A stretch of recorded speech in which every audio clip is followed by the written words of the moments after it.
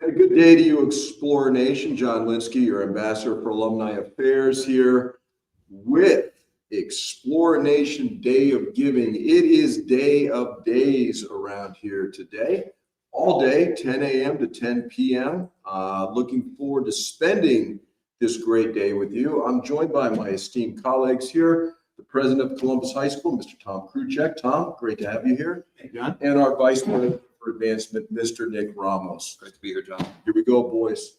So, Tom, tell us about the history of Giving Day here at Columbus High School. So, John, Giving Day, this is our third year of Giving Day. And for us, one of the things that's really important is bringing our family together, bringing the Columbus family together. And we thought having something like Giving Day would be one of those fun things that we would be able to do what we want to do, connect with our alumni base, have fun, and be competitive, because we're always competitive on things, right? Aren't our Columbus boys and isn't everybody competitive? Aren't they always doing things? So this was our way to try and bring the people together, have fun, and make it a competitive day. And it's going to be a good day.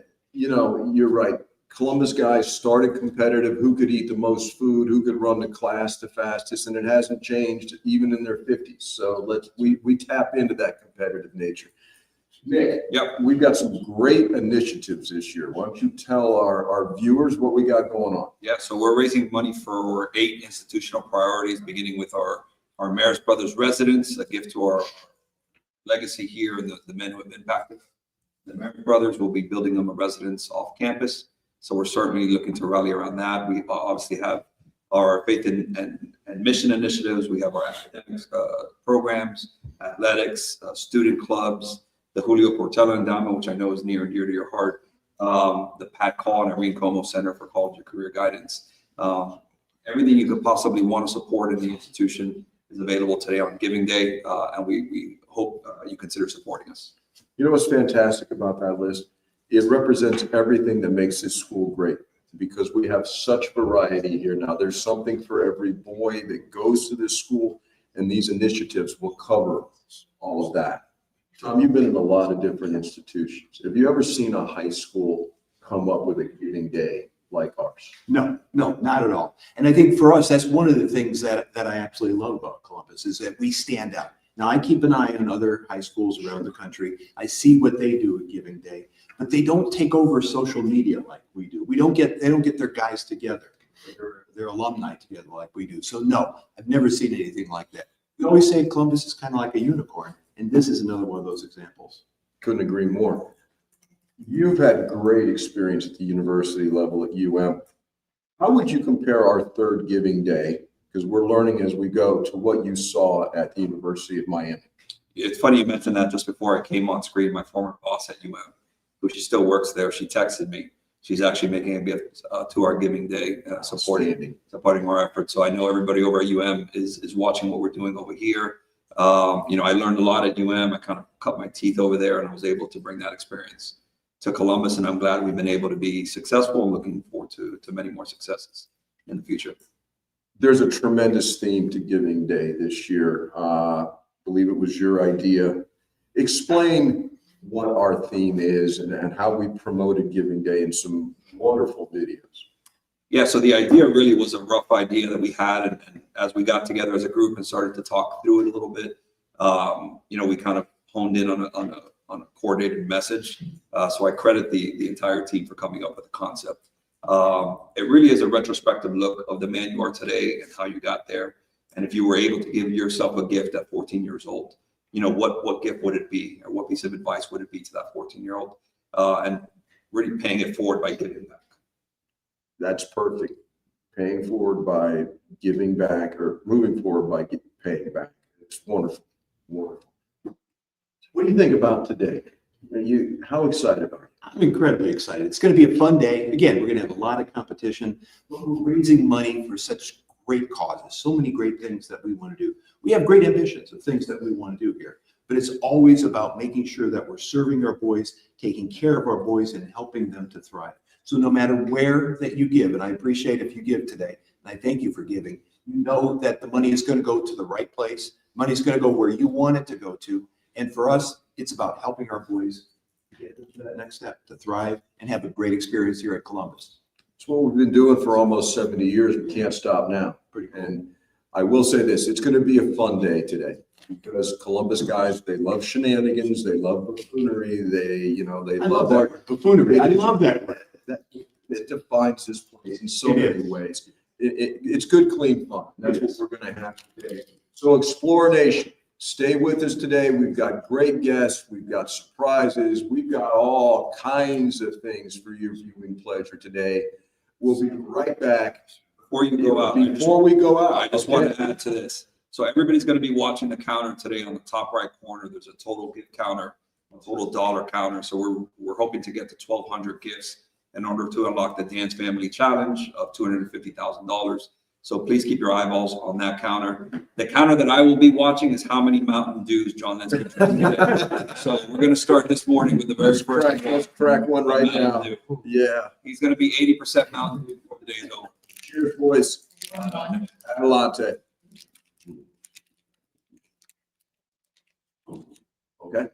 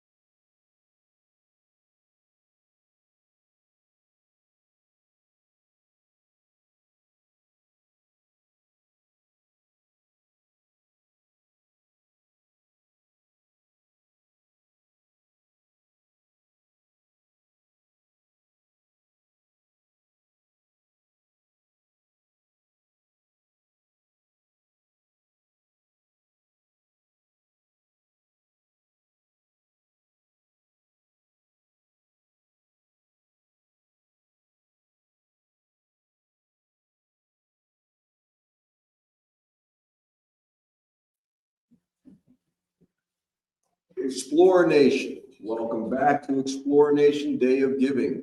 Our first special guest and a very, very good friend of mine, someone I value as a person, Joaquin Gonzalez, class of 1997, one of our great sponsors. Cosmo Tire has done so much for this school. His brother Tony will be coming in shortly via remote. You got love technology. I think Tony's shaving. No, that's not going to happen. He's on a religious experience right now, but we'll get to that later. Joaquin, thank you, my brother. Thank you for having me, Coach. Nah, it's our pleasure. So I got a question for you. You graduated in 1997. You've gone on. You had a great career at UM and in the NFL, and Cosmo Tires is doing tremendous. There's a lot of places you could spend your money and donate money. Why your high school? That's a serious question. Why this place? You look back as, you start reflecting on where your foundation is. Obviously, your family, your parents, and your upbringing is a crucial environment. But shortly thereafter, it's, these walls kind of formed who I became as a man outside of my house. I mean, I would venture to say, my parents kind of set me on and kind of taught me what was right and wrong. But the foundation of my character and the work ethic and all of the intangibles that make me who I am today, I really owe to these walls. And it wasn't necessarily one relationship. It wasn't one particular class. It was a collective. It was the sum of all of those things that just have the right ingredients for a young adolescent mind to thrive and to really take advantage. If you're open and willing to, can really propel you to do great things in life. I couldn't agree more. And if you had told me all those years ago we'd be sitting here doing this, there's no way I believe it, but that's what makes this place special. Yep. You know, Without a doubt, I think one of the things I would tell you is while things are happening, you don't really realize how good they are until time passes and you look back. And I'll be honest with you, that's why a lot of people probably say, man, I wish I was still back at Columbus, because it's only until you're gone that you realize how good it is while you're here. And then you're like, man, I wish I would have taken advantage of more things while I was here. absolutely. Don't know what you got till it's gone, right? Absolutely. But bringing you back in like this has been tremendous. What you and your brother have done, we can't thank you enough. And you mentioned the word character minutes ago. Talking of characters, your older brother, Tony, from the class of '86, is going to join us live from the road. Tony, are you with us? Yes, I am, Coach. How you doing? Good to see you, brother. How you doing? Oh, you look fantastic as always. This is kind of like a recurring thing. We had the same Yes. exact thing last year. Yes, deja vu all over again. Tony, so you're on your way to a religious experience, right? Correct. A very religious and spiritual experience. I'm just north of Florence, South Carolina, as we speak. Just had a great breakfast and watching you guys here online and rooting for a big turnout today of our brothers. Absolutely. Now, Tony, you were here for 1 year, but I will tell you, it was 1 year that you seemed to maximize tremendously. Why don't you talk about how that 1 year impacted you so much? Oh yeah, I mean, I've always talked about that because some of my most enduring friendships, or the most enduring friendships that I've had, have been with my brothers from Columbus, even though I was only there for 1 year, and it seems like I had been there, my whole life. I came from a very small school called Loyola back in the day. It no longer exists. And I remember I didn't want to go to an all-boys school, but my dad kind of made me over some stuff that happened there at Loyola. Not a personal issue. It was just more of a general issue that happened with the football team. And man, it was the best thing, that I look back on my dad, and he was usually right, but that one was one that I'm so happy that he really made me accept going to Columbus. And once I got there, it was magic. It was really magic, and that's why I appreciate it so much. That's why I support it so much. It's funny how the world takes these turns, right? And 1 minute you're thinking I'm gonna be with the same people I grew up with, because I was at Loyola since I was in 4th grade, and the next minute, you're in a totally new environment, and that environment ends up being the best thing that could have ever happened to you. There's basically a 10-year age difference between you and Joaquin. So what do you remember as a kid hearing from your older brother about Columbus? Again, we used to share rooms growing up, so you can imagine the amount of abuse that I endured throughout the years. Him coming home a little bit later than normal and just picking on me and waking me up. But I remember vividly his year at Columbus because his friends were over, and I kind of grew up with that mystique. I could, he was the trailblazer to bring us to Columbus, and my dad's decision, and we got here. But as soon as I saw his, kind of his experience at Columbus, I could not wait until I was in high school to get here. So from that point of view, he kind of showed me the way in terms of creating that kind of want to be here. And then once I got here, to experience it for yourself was just, again, just a magical time in my life. That word certainly applies for both of you. How would you describe what a typical day at this school would be like? I remember I couldn't wait to come to school, literally, just to see what kind of nonsense was going to unfold. Yeah, I think it's, again, being in between these walls, it wasn't, like I said, it wasn't about the people that you were going with. And, the professors that were in the classrooms, I mean, they were real people. It wasn't kind of like, I don't know how to explain it rather than just having lived it. You gotta, I look back on your classroom, and the fact that I probably barely ever took notes, and it was the one class that I probably retained so much information from just because of how you delivered it. And you were just one of the many in that, not taking anything away from you. I mean, yeah, your class was great, but so on and so forth. I mean, the people that devote themselves to teaching at the school as well, a lot needs to be said because people truly love what they do. And they're one of the ingredients that make this place special and really deliver the message that of what the Brotherhood's all about. Well stated. Tony, Yes, sir. if you had to come up with a certain memory of your 1 year, how would you describe that 1 year? Just do it in a couple words. Couple words, that's difficult, but it was a whirlwind. It was everything from, I remember, 2 days during the summer football, then the start of football season. It was awesome. I had never played in front of that many people, and we got to play in the Orange Bowl.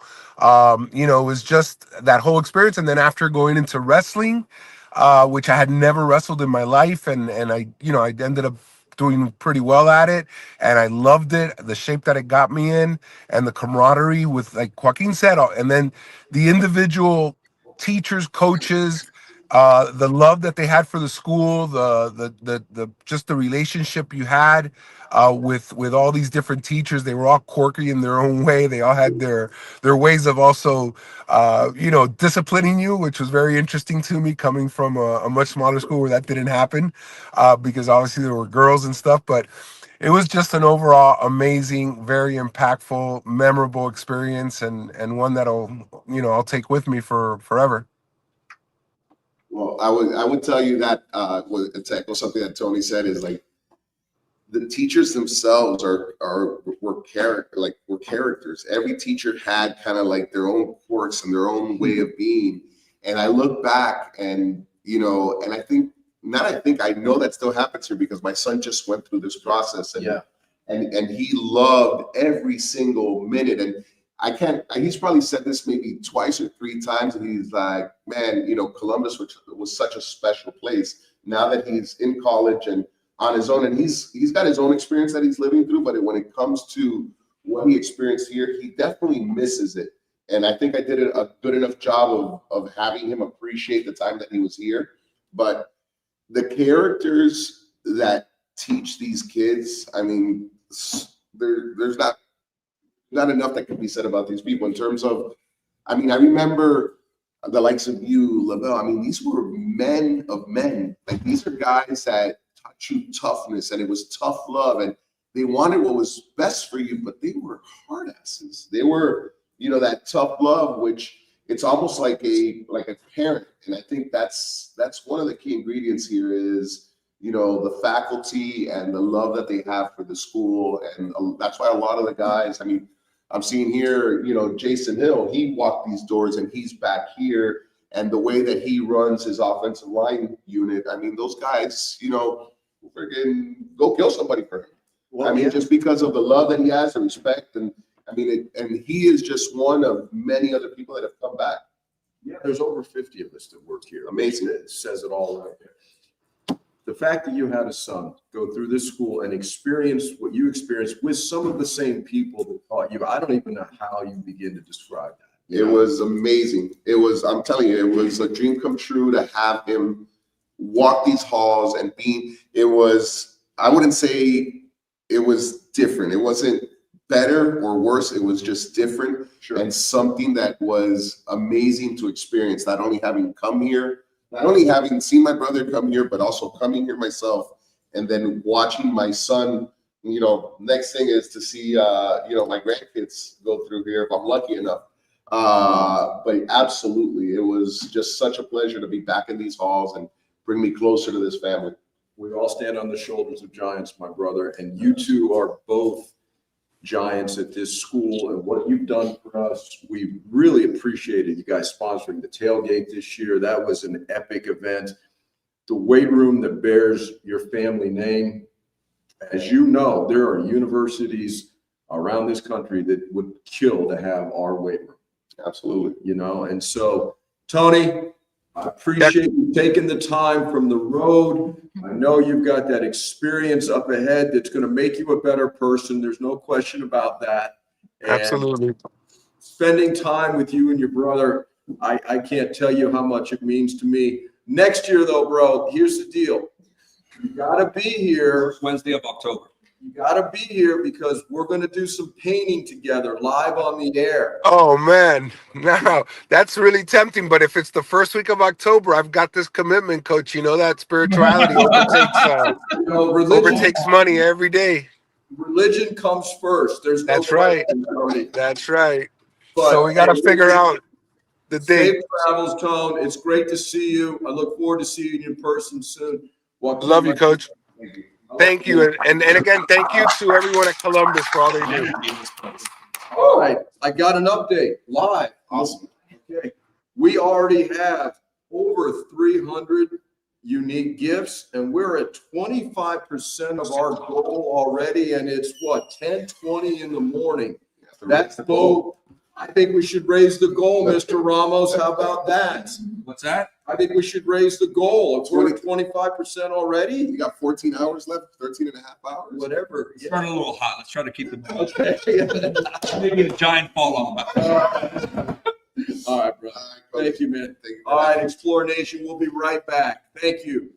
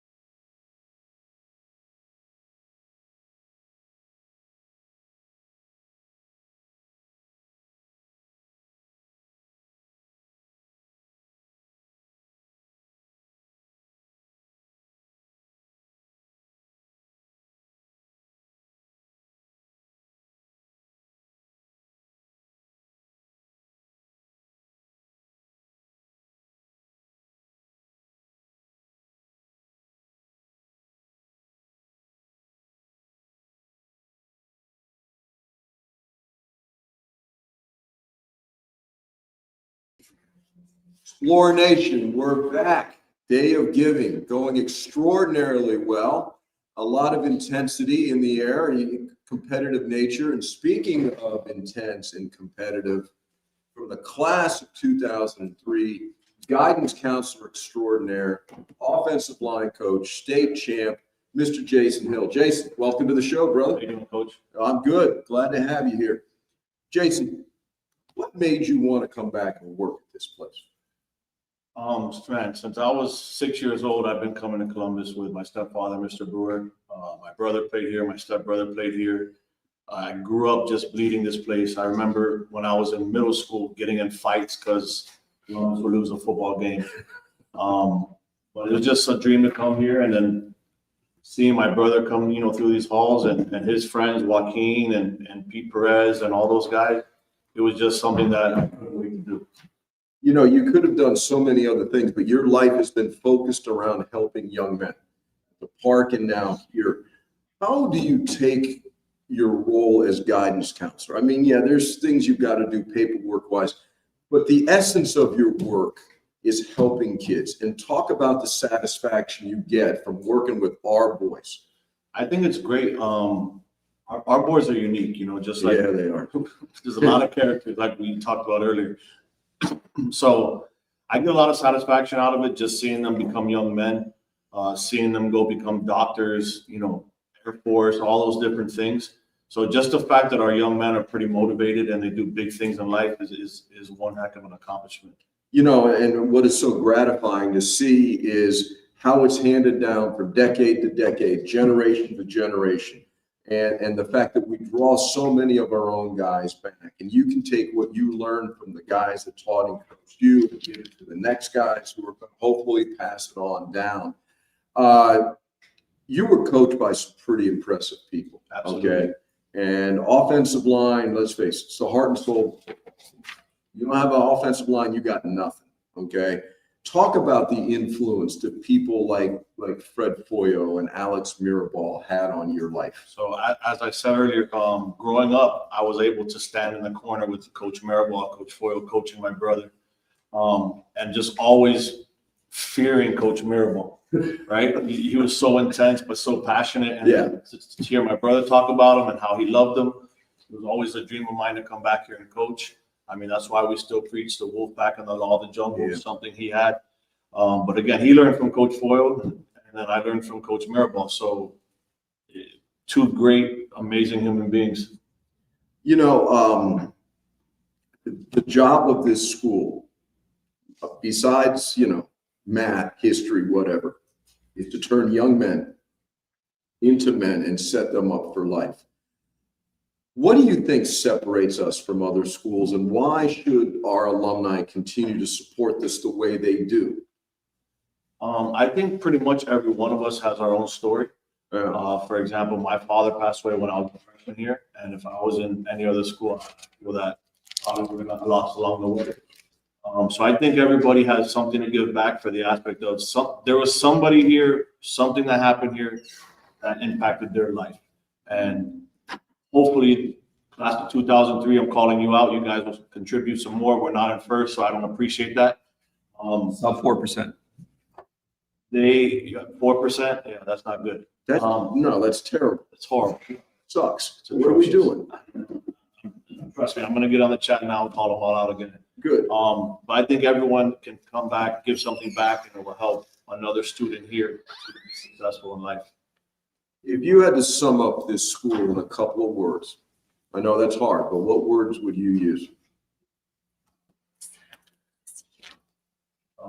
Passionate, loyal, honest, grinders. That's what I would talk about. And it's people like you that make me feel good as I get towards the end of my career that this place is going to be in good hands, and we've already done 70, almost 70. Let's do another 70 years. Thank you for everything you do, Jason. Appreciate you very much. Okay. You're welcome, brother. All three stepping up. Yeah. So great. We'll be back in a moment, Explore Nation. Thank you.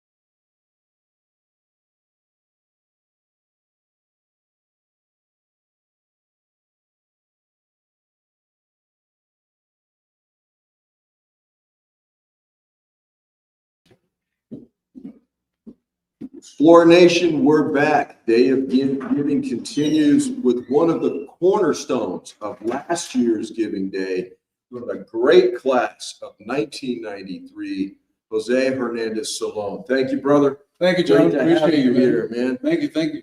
Back in the day, we had some fun in 822, and here we are in the war room.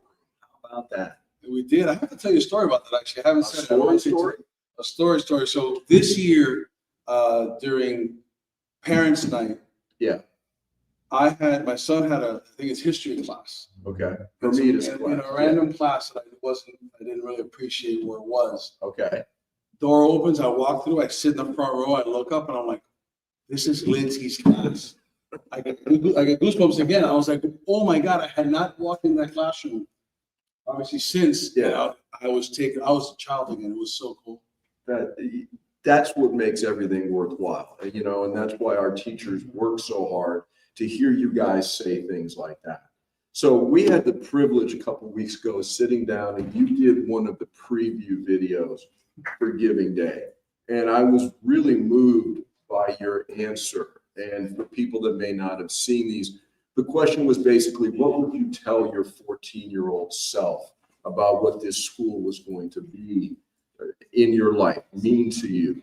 And so share what that video was like for you, because you said some very compelling things. It was cool because you were very complimentary of me when we did the video, and everybody in the room was like, that was a great answer, Yeah, man. so on and so forth. I had no idea what I had said. Like That's perfect. For those of you who don't know, we were not told what was going to happen. We were asked, come at this time for the vignette for Giving Day. So I sat down. Actually, I had to sit down a couple of times since I'm so tall. I had to readjust the camera. So when I finally sat down, then you asked me the question, and it just kind of took my breath. I didn't know what to say, and I guess I spoke. I looked at it, and it's live, right? Yeah. Recorded, but Yeah. it's exactly what was said. I had to hear it for the first time when I saw it to know what I had actually said. So it was really cool. I don't use the word compelling very often, but your answer was extraordinarily compelling. Thank you. And I think it spoke volumes for what this school does for people. And last year, you were incredibly generous on Giving Day. And you work hard for your money. Everybody does. And you could have put that money, you could have gone on a very nice vacation with that money. Why did you give it to Columbus? How could I not? Okay. Look, vacations are a cornerstone of my family, right? It's something that we do several times a year. It's important for us. We cherish them, we value, we think long and hard about where we're going to go, and we're very mindful about the vacations. We'd rather that over assets any day. Okay. The reason we go on vacations is to create memories. Sure. I can create those memories for my kids because of the foundation that was set at the school. So if not for the foundation set at the school, I may not be able to provide those memories for my kids. So how could I not give to the school? Brother, I can't add to that. That was the perfect answer. And you are the epitome of what alumni recognize about this school. You've gone on and done great things, but I think we both agree the foundation was set at this place. And to keep this place at the level it's at, it's one thing to get there. It's another thing, as you know, to maintain greatness. And with the support of our alumni and people like you, we will continue to do so. And on behalf of everybody at Columbus, from President Tom all the way down, I thank you for A, your support, and B, your friendship. I want to say two things. Okay. One, I have conversations quite often with folks who put their kids in other schools. And there's some great schools in this town, and I would never fault anybody for doing that. What I will say is this: if you went to Columbus and you have a son and you put your son in any other school, that's great. But if you ever want to really fully appreciate your experience every second, right? You want to relive it moment by moment, from dropping them off, taking the entrance exam, to the first day of school, to sitting in the classroom. There's no other way to do it than real time by having your son go through Columbus. My son's a junior right now, and the last 2 years have been infinitely more fulfilling than even my first 2 years at Columbus, because I've been able to relive them 30 years later. How awesome And is that? so that's all I'll say. I'm not saying not to put them somewhere else. That's your decision. But it's amazing when you relive it this way. The second thing is a challenge. Jump in with a little challenge I want to give everyone. We love challenges. So I believe on one of the social media posts, we're going to put up a link. If you donate through that link and that link alone, on the back end, your name will be recorded. If we have over 100 unique gifts through that link, we will then form a raffle. 10 names will be picked out of that link.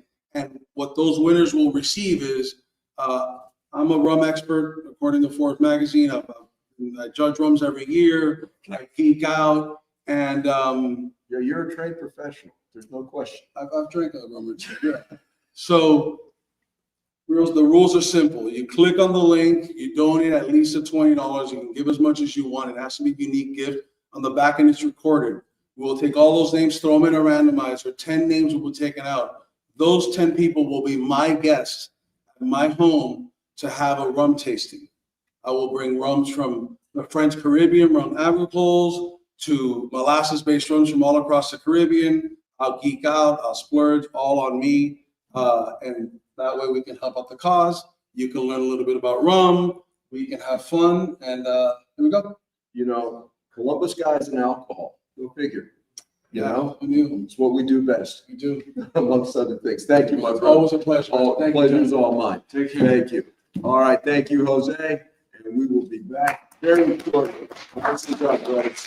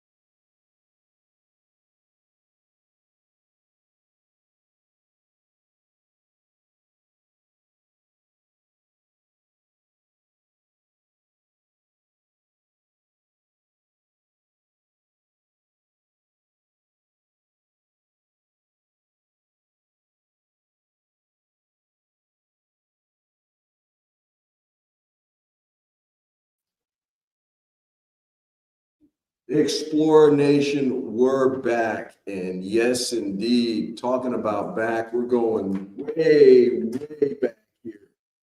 50 years and counting. 3 of my classmates, my dearest friends from the class of 1978. Oh, the stories we could tell that we won't be allowed to. But so honored that they're here today. To my right, Dr. Bebo Collazo. We started off as teachers together. That's right. You've gone on to do tremendous things. You and your wife, great community service activists. Okay, you sent 3 sons to this place. The pleasure of dealing with all of them, and it is great to see you. You're still here after all these years. Okay? That's right. Yes. And very willing to always participate in anything that benefits the school. Because when I think about, people say often, what do you think about when you talk about Columbus? There's always one word that comes to my mind first, and that's gratitude. Yeah, gratitude for all the gifts that I have received from this place. We appreciate And all the you. friendships. And speaking of friendships, Yes. how about these 2 characters? Heard of them. One, I can honestly say, perhaps the funniest man in the class of 78, and that's a bold statement, okay? Because you don't care about anything. I think that's the key. A great attorney and well respected in the city of Miami. Alumni uncle. The twins went here. Yeah. A couple of characters. They were Albert Hernandez. Thank you, brother, for being here. Good to be here, John. Proud, honored, and happy to be here. And my extreme left, this guy. That's how I generally describe him. Just say this guy, okay? You know you're with a dangerous person when the guy you fear the most on the football field is your own teammate, okay? The first crazy Cuban I ever met in my life, a wonderful man, a Columbus Hall of Famer. Most of you know, former state of Florida Supreme Court Justice, alumni dad, teaching his son was, oh my, I deserve combat pay for that. But the Honorable Raul Garcia Quintero. Thanks. See you, John. Great to be here with you guys. This means a lot to me. Listen, we do have something, serious and somber to talk about. 50 years ago, we lost our dear friend, classmate and teammate Julio Portella to that lightning strike. I think what we want to talk about today, guys, is what happened that day is irrelevant, okay? He got struck by lightning. We know that. I would much rather prefer what Julio did in his brief 15 years and what his legacy is and how it lives on through us. So, Bebo, well, I mentioned Julio Portella to you. What comes to mind? Well, that's a great question. And we all have different experiences throughout our lives with Julio. But my experience with Julio goes back to when we were little kids. Okay. Because we met when we were like 6 years old or something like that.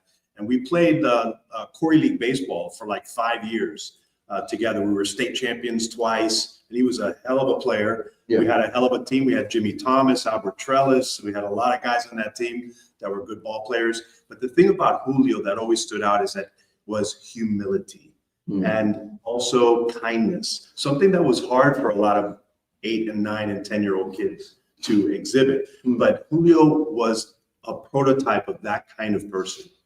He was such a great person, his family. And so that friendship to me has always been there. I always think about those days. I look at my pictures from back then. And then, obviously the interactions and things that happened in high school, people kind of go in different directions. You meet new friends, but it was still a great person. And not just because he passed away the way that he did, but he was just honestly a really good person. I couldn't agree more. Albert, to that point that Bebo just made, you knew Julio very, very well. Yeah. And you told many times, he was kind of a beacon of morality to us less behaved people. And he kind of had virtues that some of us were still developing. And talk about, you have a specific story you like to tell about Julio when you had perhaps an incident at a store. Share that with us. Well, the statute of limitations is run. Yes, you're good now. I'm good. Okay. So, yeah, first to echo what Bill said, Julio was his own man at 7 years of age. We were trying to figure out who we were. Julio was, we were in high school, and I remember coming home because we would carpool. He spent a lot of time at my home. He went from playing football, cornerback on the JV, playing cops and robbers with my brother at home. And Julio just was his own man. He didn't care how you saw him. He was who he was, and he was he was way more mature than we were. Yes. And Yes. speaking to that, so the story that you references, I remember we used to spend our summers at the Coral Gables Youth Center. And as part of those breaks, we would walk over to a 7-Eleven, which is about a couple blocks away. So allegedly, some of us would get the Slurpees, fill them up halfway, put a Milky Way bar or something in the middle and fill up the Slurpee and just take it to the counter and pay for the Slurpee. An unfair allegation, by the way. That's alleged. It's alleged. It can't be It's alleged. proven now. No, I agree. And then I remember, I'll never forget this, is as we must have been maybe 8th grade, 9th grade back then. As we're walking out of the 7-Eleven, Julio's standing next to me, and he says, Albert, you really shouldn't do that. Wow. And I'm like, right, Julio, like you're the perfect guy, right? You wouldn't have done it. And he goes, no. And when I'm ready to be taken, I will be ready. Mm. And I will never forget that. What were you in? We were probably 12, 13 years of age. And again, there's so many stories like that of Julio that he was his own person, mature beyond his years. A lot of memories, a lot of good times. In fact, when after we know we're going to talk about today, I was thinking about Julio, and there's like in life, there's experiences or moments in life that define who you are, who you will be. Yeah. Julio's passing 50 years ago was a huge event in my life. And one of the lessons learned for all of us is that life is brittle. You always think it's going to happen to somebody else. When it happens to the kid you grew up with, pool with, play sports with, they slept over your house, that really had a huge effect on me. And realize that appreciate what you got because it can go past real quick. You're right. There's no doubt all you have is now. Yeah. And you got to take advantage of every day. But I'll tell you, one of the great things about being Julio's friend, and do some little lightheartedness here, was I think he lived off Segovia or something like that with his parents. Velarde. In Yeah, the game, something like that, right? And we always wanted to go after baseball games to his house because everybody had a crush on Lourdes. Yes. Laura's very pretty. I'll let her know that tonight. Oh, yes. Sure we'll move her. Raul, we were fortunate enough to be teammates with Julio, and I've talked enough about it. Tell everybody what it was like to have Julio as a teammate. Julio was one of those, he is, and I'm not saying this because we're here or because it's the anniversary of the lightning strike, but he would be like what you would think of the quintessential Columbus ideal. Okay, the Columbus ideal, in my mind, it's kind of a triangle where you have education and intellect, you have the physical, the sports that do not contradict but complement each other, and then above all that, you have the spiritual and God. And Julio was the ideal who incorporated all that with being a great athlete and a great student, but God overall, and his, like Bill said, his Christianity, his kindness emanated through whatever he did. And it did it on the football field too. He would pick people up. He was a great sportsman. Never lose his temper. Was great to opponents. Just nice. And he would be a great example to us, which I try to use later on of sportsmanship, where you can play as hard as you want and try to win, but also to respect the other side and be kind to the other side. So, I don't think that it's as popular now, certainly not in professional sports, to pick up your opponent, but I've seen it, and it's so rare now that commentators on TV will comment on it. It's now a remarkable event. But back then, it was kind of more common, and don't think I've ever told you guys this story in all these years, but that day, was a couple plays before the strike. You remember how hot it was that day. It was incredibly, stupidly hot. The humidity, and water was a luxury back then. You know, you don't need water. Yeah. So we're running, man, and I was just gassed. And we're in the huddle, and I looked over my shoulder. Julio was behind me here. Looked at him, and I said, "Damn, it's hot today." And he, classic Julio, popped out his mouthpiece, winked at me, smiled, and didn't have to do anything else. That was his way of what you just said of being a great teammate. He didn't say, you know, come on, suck it. He winked at me and smiled. And that's the last conversation we had. It's my last memory of him. And that's the memory I choose to carry forward. That's the type of guy he was. So we're here to talk about specifically the Julio Portella endowment. We all agree. Julio was all about service. Julio was about serving a greater good and helping other people out. And so all the money that we're raising for the Julio Portella endowment is going to go, and this is in conjunction with his family, to help kids that want to go serve, that want to be part of Blue Missions down to the Dominican Republic, that want to go up to the camps in New York or Texas. That money, they got pay to serve. Okay? One thing to serve, it's another thing you got to pay to serve. So all the money we raise is going to go to that. And I can't think of a more worthy cause, something that he would approve of 50 years later than that. Yeah, that's fantastic. You know, and so, you know, Raul, you've been very generous. We've already started collecting, okay, and you're pretty generous too. But I just can't believe you're going to let that guy donate you. Those are fighting words. Yes. So what are you going to do about it? Given that Raul is as generous as he is, and given the fact that it's Raul, Yeah. I'm not going to let him beat me on that. You're going to match Raul? I'll match Raul.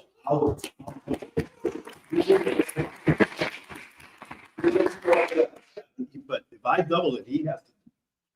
You got to do something. If I double it, what are you going to do? What are you going to do? That's your problem. Maybe I'll have to lend you the money. You know what you're doubling, dude? Yeah. I don't think so. Well, I'm going to match what I gave already too. So, I think that's what Bill meant. That's what I meant. I'll double what I already gave. okay. Yeah, I mean, That's what I meant. you know, so He only looks stupid. what are you going to do about the fact that he's now matched you? Bottom line is my credit card is in my pocket and your credit card's in your pocket. Yours is in yours. I think you've done enough. Yours can stay unless you want to get beat. That's fine. Today's giving day, so I need to give giving day. There you go. All right. Now that what generosity is all about, Explore Nation. And so listen, 3 of my best friends in the world. Okay. It doesn't matter. It's been 50 years. It's hard to believe it's been 50 years, Right. but it feels the same. It feels great. It looks like 50 for Bill. It does. It does. Not everybody can age like you. I'm bro. still hanging on to those threads up there. I lost But that. I challenge everybody in the class of 78 to do the same. Yeah, it's time to step up, boys. Time to step Let me up. just say, I'm very Yeah. grateful to Columbus, not only for the time I spent here, but back when we were leaving the court, we were through a difficult time in my family. We're coming back to Miami because my daughter had a tumor and had not been diagnosed for a while. So we decided we need to come back and be with our family. And so it was not a moment's hesitation in my mind of where I needed to send Michael. I called up Father Kevin. I said, Brother Kevin, I said, brother, we have a situation. I need to put Michael in high school, and get him into Columbus. There was no problem. He sent him right away. And there was no issue with that. And we were able to get him. And he spent 3 fantastic years here. The fact that I had my son also graduate from Columbus. We went to Father-Son Day here. And then that he takes a class with my teammate and friend, John Lynskey. And John survived that. I barely survived All that, 3 of my boys took classes. and then twins. I mean, It kind of pisses me off that they would know way more history than I do. you didn't have the I teachers can't- they had, clearly. Great. Your son aged me, bro. Well, he did. I earned my pay every day. I'm sure there's some teachers in Columbus say it's that the same thing about him. Well, and just good to me if you did that once in every 1 year. Anyway, class of 78, time to step up. These guys said it all. We appreciate you. I know that Julio right now is smiling down and wishing he could be sitting right here with us, okay? Yeah, do we- So God bless him. God bless you, boys. Thanks very much.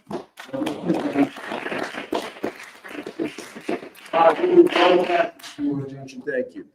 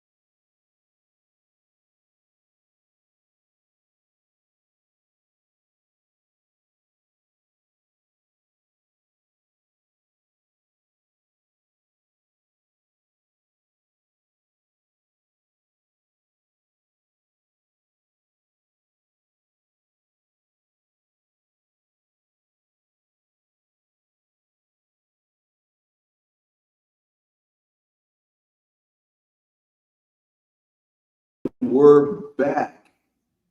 And it is a family affair right now. Columbus is one big family, and we have an actual family today with a lot of history and a lot of pedigree at Columbus High School, I might say. To my immediate left, our athletic director, our esteemed athletic director, a man who has won how many state championships under his watch? Well, Mr. Lynskey, I call you Dr. Lynskey, the coaches and the players have won. Be that as it may. I've been lucky enough to view 23, 24, whatever it is. Okay, we've won so many you've lost count. That's Well, outstanding. that's a credit to the young men that have put on the athletic uniform. Yes.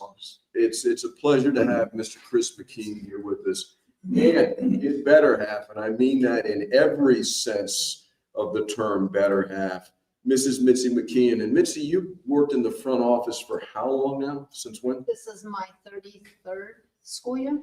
33 years at Mm. Columbus High Yeah. School. Crazy. The best years of your life, You bet. of course, Always. okay? Yes. And we talk about the alumni that come back and work here from the class of 2010 and a father and son combination. A great, and I can say this without a doubt, a great history teacher, up-and-coming history teacher, and a very good basketball coach. You taught him everything he knows, but not everything. Absolutely you not everything I know, Okay. absolutely. Mr. Cody McKeon. Cody, thanks for being here. Thank you for having me on here. Oh, absolutely. Mr. McKeon, our success in athletics is well known. But as you like to say, and nothing is further than the truth, it's one thing to get to the top. It's staying at the top that is the big challenge because everybody is gunning for you every year. What do you think has been the key to our sustainability, top level achievement? I think, John, a lot of things. Number one, great coaches, great players, but at the top, Dave Pugh and Tom Krusik, who has allowed us to take the program to the next level of success in athletic state championships and national championship in basketball. Which the thing about basketball is a lot of people claim national championships because they're mythical. But that national championship was won on the floor in Indianapolis when they invited the 10 best high schools in the country to come and play each other, and Columbus prevailed. So I'm very, very proud of that. But I think to sustain it, John, is also the alumni support that we get at the games financially. The Columbus alumni, and I don't have to tell you, they are a unique breed. Yeah. And as I go around to the other schools in Dade County, they envy the fact of what our alumni do for us because they look at the buildings they've built, the support they've given our athletic teams, and just the general way that they come across as Columbus guys. Yeah. And leaders in the community. Columbus leads in the community in Dade County and in a lot of places way beyond Dade County. So all of those things sustain and even move way forward. We had Tony and Joaquin Gonzalez in earlier who contributed greatly to our weight room. And Mr. McKeon, we have received a very, very generous gift today from Jace Richardson talking about great basketball players. Jace has just given $20,000. And talk about what that means to you as the athletic director to have a great player give back to his school. Oh, John, Jace was a phenomenal player. Yeah, he was. But a better kid. He walked around the halls of Columbus High School. He fit in here immediately. Phenomenal player, team player. Went on to Michigan State. As you know, I'm a big fan of Tom Izzo and his coaching style. I used to watch him play on national TV. His mother is the one that taught him how to play. So Jackie was the one that taught him how to run off all those screens and all of that. But he's a great kid, and he loves Columbus High School. Yeah. And he loves the athletic program at Columbus High School. So our first, and I won't be last, but our first NBA first round pick in the history of the school, he felt that he had to do something special with the money that he was able to ascertain by being that number one pick from the Orlando Magic, and he decided to help out the athletic program here in Columbus. Fantastic. Yeah, he's a wonderful young man. Wonderful young man. Mrs. McKeon, you go all the way back to the early 70s at this place when your brother was playing basketball in Columbus. So you and I are from the same era. You've seen the evolution of this place. Working with our kids and finances and everything else, you can attest how much alumni donations help our kids out. Yes, obviously on the back end and very quietly. Yeah. It is something that Columbus does year in, year out. And I can see obviously how it has benefited. Yeah, I mean, so many kids have gone on to great things because somebody took the time to care about them and give them the ability to go to this. Absolutely. And that's what we do best. Another thing we do best, we teach history here better than any school in Dade County. Darn right we do. What do you love about teaching history here? I think it's fun because as I was taught by you and other great history teachers that a lot can be learned just through like storytelling. And if there's one thing Columbus boys know how to do is tell stories. So You can call them stories, you it was can a call them natural- something else, but they be there might be legends at this point, right? No, it's I think it's an easy way to link classroom curriculum with modern day current events and kind of have conversations that maybe wouldn't happen organically at a lunch table.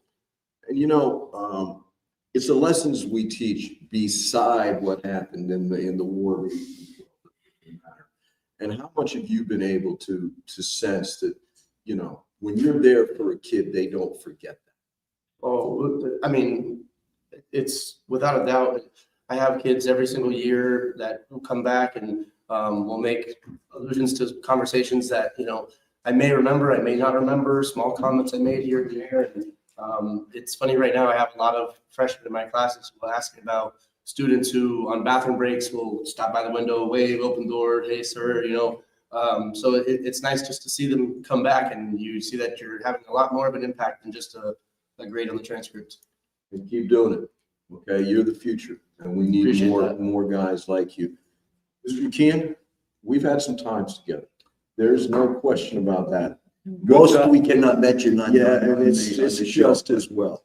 But on behalf of everyone in this school, your leadership, and I'm being serious, your leadership for our athletic department and your ability to find the right coaches for support and focus on all the right things besides the X's and O's and the wins and losses, okay? It's turning guys into young men. We can't thank you enough for what you bring to the table at this school.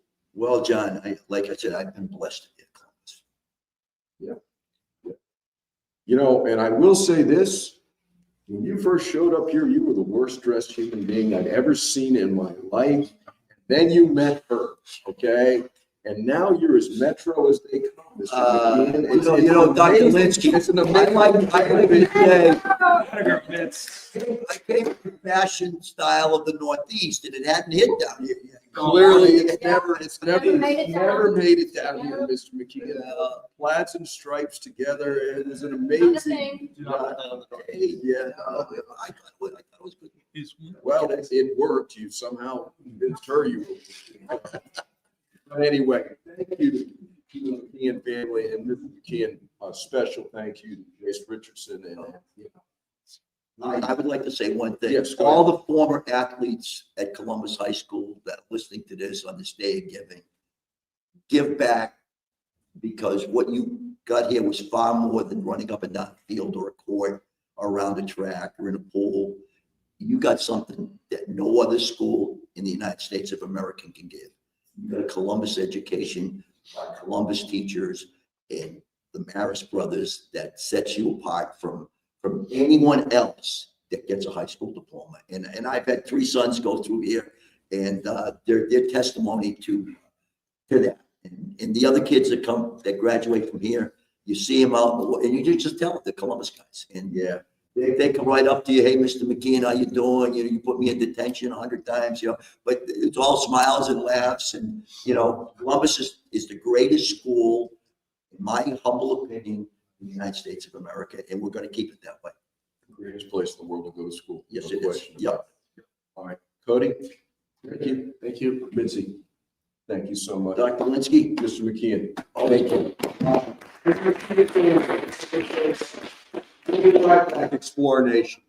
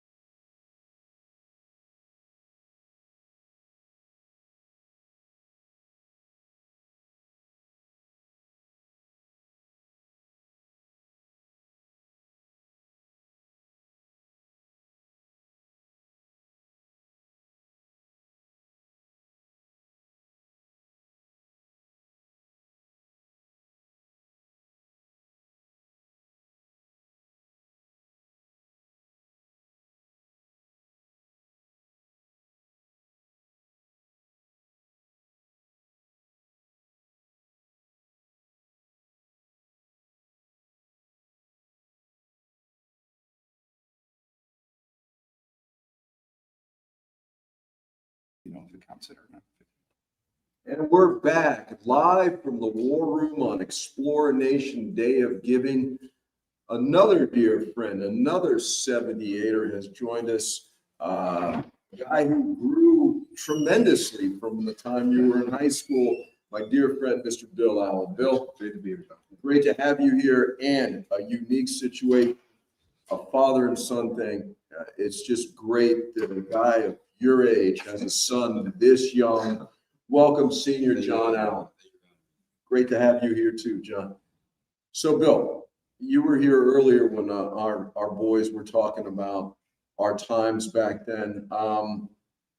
When you look back on it, when we were 14, 15, what would you say to the Bill Allen with the beautiful long flowing hair and the suntan and all that? What would you say to that 14-year-old about what this school was going to do for you? Well, you know, it's kind of a funny story for me because I didn't want to come here. My mother made me come here. But, you know, I said, all right, I'll go the first day and make my decision then. My first day immediately changed. I came home and I said, no problem, I'm staying. So day one, it was magic for me. So what I would say looking back is, you'll get everything out of here and then some. And really what I look at it is, it's the education, but it's the network. Yeah. People just don't understand this network up there.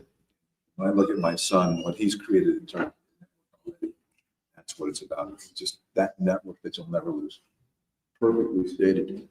John, you know, your older brother was here. What has your experience been like? I mean, you've been very successful on the athletic field. You've been a mainstay in campus ministry. Talk about how well-rounded your experience has been here. I want to say, like, to start off, that both has provided me all these opportunities, and just whether or not, like, you take them. And I feel like everything that I've done in school is just like kind of like gone around my character in a sense, and I really just feel like this is almost like my second home, and everything that I do for this school, not only for the school but for myself too, and it's just such a special like feeling, just being at the school and having these opportunities. So it's got to be cool at home to have you and your old man talking about shared experience with some of the same people who were around when your dad and I were in school. That's pretty cool, isn't it? No, it's crazy. I mean, I just think to like times where like we were walking these same halls, me, my brother, and my dad at one point. Yeah. So we go back, we talk about like sometimes he comes up with new stories about his experiences in Columbus, and I hear different things from my brother every day, and it's just really something special to have like three people going to Columbus from the same family. Yeah, and what's really cool, and it makes us feel good, is you actually are in class now with one of our friends, you know, and the fact that a guy, Mr. Pitaluga, can be teaching the son of a 78er at this stage, that's pretty cool. Yeah, probably the last 78er. I'm pretty confident about that, bro, you know. You and your wife have been extraordinarily generous to this school. You know, Caring Hearts is something that you have really adopted as a cause. Why? I think probably number one reason is what I got from the school. If anybody's seen the video of John is doing his beekeeping and donating his time and bees and honey to Caring Hearts, they understand that I didn't have it the same way that my sons did. We were one of those families who needed some of the assistance. We were one of those families that my mother would have to call and say, I can't make the tuition payment. And they were right there every step of the way. I worked here in the summers. So I was able to help, they would help me. I paint the halls, I mow the yard during the summers. Yeah. And it was a big help, and Columbus did that for me. So I want to make sure that those families have the same opportunity I had, and then even and more so. So it's been extremely important for us to be able to be a part of Caring Hearts. And my son, John, has loved being a part of that too. He's really taken it to the next step. Let's talk about that for a second. Yeah, your old man's not lying. You know, he worked his way through school. Okay, it's a little bit different for you, but your parents have instilled in you that value of service. And you know, your beekeeping, which is pretty cool in and of itself. You don't hear about that every day. You know, you now sell honey, and it's really good honey, by the way. You know, it's pretty tasty. That's pretty. But you've decided, and I think this is wonderful because you can start at any age. Tell us what you're going to do with your honey at Columbus High School and for Caring Hearts. So most recently, we're planning on donating 70 jars of honey to Columbus to be able to sell for the Caring Hearts Foundation. All the funds will go to the Caring Hearts Foundation. And that's just like one of the most recent projects, but we've already done a few projects like with Caring Hearts Foundation and raised like over $5,000, I'd say. That's outstanding. And you know, the fact that it doesn't have to be a huge sum of money. It's the fact that it's the action, it's the thought, it's the desire to contribute that matters. And so, by the way, you'll be the first member of the class of 2026 to make a donation. How about that? A trendsetter once again, you know? So, you know, I'm sure you've heard from your old man about the old days. I will say this, it's all true, okay? He's not lying, okay? So it's different for you, but the same in so many ways. And that I promise you this, in 50 years, you'll be sitting next to somebody you went to school with, and it's gonna feel exactly like it feels right now, that it was yesterday, although the miles say otherwise. You know, and that's the beauty of this school. And it's an honor to sit between father and son and know that we're in good hands moving forward. So my friend, thank you for everything you've done. John, thank you for making us proud, brother. Okay. The Allen family, ladies and gentlemen, thank you. If you eat John's honey, you'll be here in 50 years to sit next to him. There's no question about that. No question.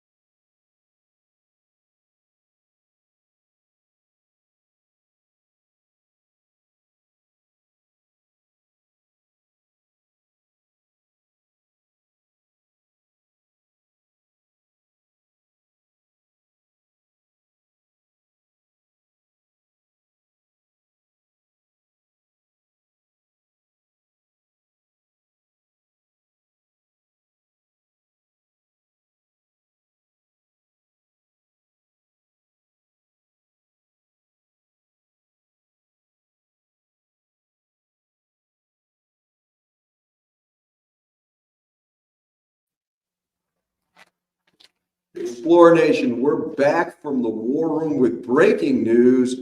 We've just surpassed the $50,000 mark. We've been going for an hour and a half and we're at 50K. I think that's pretty good. What do you think? So it's history time right here. Cornerstones of the history department. Been doing this for a long time. The legend himself, 3-time Hall of Famer, unprecedented, okay, from the great class of 1972. When I started here, he was my mentor, my guru, my spiritual guidance. I mean, and I'm sorry I've disappointed you, but Mr. Steve O'Brien, welcome, buddy. Thank you, John. It's great to have you. And then this guy, you know, who is the future. From the great class of 2003, a lot of O3s around this place. A guy who has now made A22 his own place, the head of the history department, Mr. Javi Hermida. Thank you. Welcome to Pops. Great to have you, buddy. Thank you. Thank you. So, OB, history. Why? Why history? Why not? Okay. Right answer. Why not? How much have you enjoyed your career? Bro, you've seen it change from overheads and mimeograph machines to all this technology that whatever, okay? What's it been like? It's the same old story it's always been. Those who cannot learn from the past are condemned to repeat it. I mean, this is great. How can you do better turning your hobby into a profession? You know, and you've made a career out of it. Okay?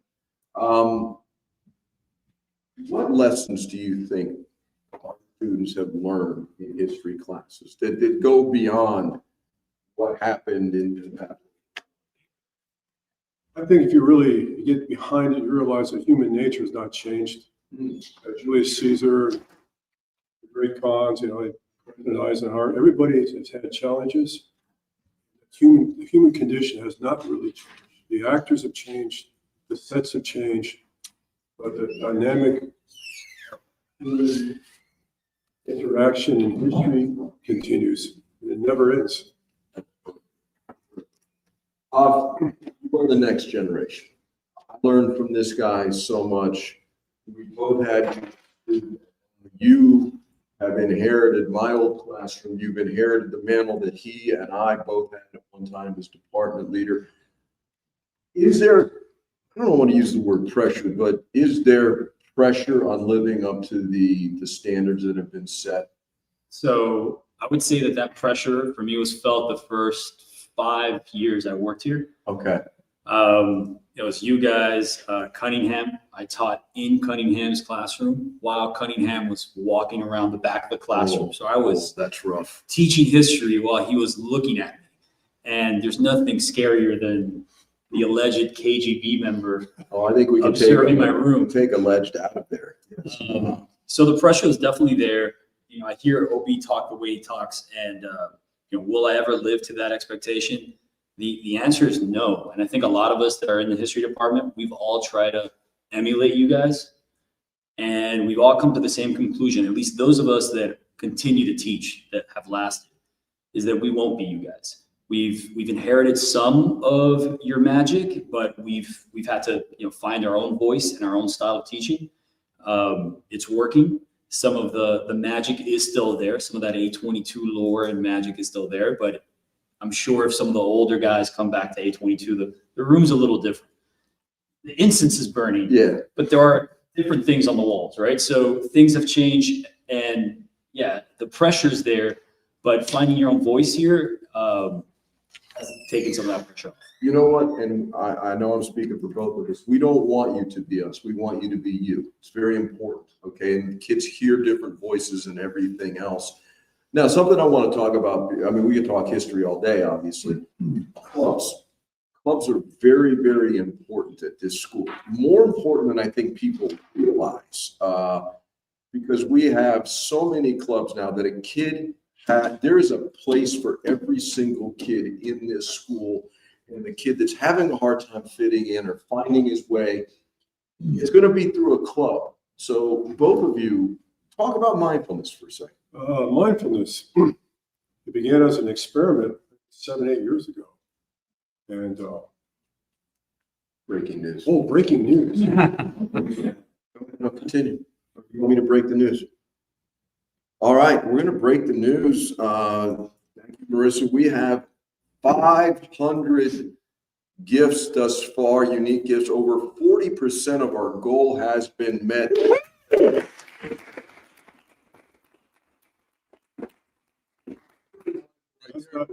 Okay, so you were saying? Well, lucky we had a benefactor that took about 9 or 10 teacher. And the whole thing was the idea that young people find themselves in a unique position of living a life of, shall we say, a little bit of stress and insecurity. So with some old techniques, a little bit of breathing and some of the great things I've been taught, we simply let these kids live between their thoughts and know that silence is a great healer. And surprisingly, you know, that's kind of sound like a new age, come on, but surprisingly, the club took off and we're doing some really good things here. And it has really been phenomenal mental health of the Columbus community. So we got a lot of disciples out there. And how many schools got a mindfulness club? Come on, man. They have no other place in Miami where they take a risk and letting me be the mindfulness teacher. Well, there's that. You working here in general. I think we just start there. Somehow it works. It does. You fake it till you make it, bro. You know, you know, we've got Model UN, we've got, you know, all these organizations within the history department. What have you seen from kids that join up in these clubs? So I've seen, not just from kids, but from the teachers, right? There's a lot of interest at Columbus. The boys are motivated to do a bunch of different things, right? So in our history program, we have teachers that lead a rock climbing club. We have teachers, I just started a wakeboarding club. They have nothing to do with history, but when our boys express an interest, there's always someone that steps up. Are you a wakeboarder yourself? I have never wakeboarded a day in my But you life, know what? but That's we're the gonna key. wakeboard. That's the key. You said yes. Yeah, And exactly. they'll never forget that you said yes. Exactly. And that's the key. We also have the Model UN Club, like you were Yeah. talking about. I've been a part of it here and there, just touching base. We have a new hire that just came in. He started this year. I graduated 4 years ago, and he's now leading the Model UN team.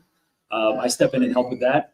We started a geography club 4 or 5 years ago. We've been pretty successful. I moderate that as well. But that's the answer. The point is, we say yes, we find the interest, and we develop the avenues. We cultivate the roads for the boys, if you will. And that's why alumni support for our clubs, people on the service day clubs, those clubs can mean everything to a kid. It would make a difference. And listen, I know you guys got out of class to be here, and you're probably happy to be here than in class, but nonetheless, you know, go back up there, do your thing. And let me say this, 42 years of friendship now. Has it been that long? It's been that long. We should be up for parole. Yeah. Remind me to write you that check. And thanks for carrying on, brother. Sincerely. Yes. Can I interject? Is that correct? 03 is in the top 5? 03 is in the You're top number 3. actually. All right, so Okay. quick shout out to my graduating class. I'm looking at the group chat right now. I see Danny Diaz-Balart and Ozzy, Javi Menendez, they've donated. So fellas, keep it coming in. Yeah, well, tell the rest of them to step up. Let's go. They're listening. They're Yeah, listening. no. but Some of them are with us. Yes, some of them haven't gone to bed yet, so there's that. All right, fellas, thank you very much, appreciate it. Okay, thank you. All right, we'll be right back, Explore Nation.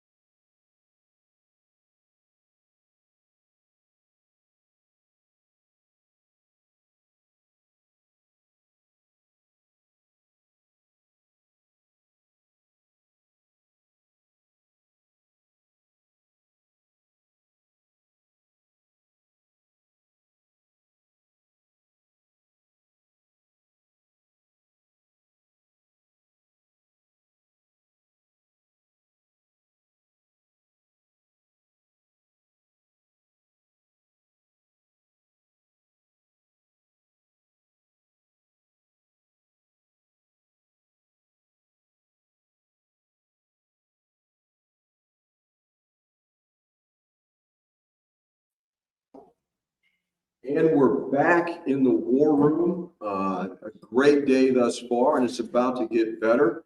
An esteemed faculty member, been here 37 years, which is hard to believe. Family connections left and right. Headed the science department for decades, literally. Hall of Famer, an alumni mom, and a dear friend, Miss Alina Sanchez. Alina, welcome. Thank you, John. Thank you for having me. No, it's our pleasure. So 37 years. How's that feel to look back and realize that we were a certain age back then and we're not anymore? Here we are. Exactly. We're still here. Yeah. This is amazing. How much have you enjoyed your time with the boys, and how has it, yes, everything changes. What has changed, but yet what has remained the same here at Columbus? Well, how we teach has changed because we started with chalkboard and overhead projectors, and now we have the smart boards, iPads, computers. Technology has been really a major change in the classroom, but the kids are still amazing kids. I still love being here. That's why I'm still here after 37 years. Really enjoy being in the classroom and teaching and doing labs with the students, and it's fun. I think, so let me ask you a question. Do you say every morning I'm going to work or I'm going to school? You say. Oh, I always say I'm going to school. Yeah. I tell my grandkids, you know, can you come and do this? I'm going to school tomorrow. I have school tomorrow. It's like part of the school. I never said I'm going to work. No. I'm going to school. It's fun. It is fun. And, you know, the role of women on this faculty has evolved greatly over 37. Obviously, when you started here, your sister was here. When you can count the women here, probably on 5 fingers, maybe 10, but no more. And now they play such a role in this school. How important is the role of a woman at Columbus High School now? Well, it's still important because we are like a mother figure to the students. And I remember sometimes over the years that I have students, you know, raise their hand, mom, and call me mom. You know? And just because, you know, we're there to nurture and, you know, when just you know, a mom thing. Being a mom just kind of passes on. And I think family structures have changed over the last decades, where a lot of our boys honestly are lacking maternal influence in their life. And you guys do that so well. Family. Your family has been all over this place. Your sister and I started the same year. Okay. And she was a great teacher, went on to found the Moss Scholars Program. You know, her 2 sons, Stephen and Georgie, went here. Your son, Alan, and I'm not blowing smoke, one of the best students I ever had in the classroom. What has that been like, all of those roles, alumni mom particularly, but alumni aunt, your sister, everything else? What has that meant to you? Well, there's so much of Columbus in our family. We are Columbus. It's been since, well, it goes back to the Marist brothers because you went to Pace, right? I went to Pace. Delilah and I went to Pace. That's where I met the Marist brothers, and my sister and I just fell in love with the Marist brothers, the Marist traditions and teachings. And so when I got to Columbus, some of the brothers that had been my teachers at Pace were teaching here. So I was teaching alongside them. And it was like being back in high school all over again because they were in here at the same time. Yeah, and speaking of family, we have a scholarship here now, the Rudy M. Sanchez Scholarship, named on behalf of your husband, who worked for forever at FPL, but managed to fulfill a dream. Coming here, and he told me for years he would love to teach, and he finally got that opportunity. And now in his memory, we've established a scholarship. And talk about how gratifying it is for you, despite the loss to see Rudy's influence live on. Our last year's recipient, Vincent Teen, accepted to every military academy in the country and ended up at the Naval Academy. What's that mean to you on a personal level? It's huge because not only is Rudy name continue on, also the scholarship is usually offered to a student in HBC. And we started that class here at Columbus for the first time. And so that's, that's really very important, very meaningful to us. But also, we wanted to let the students have, so that they would eventually one day come back and say, hey, I got something out of Columbus. I got a scholarship. I want to give back to Columbus. So keeping the tradition going, keeping the students to be thankful for what they receive all year. So you can honestly tell the people listening to this that when they donate to a scholarship here at Columbus High School, it is really going to help change the trajectory of a kid's life. Absolutely. And just for them in the future to, help us keep the students that are going to be here in the future, helping them out as well. We've 37 years, done a lot of things together, had a lot of fun, and your professionalism has set the standard for the women that work here. The way you conduct yourself, the way you carry yourself, the way you dress, the way you figured out how to deal with morons, okay, at times, and maintain dignity as a woman. There's a lot to be said for that. And on behalf of everyone at Columbus, thank you for everything you've done, and hopefully we'll continue to do for a few more years. I hope so. Thanks, Lee.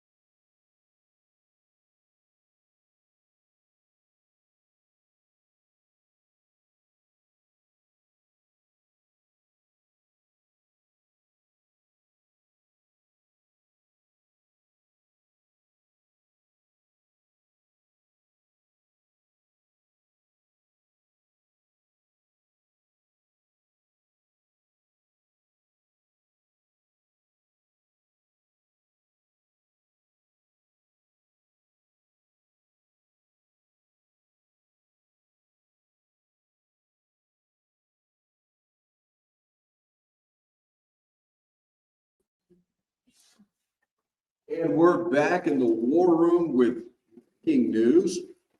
1978 and 1984 now broke into the top 5 of class competition. I'm glad my boys of 78 are stepping up. And speaking of someone who has stepped up, in the great class of 1990, from a family that has done so much for this school over the decades, one of the best students I ever had, and someone I still enjoy talking history with to this very day, a huge supporter of this school and a dear friend, Mr. Eddie Areola. How are Great you? to be here. Listen, here we are. All these years later, and one of the things, and you know this, that I've enjoyed about particularly this role is reestablishing and developing a new relationship with guys that were, there was always that teacher-student thing, but now, it's a great feeling. It's a teacher-student thing still there, of course, but it's more than that now. Yeah. And to see what you guys have done, it makes us as teachers make it feel it was all worthwhile. And it's a great dynamic. You've done a lot of things in your life. You've been incredibly successful in a variety of fields. You continue to find new things to do. And I have said to other guys, you could give your to, and you do, to many, many other causes. Why this place 35 years later? Why? Well, there were a bunch of reasons. It was really more about you guys hit me at the right time. But let's be perfectly honest. It was right after Coach Eisenberg was passed away, and he meant so much to me and so much to the wrestling program, and that I was able to give a specific gift for something that was important to me, but it was very important to a person that meant the world to me. And you and Tom, were super persuasive, and you just hit me at the right time, and I felt that there was a role for me in the school. There's a lot of people that leave Columbus and they find their way back because it was a school in Miami, or they couldn't stay connected. I moved away. I got involved in other organizations. My kids didn't go to school here. My brothers didn't have kids at the time. So we were sort of a little bit disconnected, but it was sort of the right time that Tom came to school and we really connected, and that you came into this role. I remember March 30th, 2002. March 30th, 2002. I started a company, Apollo Bank, and we were going to make an announcement on March 31st. And the CEO did, hey, by the way, we don't want to make the announcement March 30th. I can't do it March 30th. It's like, you've been giving me a hard time to move up this clothing for a long time. Why are you pushing it back one day? He's flying from Macon, Georgia, and he's doing a presentation in the cafeteria, and they're going to recreate A22. Like, what's better than that? We're going to wait. So that's how much Columbus meant to me. That night was fantastic. It was fantastic, and I'll never forget. We were up behind my old desk there, and I pulled out my old notebook that looked like it was made of papyrus or something, and yellowed and falling apart. And your eyes lit up. Yeah. And we were starting to go through all that stuff about the NBN Fu and K-San and all that. And man, the years just melted away. Yeah. And it meant a lot to me. And what you have done with the wrestling program. I mean, let's face it, and you know this as a wrestler here. Wrestling is kind of the redheaded stepchild of athletics. It's a nasty sport. Even the nicest wrestling rooms are dirty and gross and bacteria filled. Okay. And ours was the lower 1%. Scallywags and all kinds of things, but a special breed of kid, and the fact that the wrestling dummy was still the same one that you used. I mean, enough was enough. Well, it wasn't the same one because when we had that wrestling dummy, he had 4 limbs. So, and when I came back, he only had 3 limbs. He'd been amputated. Yeah. And you took one look at that, and I'll never forget. I just saw it tick. You said, "No, this is going to change. This is going to change." And now the Eddie Areola and Family Wrestling Complex, it's tremendous. Yeah. And I know Dave Eisenberg, who, almighty, go figure, a wrestling coach who taught art. Put those two things together. That just doesn't happen. He's a special guy, so. He was extraordinarily a special man. And I know that it meant the world to him looking down and to his family. Yeah. And now we don't have to be embarrassed about the rest of them anymore. People can walk in there and say, hey, this is pretty nice. But you know, Eddie, you just continued what your dad many years ago, and which your brothers, Danny and Ricky, have also become part of, and Frankie doing his thing. Yeah. How does it feel to know that you literally are changing kids' lives who you'll probably never meet? Okay. And what does paying it forward mean to you? Look, I'll be honest, I'd love to say I'm doing it to pay for it. I do it for me. I do it to sort of look back at the 18-year-old Eddie or the 15-year-old Eddie and sort of say, this was a special place. I'm giving a gift back to that person.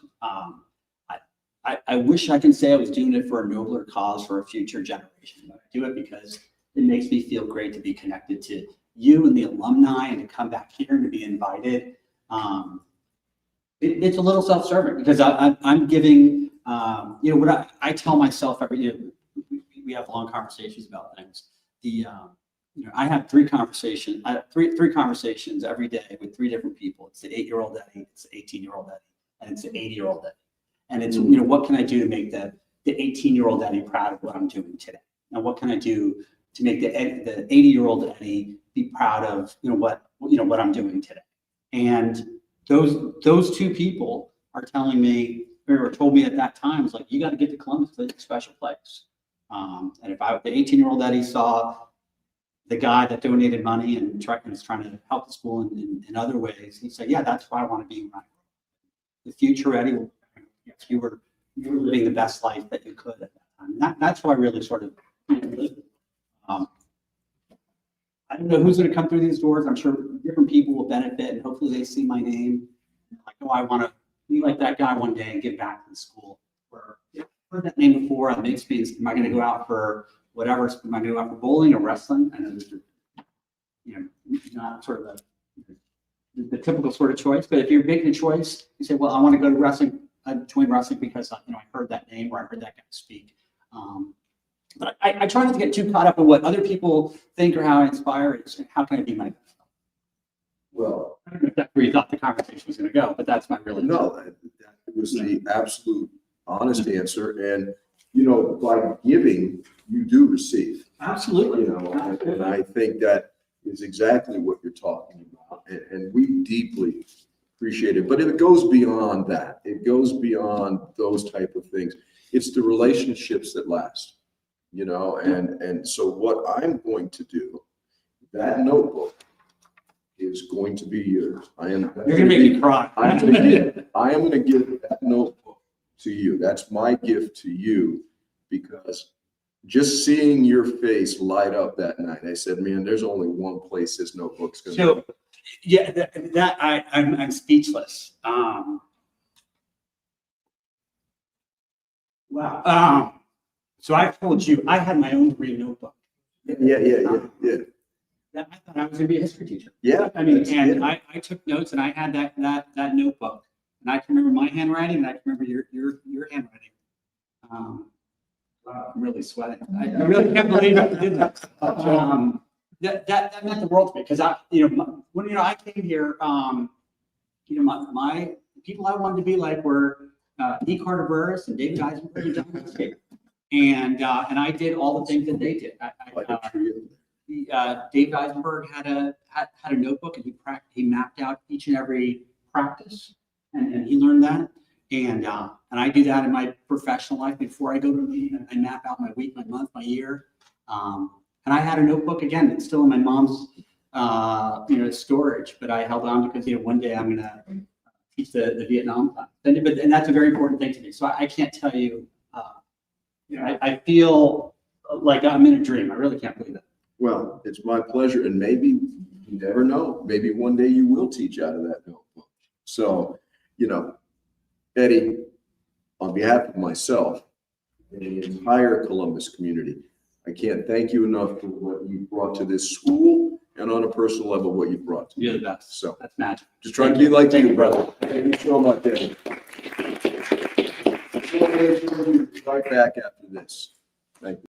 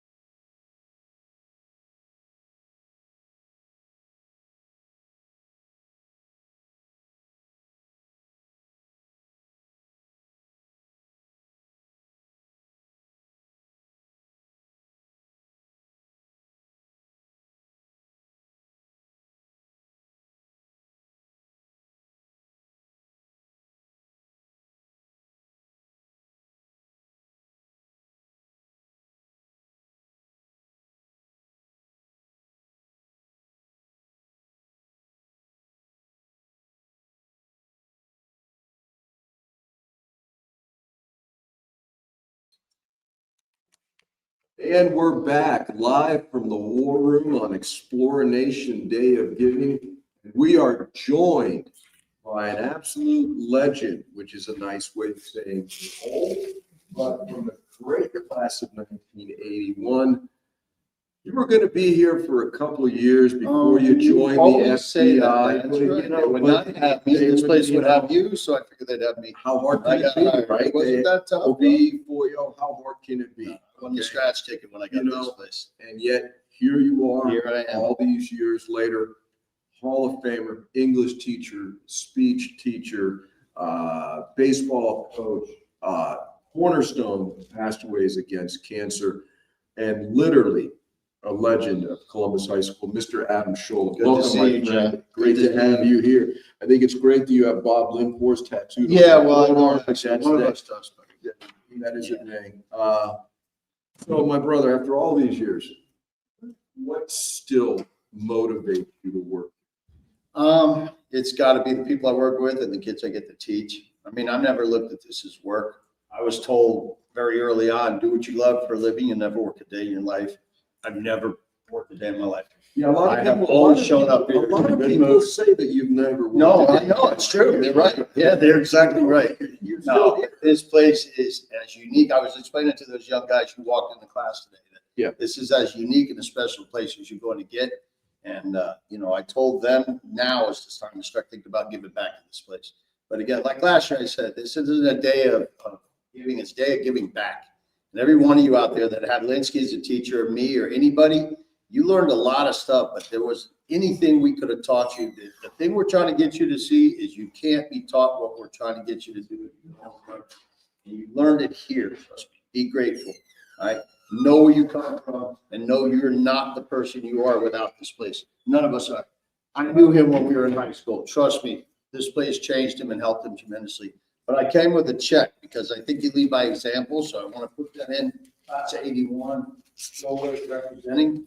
You guys, Billy Cassidy, I know you're out Yeah, there. let's Jimmy Desmond, talk about George Moss, your class. you know, Jimmy Lynskey, his brother, you guys, Jimmy was one of the most generous people I ever had known. You would have loved the guy, and all you guys, then and now, you got a lot out of this place, I know, and you're far and you're wide, but good old electronics, you know, so donate, give back. This place doesn't run on, you know, smiles and handshakes. We have to fund all these things.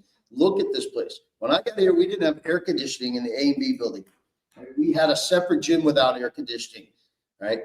The funny thing though, when I was writing this check, I learned to write a check here. It was Brother Kevin taught me that. Pretty sure Brother Kevin taught me how to write a check, but I thought, wow, what a good lesson to learn in life. So you guys need to get your checkbooks out. You need to give back. I can tell you I'm here 37 years. If you don't count the 4 I did as a student, this is by far the best school possible you could be part of. You need to give back to show that gratitude. Think, what one thing maybe did I get and who gave it to me? And donate in their honor, in their name. Mr. Eisenberg, I know affected a lot of you guys. Dave's been gone a few years, but he's not gone. Trust me. You walk up there, that portrait of him, it's speaking to me. He's telling me, talk to these guys. You can never be too generous and too grateful. So really what you need to do is right now, stop what you're doing and think about us for a few minutes and give to Columbus. Right? This is a tremendous day. It's a lot of effort goes into this, and it needs to pay off like it always has, because that's what makes us great. We recognize that. I paid my tuition in the school junior and senior year. I donated my own money. My parents gave to this school. My parents gave money to kids that couldn't afford to come to this school, and now they give back by scholarships. They have sent their kids, grandkids here. I cannot tell you, like Eddie was saying, it's an emotional thing, but when you get it, you also get the idea that we need you guys to be there always for us. We could take a little bit from a lot or a lot from a little, but Columbus is beautiful. We get both. We got guys out there that are very generous and have a lot of money to give. We got guys that work at so-called regular jobs. You owe us just like they do in the sense of gratitude. Just a little bit, $50, $100. Now, you know you're going to go waste it on something you don't need in your life anyway. So stop a minute and think about that. Am I going to go buy something I don't need, or I don't know, a meal I don't really need to have? That's the money I'm talking. That's the immediate next $50, $100 that you give. There's 16,000 of you out there, but there's so many more of our brothers that didn't make it. Those are the guys I want you thinking about. What would they do if they were here right now listening to me and John? What would their thoughts be? What would they want you to do? Well, think of a guy that's on that wall outside that chapel, and think hard about that, because, you know, my brother's class, 78 or 76, lost quite a few guys. My class has lost quite a few guys. And I don't think there's a better way to honor them than to consider if they had not lost their lives, what would they be doing right now? I guarantee you, I know these guys, they would be giving. They would be writing a check right now. Or if you are not, for you, think about somebody else. And that's really what Columbus is all about, thinking about the next person. But, you know, if we sit around and wait for the next guy to give, that's not going to work. You're the next guy. Okay, that's my message to you. Don't wait on the guy next to you to give. Be that guy. Be the guy that starts it, roll it, watch the numbers go up, and then you can feel good about that. And you should. You should feel grateful, like I say, for having come here, but you should feel good about giving to this place and being a small part of a very big and good thing. Man, I am grateful for that, because that summed it up perfectly. Thank you so much. And he, his money, his mouth is. Lead by example, bro. Yes, That's sir. what we do at Yes, this school. And listen, 37 years, I Yep. hope you got a few more. There's Me too. rumors in the air. Me too. It's in the wind that this might be it. And for Yeah. you, Those are strong winds. well, the winds can change. That's true. You know, like me. They can't get rid of you. No, they really can't. But you know, the fact that you started this new club that I love, you know. Oh, the book club, yeah. Poet The Dead Poet Society Book Club. That was started by one of our students. He asked me to be the moderator. I couldn't say yes fast enough. It warms my heart. We're gonna have a meeting tomorrow. That is But it is, Listen, the thing about being here, and you all know this, you're gonna leave one day, leave something behind, leave a legacy, leave a mark. I know that we have, I know that you will, but you're always part of Columbus. You can try to get away from this place, it won't happen. no. Why would you? Why would you want to leave a place so wonderful with such good people doing such good things? You know, it's just no brainer to me. But give, please. That's the message today. Let's give. let's actually pull the trigger on this. Adam, Shoulder, go teach. Yeah, go teach them about. Okay, Explore Nation will be right back. Thank you very much.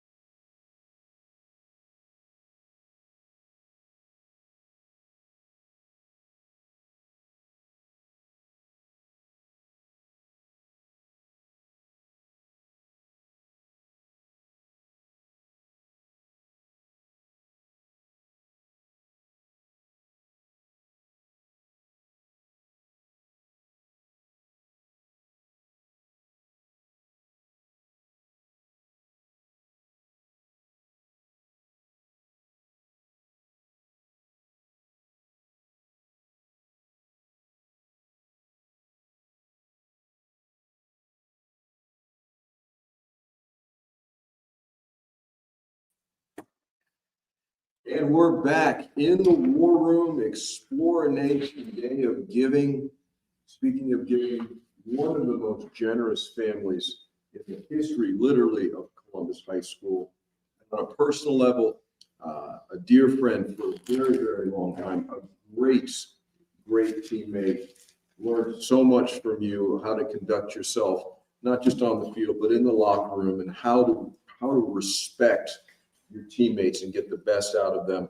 And an alumni dad, a Hall of Famer, and a provider of our betters today. What more can a person ask? Mr. Eric Evans from the class of 77. Great to have you, brother. John, thank you very much for having me. No, man. If you're at Columbus, you gotta have our better. I mean, it's synonymous. Of course. Did you see the people flock in for that? Some guy came off the street to get a hot dog. I mean, who can blame him? Eric, your family's history of donating and supporting this place goes all the way back to the very early years of Columbus, and your father, a truly great man, a man that we admired so much. And you've got some very cool stuff in front of us here. Talk about what your father, Lee Evans, did for this school and how you carried that. I think when you go back to the late 60s, and Columbus was at that time maybe 10 years old, right? And in need of growth. And my father, who was the director of tourism for the city of Miami, and a promoter, if you will, responsible for the Miami Dolphins coming to Miami when he presented to the NFL, amongst many other things, took it upon himself to kind of start to help Columbus raise money for the various projects that they needed. And when you go back, and I was still in, grade school at Epiphany. Yeah. Where I know, John, you also went to school. But, started with some of the projects around the campus, and would go out and raise money from a lot of the local businesses. You gotta remember, in the 70s, Miami was still small. Yeah. Palmetto Expressway was 2 lanes. You could get to school from where you lived or where I lived in 10 minutes. Yeah. So things were different back then, but, things that around the school, they started to realize they needed. Mr. Scholler just mentioned about the air conditioning, money to get air conditioning. Do you remember that? When Yeah, you of course. finally arrived. Oh my God. Oh, we gone to heaven. It was like the liberation of Paris. Yeah. It was amazing. But the track, helped Yeah. raise money from Marx Brothers Construction to put the track in, various things around the campus. So I grew up with that attitude of giving and helping out and raising money. And then I can remember back, Brother Kevin remembers the old raffle we used to have. Oh, yeah. And my dad would squeeze everybody he knew to buy raffle books, to where in those days, remember, we used to get a day off if you're homeroom. Yeah, yeah. Those. I had to go to school on Fridays because my homeroom always sold the most books. You made people with E and Fs for their last names very happy. Yeah, we did. That's true. So it's just always kind of been in our nature as a family. 2 brothers who graduated before me here, sister at Lord's, as you mentioned, my 2 boys who have come here to Columbus. So, we all have choices in life.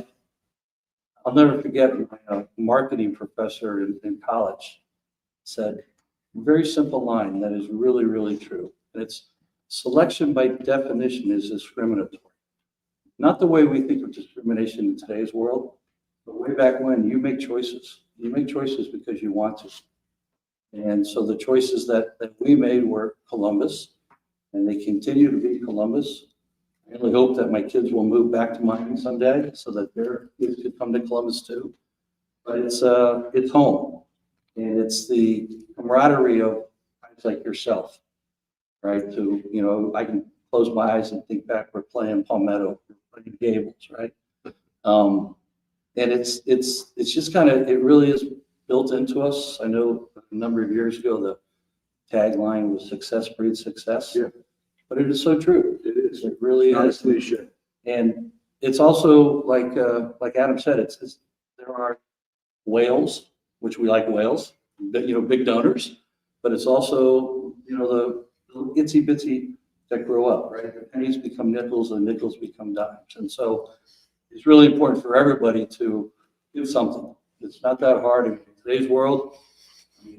sit on your phone and you can do it in 5 minutes. You can still be at your job work and you can make a donation. So it's important and to see the benefits over time of how the school has transpired into it's essentially a medium-sized college. Absolutely. From the education that the student is afforded, no matter what level he's at, to the facilities, to the reputation. And as we all know, I mean, we Columbus Explorers are everywhere. They're at the airport and they're in the Senate and they're, you know, down the street and they're at the food and wine vendors and they're in restaurants and we're everywhere. Mold in the damn basement. We just spread everywhere. Something like that. And it is just the Columbus way. It is. And speaking of the Columbus way, you have a family scholarship. You and your family, extraordinarily generous. And I can attest how your generosity, your family's generosity, can change a kid's life literally. And that is not a cliche. You know, the money that your family donates every year allows a kid to go to this school who may not end up here and then go on to do something great. And I'm sure it's got to be very, very fulfilling to you. Extremely rewarding. Yeah. You know, that we're able to help out kids on an ongoing basis, right? Yeah. So it's, you know, when you and I had talked with Tom many, many years ago, you know, we talked about wanting to have something that was sustainable over time. Yeah. And that, you know, could be used for various reasons. And so we do have, actually we have two now. We have the initial one in my father's name, Lee Evans Memorial Scholarship, and then a couple years ago, I created another one in our family's name. And I just think it's the right thing to do in life, right? I mean, we're all in a position where we can do something. And so whatever that something is, you do it. And, you know, you pick your charities, you pick your areas you want to donate. People can do it a lot of ways. A lot of people donate time. In a lot of organizations, as many know, that time is of the utmost value. Time, talent, and treasure. Yeah, absolutely. You know, and you were very, very generous in something that is very personal to you and me. You made a very generous donation to the Portella Foundation today, and yeah, it was a bad day. You know, and it's a day we'll never forget. But what happened that day is not as important as Julio's legacy. And thank you for continuing that. You know, it's something that we'll never forget, but it takes the sting out a little bit, knowing that his legacy lives on through generosity of his old teammates. It means the world to me, bro. Yeah, thank you. And it means a lot to me too. We were on that field. I was at the other end of the field, but it was horrific. As we know, it's really not something you like to probably remember much, but you know, I think, look, if you look at the history of Columbus High School from way back when to today, the names and the personalities and those that have left an indelible mark on young men, you know, guys like Boya. That guy. Yeah, that guy. But you know, Julio had both my boys in track, and you know, they worshipped Julio. Yeah. Because Julio had a way. And you know, I go back to some of the coaches I had. This Lavelle, who taught me how to be tough. Mike D. And, you know, but great teacher too. Great teacher, great math teacher. So it's there's nothing but positives when you look at the history of Columbus. You know, and something that gets overlooked in your career here, you were the all-time tailgate king of Columbus High School. All you had to do was find the orange cone in the parking lot. It was going to be Buenos Tiempos for sure. As I was sitting waiting, I was thinking about all you guys that have gone to the orange cone over the years. Yeah. Okay, and had a free burger and a free beer and whatever. Get on your phone, takes 2 minutes, contribute. $50, $100. You got to pay for those burgers eventually. So now's a good time to pay off the burger. And just put orange cone there, and then it'll be understood. That's right. That's right. Yeah, we had a good time with that for that run. Oh, bro, those were some amazing times. It's been a hell of a run, Eric, and it's not over yet. Not over. We're just beginning. You know, and on a personal level, just thank you for everything you've done for the school and for me. It means a great deal. You're a good man, Eric. John, let me tell you, you are the ambassador that we all know now. As time has moved on and look at over the years from Brother Kevin and the various teachers, but for my class, right, we've always, been able to connect with you. And I think my kids and everyone connects with Lynskey, always. So it's a pleasure. Pleasure's all mine, bro. Thank you very much. Mr. Eric Evans.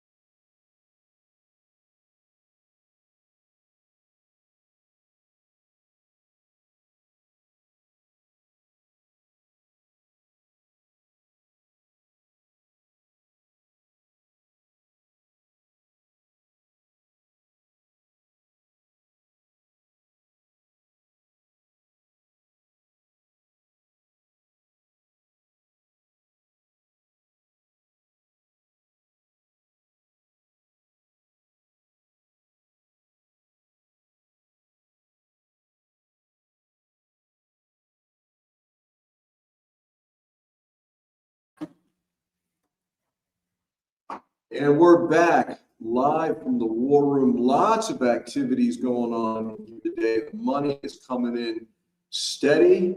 It's becoming, it started as a trickle. It's become a waterfall, and hopefully it's going to become a torrent by the end of the day. It is my pleasure to introduce one of the mainstay women at Columbus High School. Has been here 5 years, has had a huge impact on our guidance department.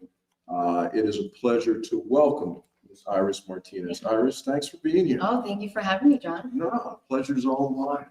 So we've got 8 initiatives, Yes, sir. and the guidance department is part of that. And so I think guidance to a lot of people, including me when I, time before I figured it out, there's a lot more to guidance than just sitting down, talking to a kid and what are your grades and, yada, yada, yada. Talk about what you want to achieve with the guidance program and what we want to do moving forward. Yeah, that's great that you brought that up. We are more than just guidance counselors, college counselors. We want to shape the minds and the futures of our young men here at Columbus. We want for them to be able to have a path, to walk a journey, to leave a legacy behind. We want them to have no regrets. We want them to make informed and intentional choices and decisions for their future. We want them to have an idea of what it is that they want to do the rest of their life, right? I'm an adult and, there's pressures, right? I don't know what I want to have for dinner, and I'm an adult. Imagine a kid, a young child here, young men that walk through the hallways here in Columbus with that pressure of what is it that I want to do for the rest of my life? And our jobs is to shape them, to guide them, to help them make those connections, but most importantly, for them to reflect on their path. Where have they been? Where do they want to go? Right? And so that they can make those choices for later on in life. So here's a question for you. We're not an elitist school. We perform at an elite level, but we take kids of all abilities and all backgrounds. And how important is it to you to make sure that a kid who's very good in one subject and maybe not so good in another, and interest here but not an interest there, how do you guys work to make sure that we give them the chance to succeed, to maximize whatever potential they have, and ultimately not go to college, to the college of their choice? College fate is the most important thing, and that's our end goal. We want our children to thrive, all our kids to, and I call them boys. I want all my boys to thrive, and I want them, and the way we do that is through programming, but programming for all. We want to expose them. Right now, from the month of August to the month of October, we bring close to 80 different institutions of all sizes, all types, very diverse, to meet the needs of our diverse current student body so that they could try to find that college fit. It may be here in the state of Florida, it may be outside of the state of Florida. We got public, private, 4-year, 2-year, you name it. We want to make sure that we expose them to all, and we do that through programming. So that's one of the things that we do. We want them to be proud of the school or whatever plan it is that they have after college, after high school. And that's the most important thing, for them not to have any regrets and that they left everything on the field at the end of the day. One of our initiatives is the Pat Call Irene Como Center. Talk about, thanks to the generosity of Mr. Marcus Lamonis, what is your goal? Call Irene Como Center. I mean, anybody that's been by school lately has seen that wonderful construction going on. So talk about that program. So yes, there's construction on campus. We are improving. And I'm very proud and I'm very excited. And our students are too. And current students and the class of 25, class of 24, they all keep coming back and they're like, Miss, I wish I had that when I was here. Like, I can't believe I'm going to enjoy that, because, it's still under construction. But it is front and center, and that's key. We want to be front and center. We want this to be the heart of campus. We want this to be a space for the kids, for the students to come in and truly take lead and take charge of their future, meet other college representatives, meet other students, and truly network, because it's all about cultivating those relationships, and we want that space to be for them. We want the Pat Call and Erin Como space to be one that the kids come to. We want that space to be, I get emotional because my boys I want more space. The boys need more space. Oh my God, they crave this space. They want a space where they could be themselves. And we will provide that with them through the programming, through the workshops that we have, that we will continue to have. Because our kids need that one-on-one. They need that support, and we want to be able to give them that support day in, day out, year round. We were just here on Saturday hosting another workshop. Yeah. You know, 5 days a week is probably not sometimes enough, but having a space centralized that is large enough to accommodate a student, that's going to be transformative. You know, this place has always been about growth, and it's interesting you say that we need more, we need more. I remember going back, what a big deal it was to get air conditioning, you know, and so we got air conditioning.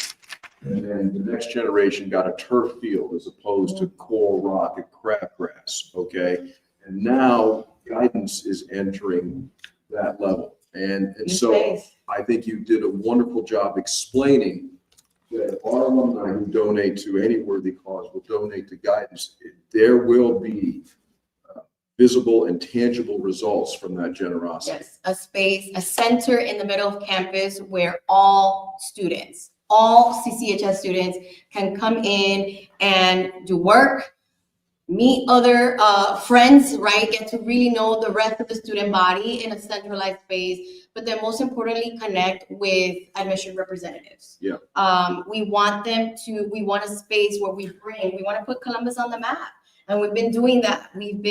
Next week, we're going to host the University of Florida, second year in a row. They could have picked any other school. They're picking Columbus. So this space on our programming allows us to kind of take it to the next level and bring students for them to host their programming here out of school. And what better way to do that? Couldn't agree more. And you are one of the women making a difference at this school. And I hope you're here for a very, very long time. And thank you for taking the time to be here today. No, it's in the middle of college application. So the boys are like, Miss, when are you coming back? I'll be back, boys. And I've been teaching them about what, Giving Day is and why it's so important. And I thank you everyone for donating. Thank you for those that are going to donate. And thank you so much for having me today. It's been my pleasure. Thank you.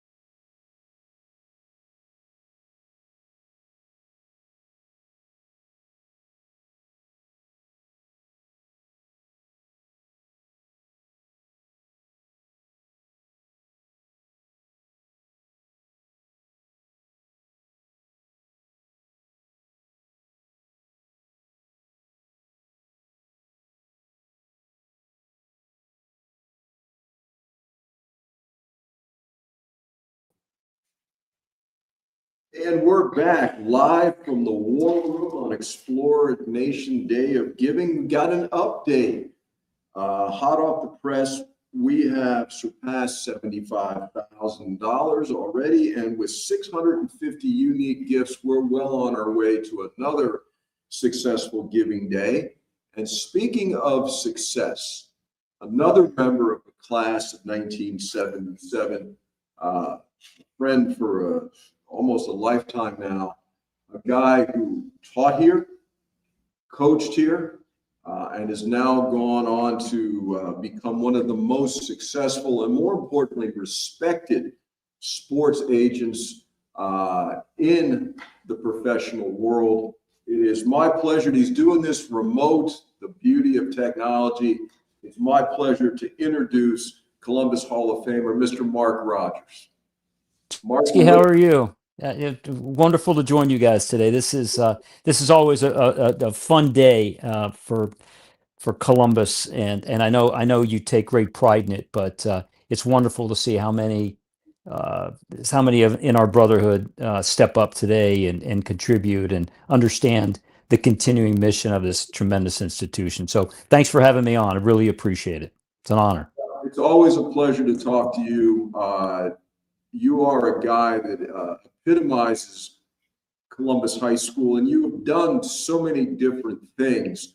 You know, going back to when we were in school, if you look at, and Eric Evans was on earlier, your classmate, we've come a long way, Mark, and we have come a long way because we care about this school. And if you were to go back to when you were, freshman, sophomore, whatever, would you believe that this place is where it's at now?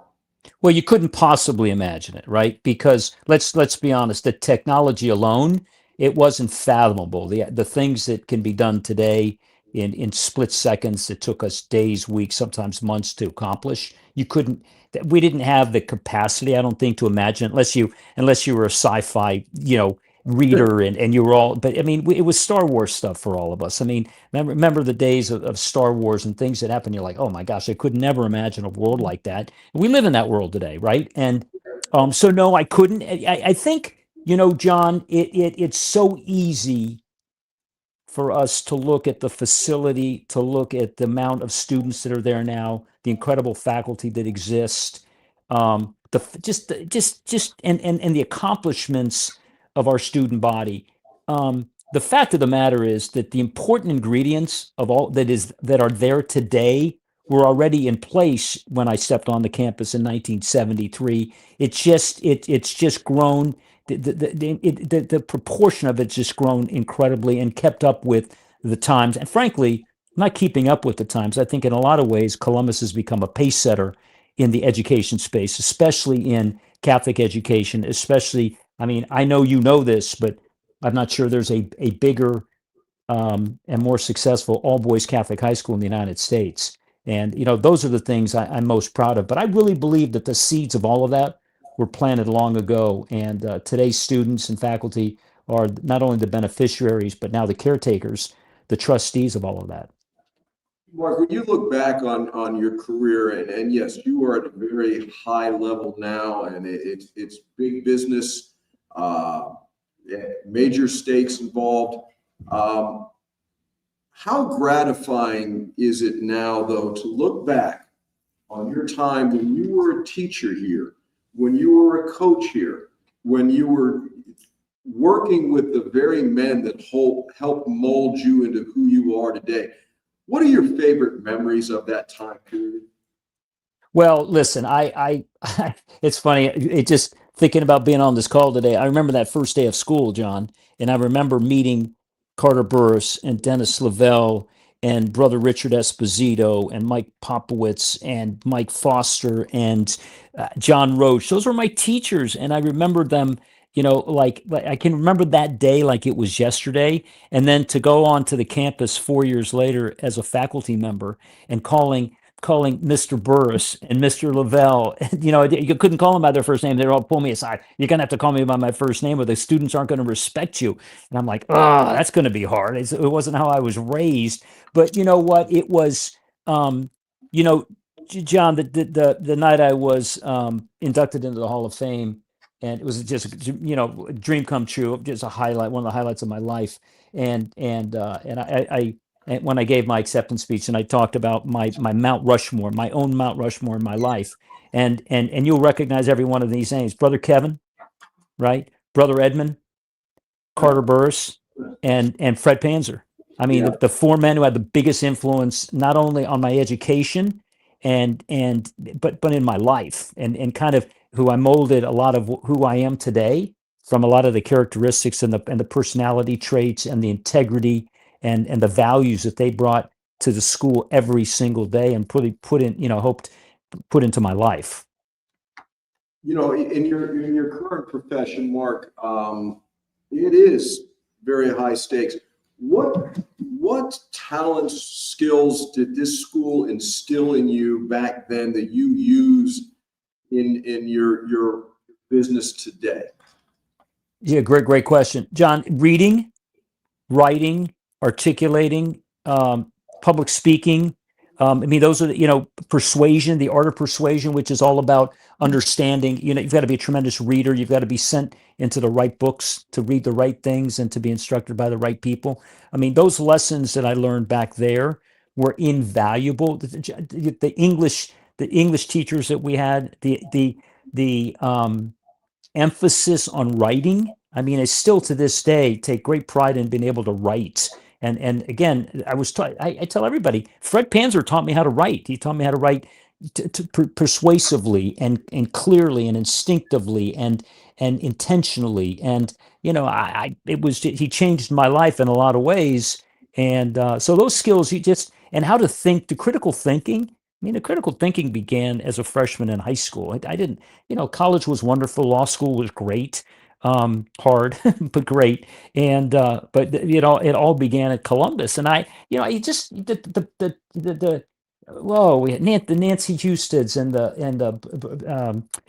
Brother Edmund, just the way they thought through things and the way they taught through things and making you understand to try to see all sides. Because really the best negotiation is when you understand the other side better than they understand you, and that's huge. And again, that all began at Columbus. It's going to make you feel good, Mark, when you said that Fred Panzer taught you how to read. There were a bunch of heads in this room that just started nodding that, yeah, that man had a huge impact on all of us. And on a personal note, Mark, you've been very generous to this school, okay? But you've done it in so many ways, and it's not just about writing a check. You were absolutely crucial, and without you, it wouldn't have worked the way it works now, the Columbus Sports Hall of Fame. The way you set the bar so high on that, and the amount of work that goes into that, you're a busy man, and you did that out of love of this school and the people going into the Hall of Fame. And you set an incredibly high bar on that. Well, that's really nice of you. You know, I back in the day when I was a teacher there, I was the MC for the Block C dinner. Yeah. And at the end of the year, we didn't have a Sports Hall of Fame yet. But when Tim Plummer and Brother Kevin called me and said they were going to set up a Sports Hall of Fame and wanted me to get into it, to me, it was just it was a way to highlight and continue what we really had done at the Block C dinners, but take those extreme athletes, the ones that were athletes of the year and scholar athletes, sportsmanship athletes, those award winners, and put them up on the wall so that future Columbus students had somebody to emulate. I know you know this, John, because you know everybody on that wall better than anybody could ever do. And you know, there's a lot of amazing not only highly successful individuals, but great men of great character. And women, I mean, you know, and you know, the women in the schools Hall of Fame, not just the Sports Hall of Fame. There's some tremendous people up there, and every one of them contributed to what the school is today, and what it will be when we are long gone. So I'm very proud of that part. What you just said is so important. After we're gone, I mean, you know, 70 years of Columbus High School, you know, here's to another 70 years. And more successful years. And on a personal note, I know you made another very generous donation to the Portella endowment today. And I don't need to say to you how bad that day was, but you are helping to preserve Julio's legacy. And so thank you for that, my friend. John, and you know this, it's funny, today is the feast day of Saint Therese, which is Saint Teresa, the little flower. And I went to Saint Teresa. I come from a family of 8 kids. We all graduated from there. And of course, Julio Portella was a year behind me at Saint Teresa. So we all say Teresa, we sort of say Therese, but who can speak French, right? So anyway, but it's funny you bring that up on today. But Julio was just, and I know everybody on this this podcast today understands who he was, but back then there were no lightning detectors at any schools, and today you can't go to a park or a school anywhere in America that doesn't have a lightning detector, colleges as well. And you know what? If Julio Portella, if anybody has maybe have the biggest impact in the history of our school of any one student, and unfortunately, obviously he lost his life to do that, but it's what a legacy he has. And he was a great kid, multi-sport athlete, and playing football for the first time. I know you were on the field that day, John. And so many of my friends, Mike Whittington got in touch with me when he heard you were doing this fundraiser for Julio in his memory.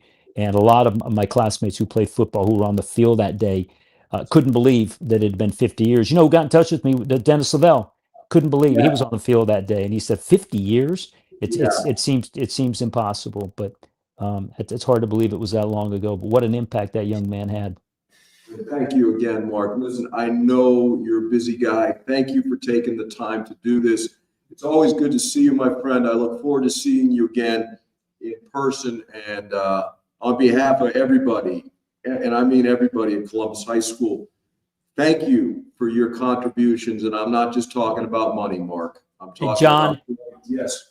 Thank you. And look, I'm not going to leave this call without thanking you, because I think that from my perspective as an alumni, obviously a proud alumni, and having been a faculty member, and then being involved after I graduated and after I worked there, and been and still trying to stay involved at some level.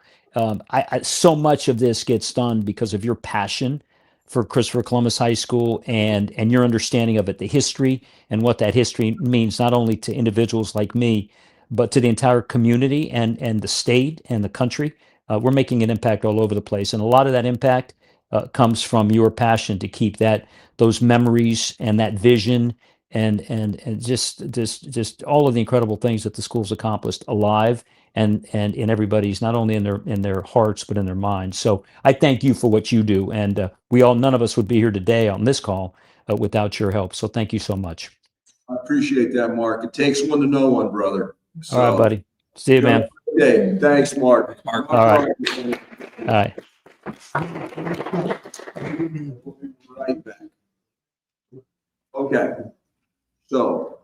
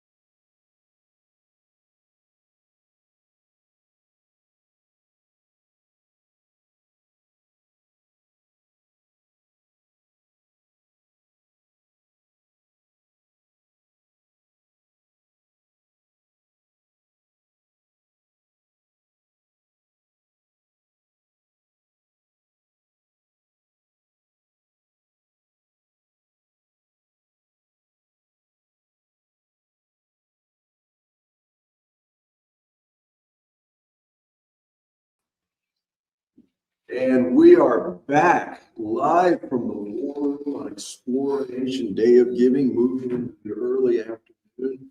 And no better person to spend the 1 o'clock hour with than the legend from the class of 1994, community activist, non-parallel, a man who took a tremendous personal tragedy and has turned it into one of the most important causes, not just in Miami, but around the country.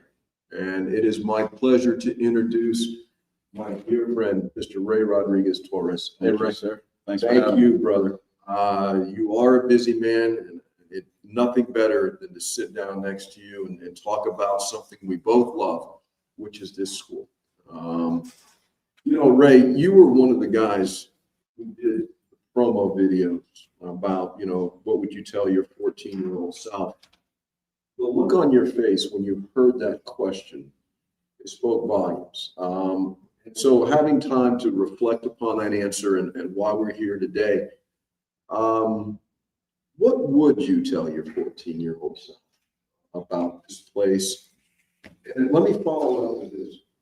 After all these years, it's impossible to talk to your 14-year-old self, but you can now say, what surprises you the most at present day of Rankin? So have that. Well, thank you for having me. It's an honor to be back home. It is home, isn't it? It is. I think that one of the things that would have been difficult for me to conceive would be the concept. Right? So in a very naive way, my 14-year-old self would say, well, I'm going to an all-boys high school. I'm going to make some friends, possibly some enemies. Hopefully it'll be a good time. What I would have never been able to comprehend at that age is that this concept of a brotherhood would materialize in a way later, after my 4 years at Columbus, in an extraordinary. Even now, as I approach the fifth floor of life next week and turn 50, I would have never been able to imagine that the Christopher Columbus Brotherhood would not just be there for me during football games, baseball games, activities, certainly beyond that, but even in the most extraordinarily difficult moments of my life. Yeah. You know, obviously the first one that comes to mind is the passing of my daughter Bella. But even before her passing, this incredible organization, this brotherhood, was keeping our family in continuous prayer as we were going through 6 years of hell. Yeah. As Bella was, you know, overcoming paralysis and fighting stage 4 cancer. As an illustration of that, one of the things that I will never forget is that my graduating class of 1994 had roughly 400 and some odd students. Okay. It had been 19 years since my daughter passed away. And amazingly, at her funeral, roughly all 400 and some odd of my Christopher Columbus class, 94, attended her funeral. From wherever they were around the country, they flew to Miami and attended Bella's funeral. In many ways, and in so many respects that I can't even express in human words, that definition of brotherhood is absolutely remarkable. It's a blessing. I'm eternally grateful to this institution for that. You know, and the great thing about this place, yeah, when somebody's celebrating, it's easy and it's fun, and you know, we're all about it. But when tragedy hits, that's when you really find out who your friends are. And to say that so many guys showed up for that, there had to be some comfort. I think so, and I think it's also illustrative of the values and the seeds of faith that were planted here. Yeah. When you leave Christopher Columbus High School and you go out into the world, college and all of that experience and beyond that, all of us, inevitably, humans will face a variety of different aspects, tragedies, good, bad, and otherwise, without question. Bad things happen. Yeah. We have our own busy schedules. We have our own busy lives. We have our own initiatives. We've moved away from Miami and Columbus. And yet in that horrible moment, so many years later, almost 20 years after we had been together here, to think that something within each of them moved them to come to see and pay their respects to a little girl they didn't know, to someone that frankly, maybe they haven't been that close to. It's impossible. Social media helps, but it's impossible in the course of 20 years to have a meaningful relationship with 400 men, that they would be so moved. And I think that those are the seeds of faith and the values that were planted here in Columbus to say, I'm going to make the expense, I'm going to take the time, and I'm going to go be with my brother from Columbus, put their arm around me. That, in my mind, is the illustration and the embodiment of brotherhood that Columbus means to me. And you know, I think back to when you were in school. Yeah, it was a different time. We all know that. But the thing that strikes me about that era, it was a little crazy. But you know what, man? We had fun and we learned. And to me, that's what an all-boys high school should be about. Yeah, you've got to learn and everything, but you should have fun. Because the real world's going to come later anyway. And, you know, then you got to be serious. But the balance we have, and I credit the Marist brothers for that, you know, they understood these guys they're young men. The frontal lobe hasn't developed yet, you know, that you got to let them be a little bit goofy. And then, but somehow, some way, I don't know if it's the waters of Westchester or what, guys walk out of here as young men, and then they want to give back to this place. Absolutely.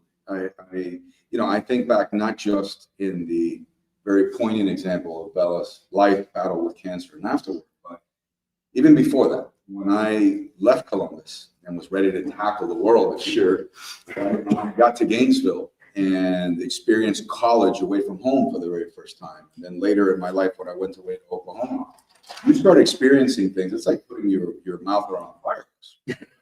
And I saw some things that were not good. Yeah. I saw, for example, the first time I saw people doing very significant drugs and things that were not the best thing. In my mind, for me, there was always a line. There was always a line. We could have fun, but there was always a line to never cross into those things. I believe this was what was instituted in me here.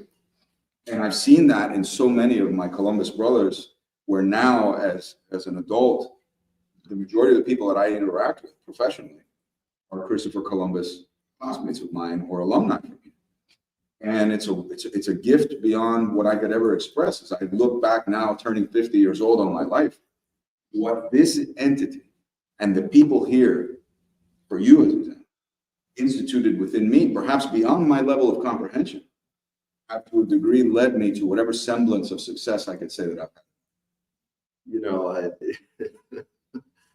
is really amazing, isn't it? For 50-year-old, almost 50-year-old Raymond, to be sitting here doing this, I never would have thought that. Who would have?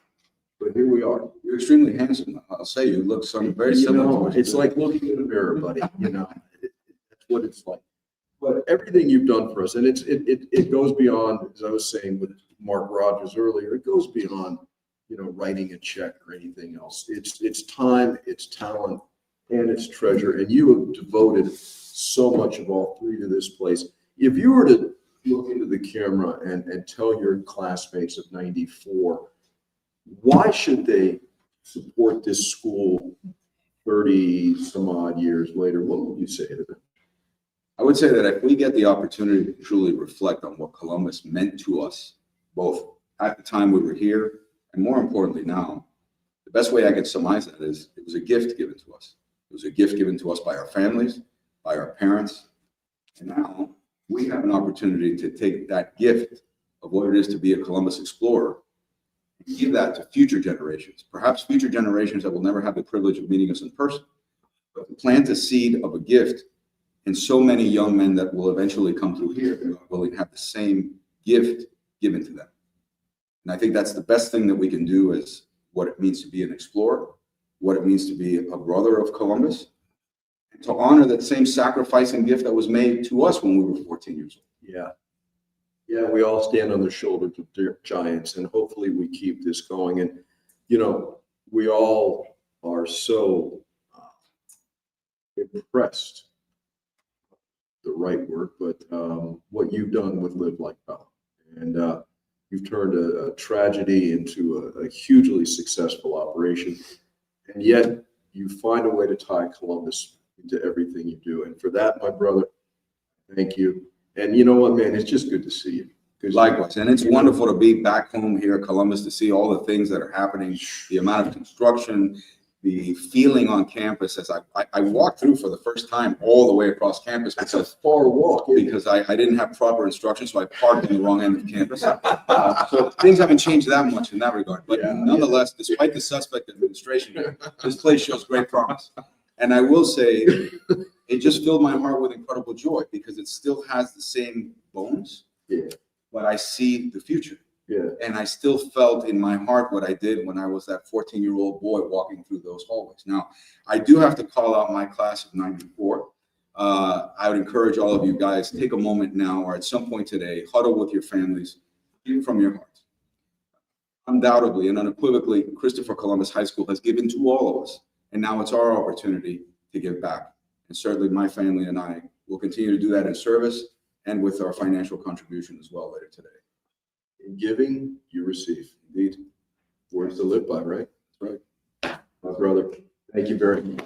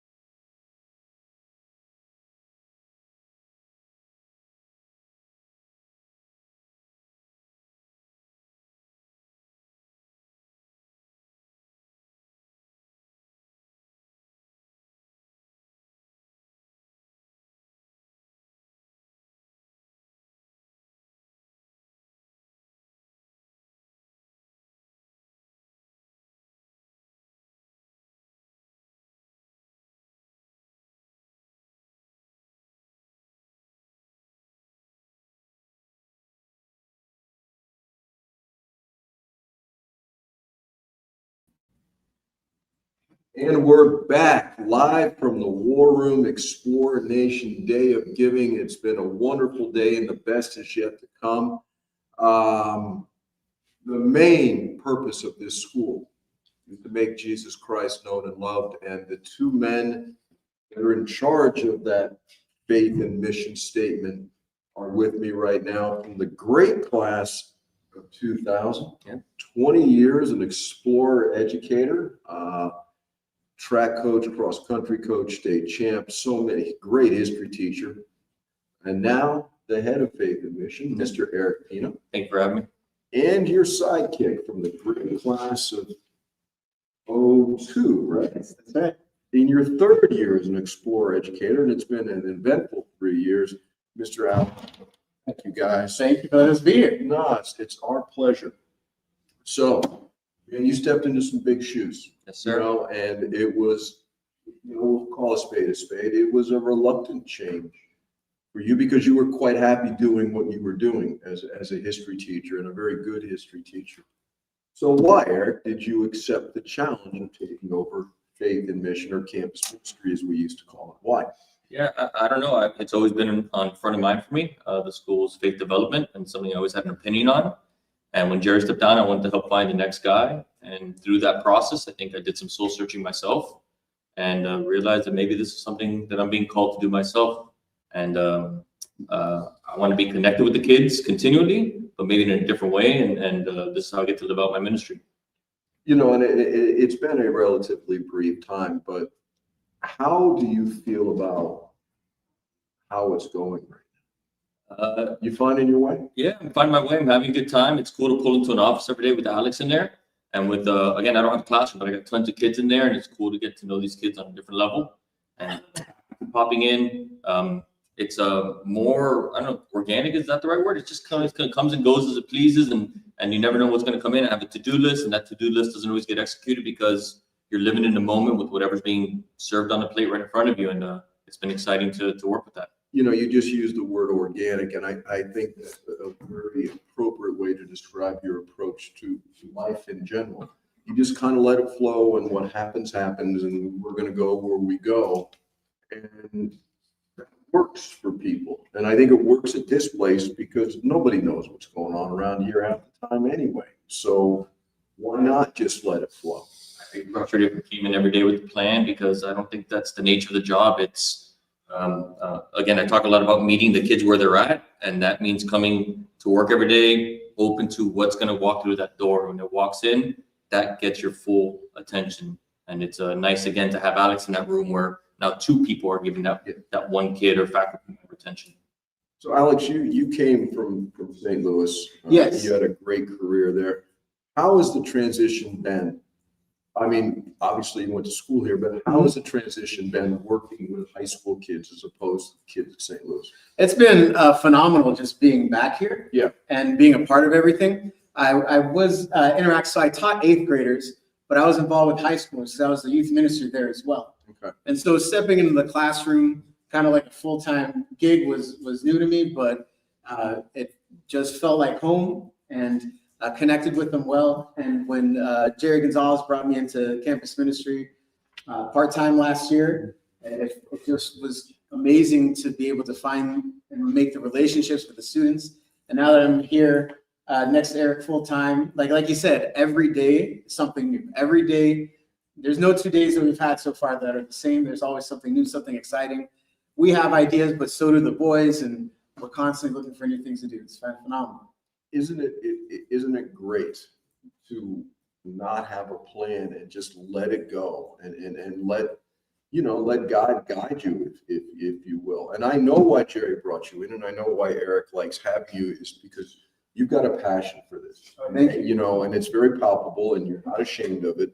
You know, you are walking the walk and talking the talk. And you know, where does that energy come from?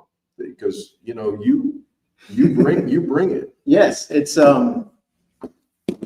actually began with Brother Ken when I was here. Wow. I did my encounter, and I had a faith life and had a relationship with God, but something switched that encounter where it became something that I'm going to live this every day.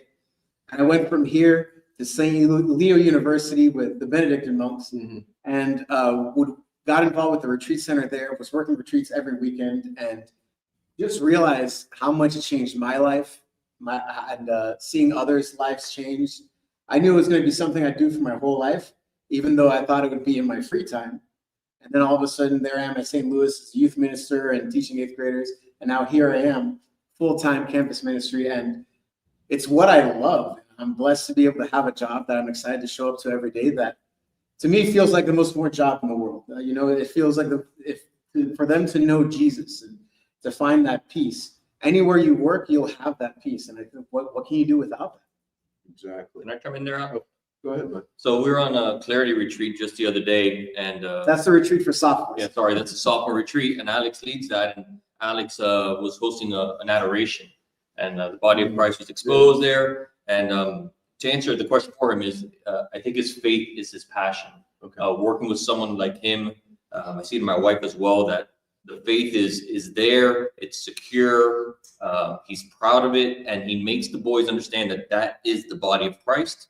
We don't need to be scared, we don't need to look away from it. It is there. You are sitting face to face with it, and sink into that and enjoy that. And whether it's sorrowful or praise or whatever, wherever you're at, that is the body of Christ. And I think that's what fuels him, is his strong faith. So I don't want to speak for you, but that's and what that I he think. loves us, right? That in that moment, he's not there to judge us. He's just there to love us. And I hope everybody watching that knows that he loves you.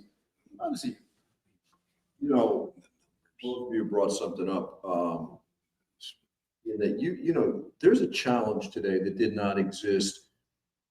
Certainly when I was in school, when you were in school, and it was changing when you were in school, is at one time everybody here came from a Catholic elementary school. Everybody was Catholic, period, end of discussion. That's not the case anymore. Our success in so many fields of drawing kids from all backgrounds, all interests, and all religious beliefs. And so you've got a challenge on your hand, and it's a good challenge of exposing the kids to not just Catholicism, but in some cases religion in general. So how do you accept that challenge, and how do you deal with it?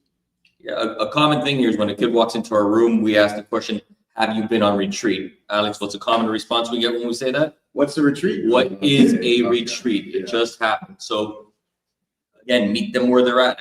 We got to train ourselves that start from the basics. What is a retreat? Take a day off and come with us. So it is a challenge to take some rewiring of our minds. Yeah.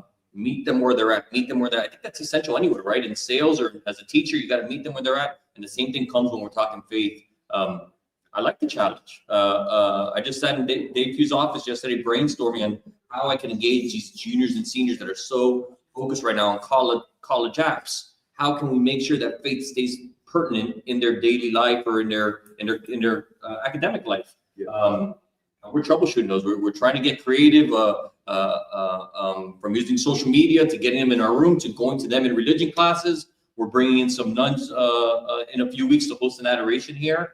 Trying to spice it up, trying to engage them, sight, smell, heart, belief, all these things to find what speaks to them. How can they see God in their everyday life here? We're trying to be creative. When we look at this generation, something that is very typical is they need a relationship.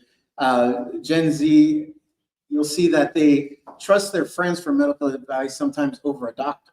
So we know that just having that relationship with them is crucial. And they have to know that you care before they care what you know. So we have Mondays. Every Monday is called Maris Monday. The Brother Dida started this with us. Our office is open. We have a table, and we just have snacks, and they bring their lunches. And there's just the time to be there and to hang out. And through this time and through this relationships, they start to ask us questions. And we just try to help them find their answers. And sometimes we have the big retreats where they find them, and sometimes we just have these little meetings where we talk about saints or we talk about prayers and just anything we come up with. And Eric is always quick to say, go for it, put it on the calendar, go for it, get it out there. And we offer everything as much as we can. And the dynamic between you two is obvious. You've got that cancer, sea hippie, laid back attitude towards things. And, you're all energy. Yeah, it's fine. Combined, it's a great team. And it's got to be interesting at home. because as you mentioned, your wife, Mary Beth, is head of faith and mission at Lord. So that's a lot of faith and mission going on, bro. There's a lot in the house, but it's great to have that resource. I was just texting her now for a musician that we want to use for adoration on the next retreat. And I get an immediate response on that question. At least I get an immediate response, which is nice. Yeah, the other things. Yeah, gotta wait. Yeah. You know, how important is it, because it is Giving Day after all, how important is financial support to what you guys are trying to achieve? Why should somebody give money to campus ministry? Because we're the heart of the school, and putting on a retreat costs money. And we're trying to not only keep this to liturgies and retreats. We got so much more we want to add to this. Like I said, we're bringing some sisters in a few weeks to do something. They're going to come 15 deep, and they're going to teach us how to praise God through adoration in a creative, not full charismatic way, but expressive way. And it costs money to bring these people in. We take kids to Asopus all the time. Asopus is our home base in New York. And we send, I was counting before I got here, 8 times this year, I'm sending about 10 to 12 kids to Asopus. It costs money. We want these kids to go out and realize that the Marist world is not just Columbus. The Marist world is not only throughout our nation, but throughout the world, right? We just picked a new superior general the other day.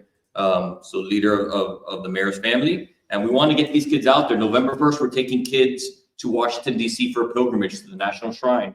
And we're doing this with all the other Marist schools around the country. So to get these kids out there to live out their faith, it takes money, and we don't want to confine campus ministry to a retreat or to a mass. It's more than that. It's every day, and to make that work, we need to invest. And the other thing is, for the retreats we do run, and like Eric said, it costs money. And sometimes our boys, as we expand into all these different areas, they just don't have the money to attend. Yeah. And it's donations like this that get someone included. We want to make sure everybody has an opportunity to experience the faith, and money should never stop it. And I think everybody who allows us to continue to do that.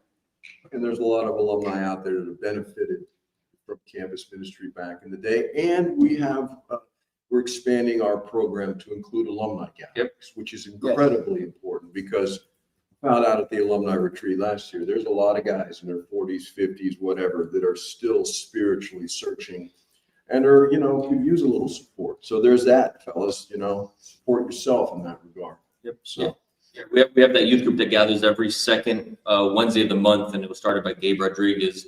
And it's a great way for our alumni to come together and just faith share.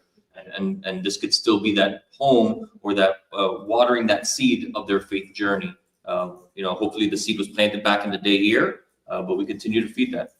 Yeah, and I know it's early and you're learning as you go, but you guys are off to a great start. And I appreciate you being here today. Appreciate your patience. It's been a little goofy in here, good. But good things come to those who wait, right? Yep. Thank you, my brother. Thank you. Thank you for having us. Eric Pino, Jesuron. Happy Thank to you be very here. much. Okay.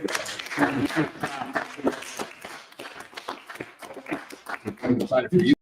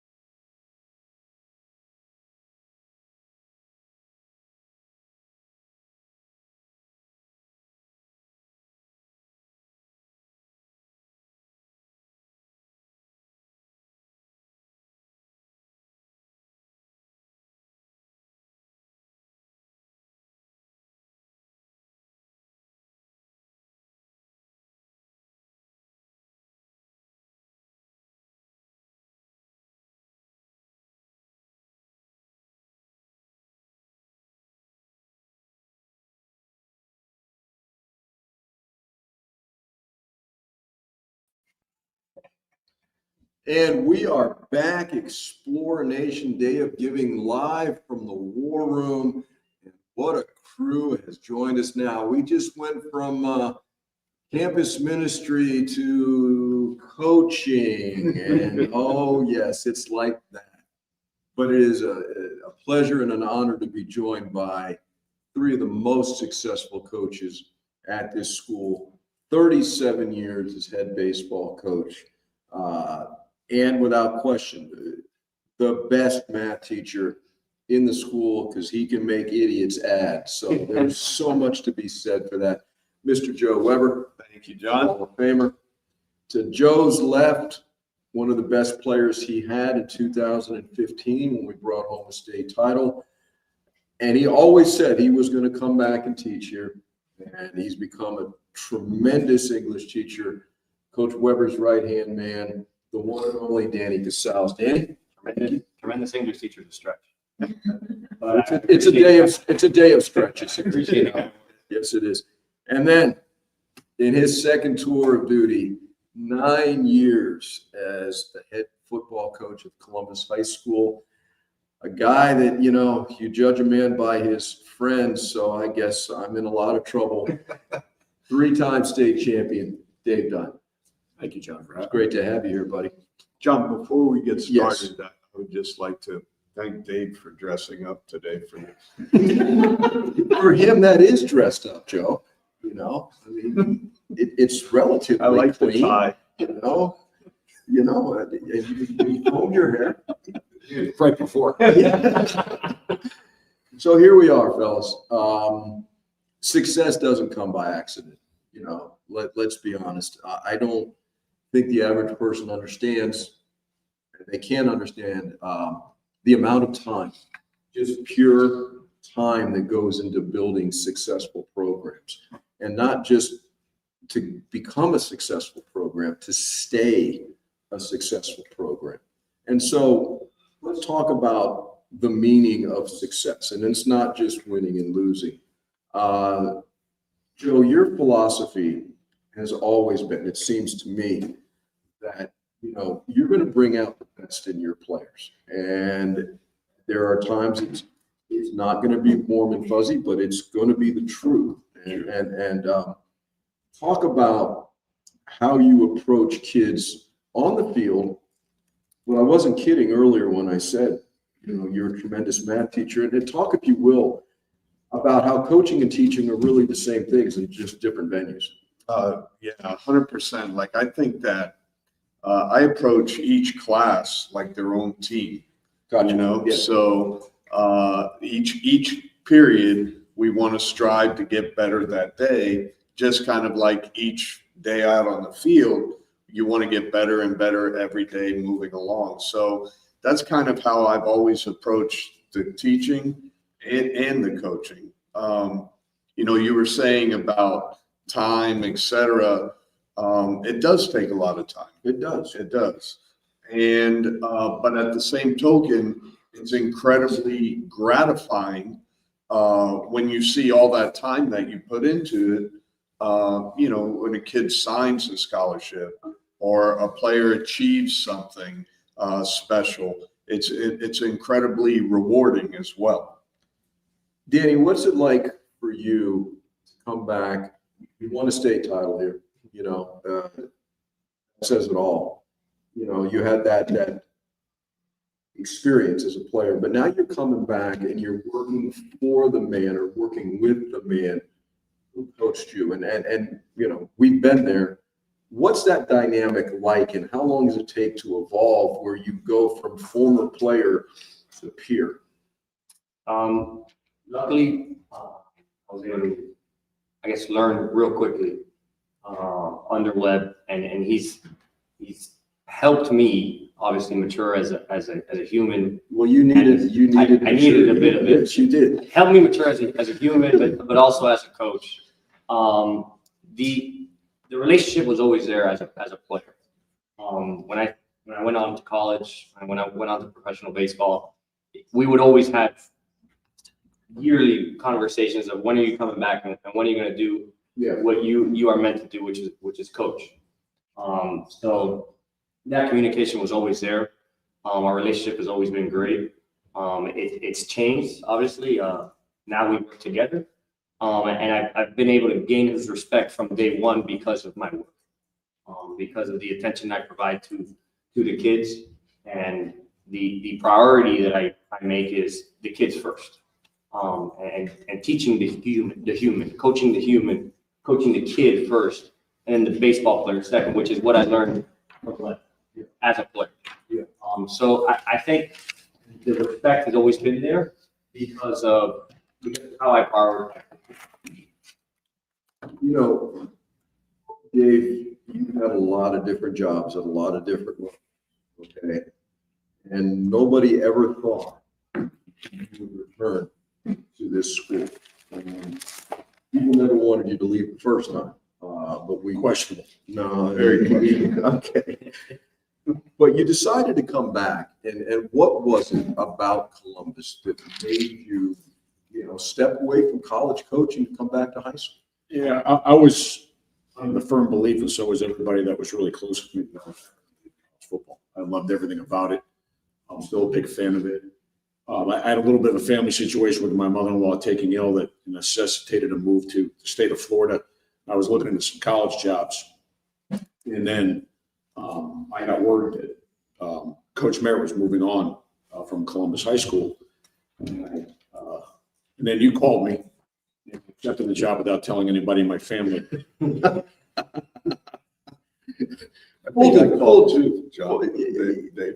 Full disclosure, he was just coming off a shoulder surgery.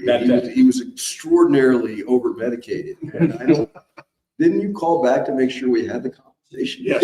And then I took my wife out to a fine establishment called Dunkin' Donuts and treated her to lunch and explained to her that we were going to move to Miami. I will say this is how close I think a lot of the coaches are here. Webb and myself, developed a friendship. We're right about the same age. Webb's older than me, but we're right about the same age. The first time I was coaching here, and the first person who called me after you called me to offer me the job was Webb. Believe it or not, I still had his number in my phone. We probably had not talked in about 15 years. And he reached out to me and kind of said, "Hey, listen, I think this is a good job. Here's why." And kind of gave me the lay of the land. And that kind of put me at ease. It made the decision easy and made me feel comfortable about coming back to Columbus High School. Being successful is great, but I don't know if people understand how hard it is to maintain success. And how do you fight complacency, Joe? Well, that's a good question. I mean, anybody can have a good year now and then, but to have a good year all the time, I think it just comes from being driven, right? Like you have this internal drive to be the best, and I look at it this way. A lot of people know I'm a recovering alcoholic, and I think you're either moving toward a drink or away from it. Yeah. And I approach every day of practice that I'm either moving toward the state championship or away from it. Gotcha. And so every day, I tell our kids, and Danny does the same, that what are you doing to get better today? Because that's all that you can control is today. Yeah. And tomorrow we'll worry about tomorrow. What do you think about complacency? I agree. I mean, we say something to our players along the same lines after practice. I feel at the end of practice, you got to look yourself in the mirror and say, either I got better today or I got worse. Okay. And I think if you live by that mantra and keep stacking day after day after day, positive days in a row, you are going to be closer to your goal. And sometimes, especially for the high school athlete, they might not see that. They just don't have the vision, overall vision that we have as coaches. I mean, between Webb and myself, I think we've coached 147 years. Yeah. So it's been a stretch. So I think we've seen it all. We've seen, unfortunately, been on teams that haven't won many games, and I've been on teams that have been undefeated. And after a while, you have perspective of what's going to take to go undefeated each year or be successful each year. And it's our job to impart that type of knowledge onto our student athletes. And we've got guys out there that played for you, played for you, may have played with you. I don't know if people understand, as successful as we are, we need improvement in our facilities. You don't have a batting cage that's worth a damn. You know, our field, it's been a great field, but the operative word, it's been a great field. There's a lot of work to be done. So what would you say honestly about, you know, everybody likes to win, okay? Why should they, what would be a good reason to support the baseball program or the football program or the track program or the basketball, whatever? I will tell you that 10 years ago, we had the best facility in Florida, I thought, or at least South Florida for sure. But over time, people have caught up. Yeah. And people are building doing a lot of improvements to their facilities, and ours could definitely use to get better. And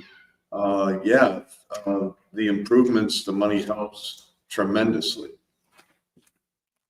I agree with Webb, you know, especially for us, our field's reaching the, you know, right around the decade mark, and that's about its limit. And you know, we would love to be able to build, you know, suitable stands where we can host all of our games. Yeah. We're one of the only schools in Dade County that has an on-field campus, and it would be great. We can play some of our games on campus, but not the bigger. But we can't play the more high-profile games have to be played at Tropical, which a couple things, it gets people away from our campus, and also it's lost revenue. I couldn't agree more. Your hard questions. Name a couple if you want. Some of your favorite moments as a coach. Here.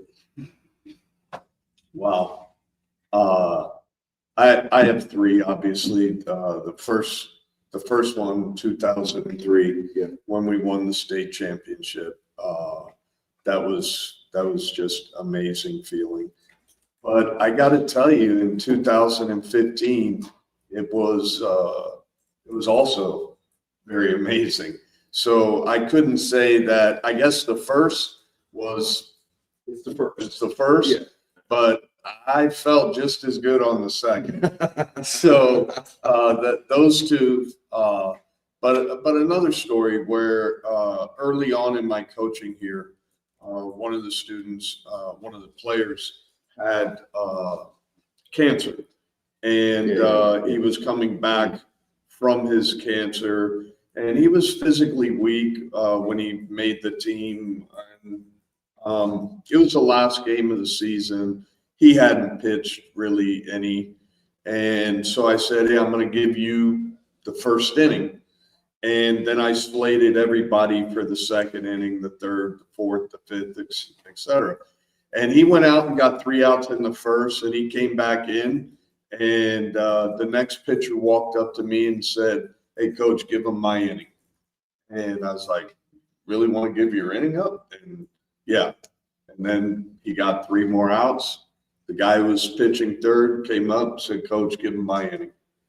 And at that point, I realized, hey, there's a lot more than wins and losses here. That's perfect, right? Yeah. It's a lot more is going on than just wins and losses.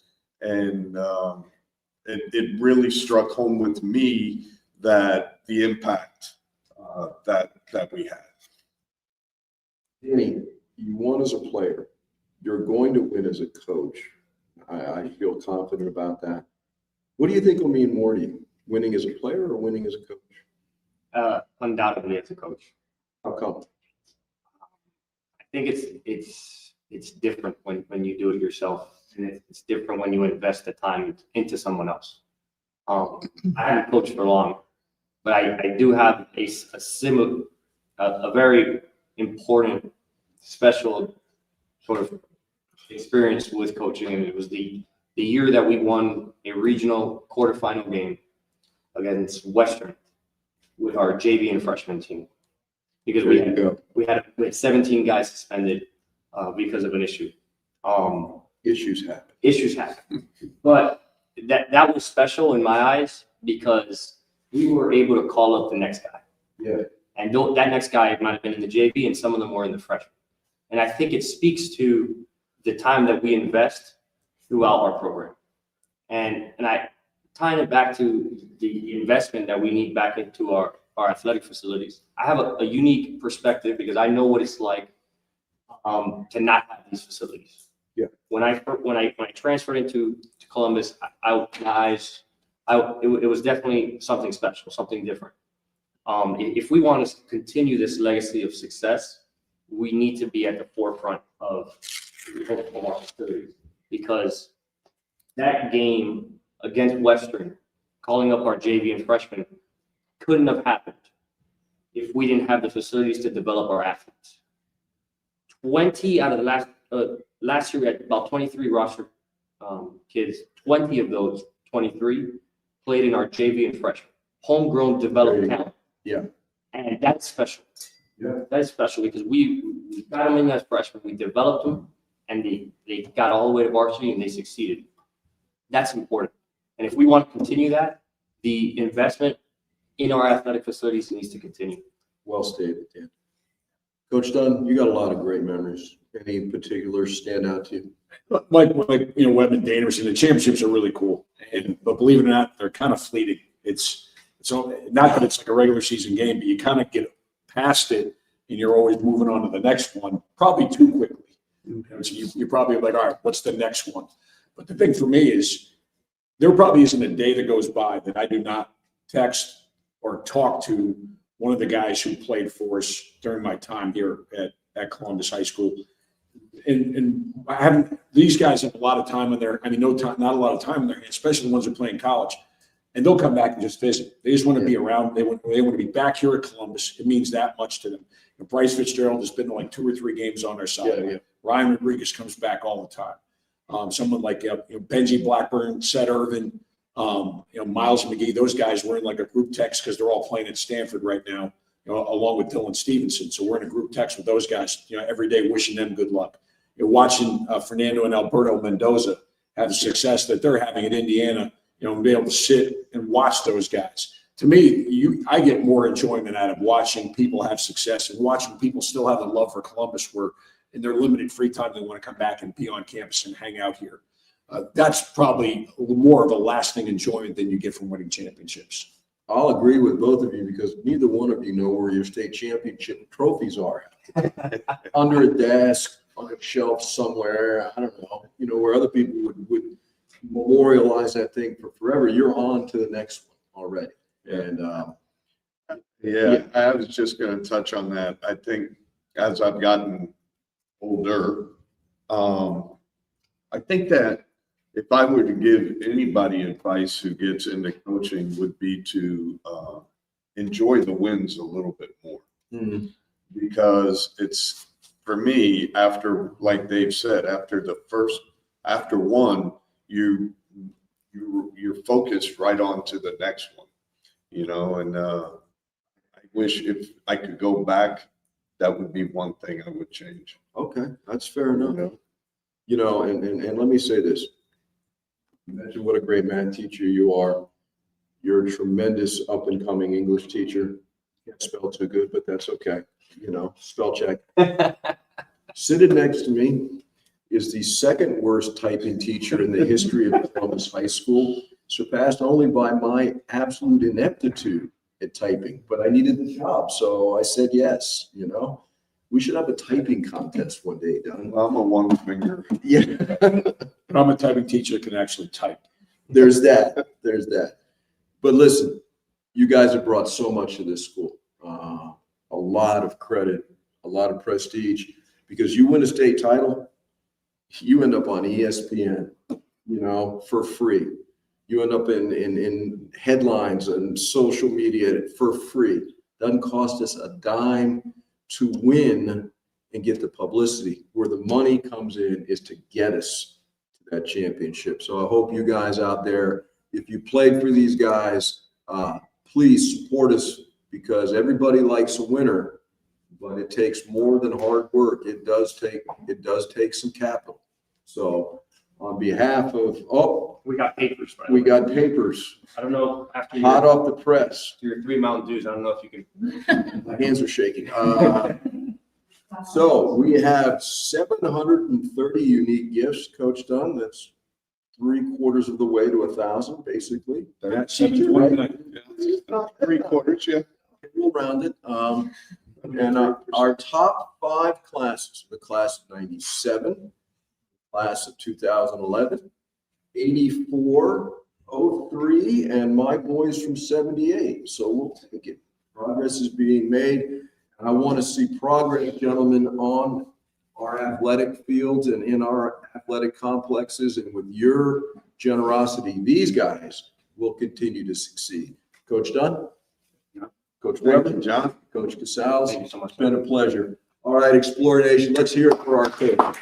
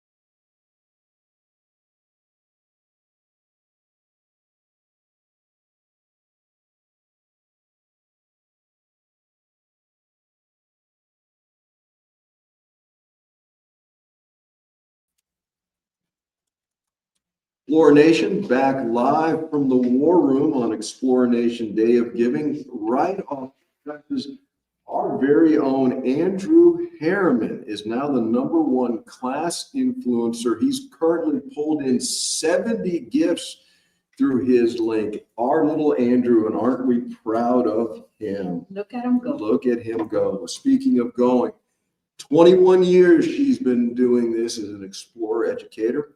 Her second year of as Dean of Faculty. We just did a podcast. It's like, here we are again. It's a pleasure to welcome Miss Chrissy and Sue to the War Room. Thank you for taking the time out of your busy day to join us here. Are you kidding me? It's my pleasure. I'm excited. I'm really excited today about the People don't know what's going on behind the scenes, do they? There's a lot happening. There's a lot happening in this room. Some we can talk about, some things we can't, but that's typical of Columbus High School. So one of our initiatives, we have is academics. And I think it's great that you're coming on right after the coaches were on, because they pointed out correctly that to maintain our status in athletics, we need to spend money. Well, we're as good academically as we are athletically, and there's a lot of costs that go into academics. It's not guys my age bought books, you got some new chalk and maybe a couple new desks, and that was it. That is not the case anymore. So Chrissy, if you would explain to people just how complex education is today and the expenses that go into creating these programs that make us the school we are. So just give people an idea. Yeah, you're right. There's no difference as far as athletics and academics. They both cost a lot of money, and we do a great job here at Columbus. Our students work really hard. Our class here is very, very hard. We truly care about each explorer, and that takes investment, right? We invest our time, we invest our talents, we invest our treasure as well. So, some of the programs that we use in the classroom, of course, are a huge benefit to our students. So for example, we have the SARA program, which has been a big push. A lot of people pay outside tutors for SAT and PSAT, ACT tutoring for their sons and daughters. We don't need that here at Columbus because we have a built-in program that helps our students prepare for tests. But again, it comes at a cost, right? Sure. And it's important for us to support something like that so that our students are able to prepare for their future better. And while it's lumped into tuition, it is still a separate cost that in academics we need to kind of foster and take care of. Other programs include IXL. This really helps remediate for students in the math and the English field, right? And it's kind of something that promotes improvement overall, test accuracy and efficacy, right? And I think that is one of the most important things we have. And then let's talk about technology in the classroom itself. The days of chalkboards, whiteboards, even smart boards are long gone. I don't think people understand that the number of classrooms we have here and the infrastructure and the wiring, all of the IT that go into teaching kids today, and talk about how important that is. And again, it's not cheap. I think, again, you'd be pressed to find a school with a 2-to-2 device program. Yeah, so that means that every teacher and every student has both a MacBook and an iPad, right? That facilitates learning in a technological age. All those programs I just talked about, they're all technology based. We simply cannot do what we do without the technology behind it, right? I have no idea how much that costs, but I can imagine that it's a lot, right? The investment is worth it, right? But it's important to note that without that investment, it's like the classroom of the future, which is what we work for here at Columbus. We don't work on the present, we're working toward the future, preparing our kids toward the future. I mean, Adelante, right behind us, right? So when we look at something like that, this is what we're doing with our technology in the classrooms moving forward. Another thing is preparing kids, like you were just saying. The world is going to be a lot different in the next few years educationally. It already is because of AI. And so we have to stay ahead of the curve. And not only that, imitation is the sincerest form of flattery. So everything we do well, all our competition is going to turn around and try to do the same thing. And so we have to stay ahead, ironically, of ourselves because everybody is copying us, not just athletically, but academically as well. We come up with a MOS program, surprise. Other schools come up with a similar type of program. We go to a new technology, surprise, they go to new technology. So financing allows us to stay ahead of the curve, actually set the curve. So if you were to ask our alumni, you know, would you please give? Can you guarantee them that the money's going to go exactly where they were saying it's going to go? Absolutely. I mean, I think that, you know, we are transparent in all our practices. Every dollar that's donated to the school goes back to the students, right? And I know I can guarantee you that it goes back into the classroom. You know, I myself this morning made my donation. And Outstanding. no And secret. Where did I donate to, right? You want to know? You went to yourself. I went to myself. I did. That's I donated to academic programs.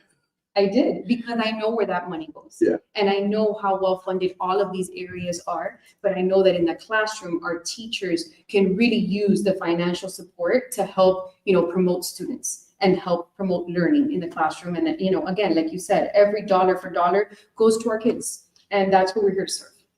That is who we're here to serve. You're absolutely right. Now, the other thing is, and I consider this part of the Columbus experience, you know, our clubs are so vital to our kids.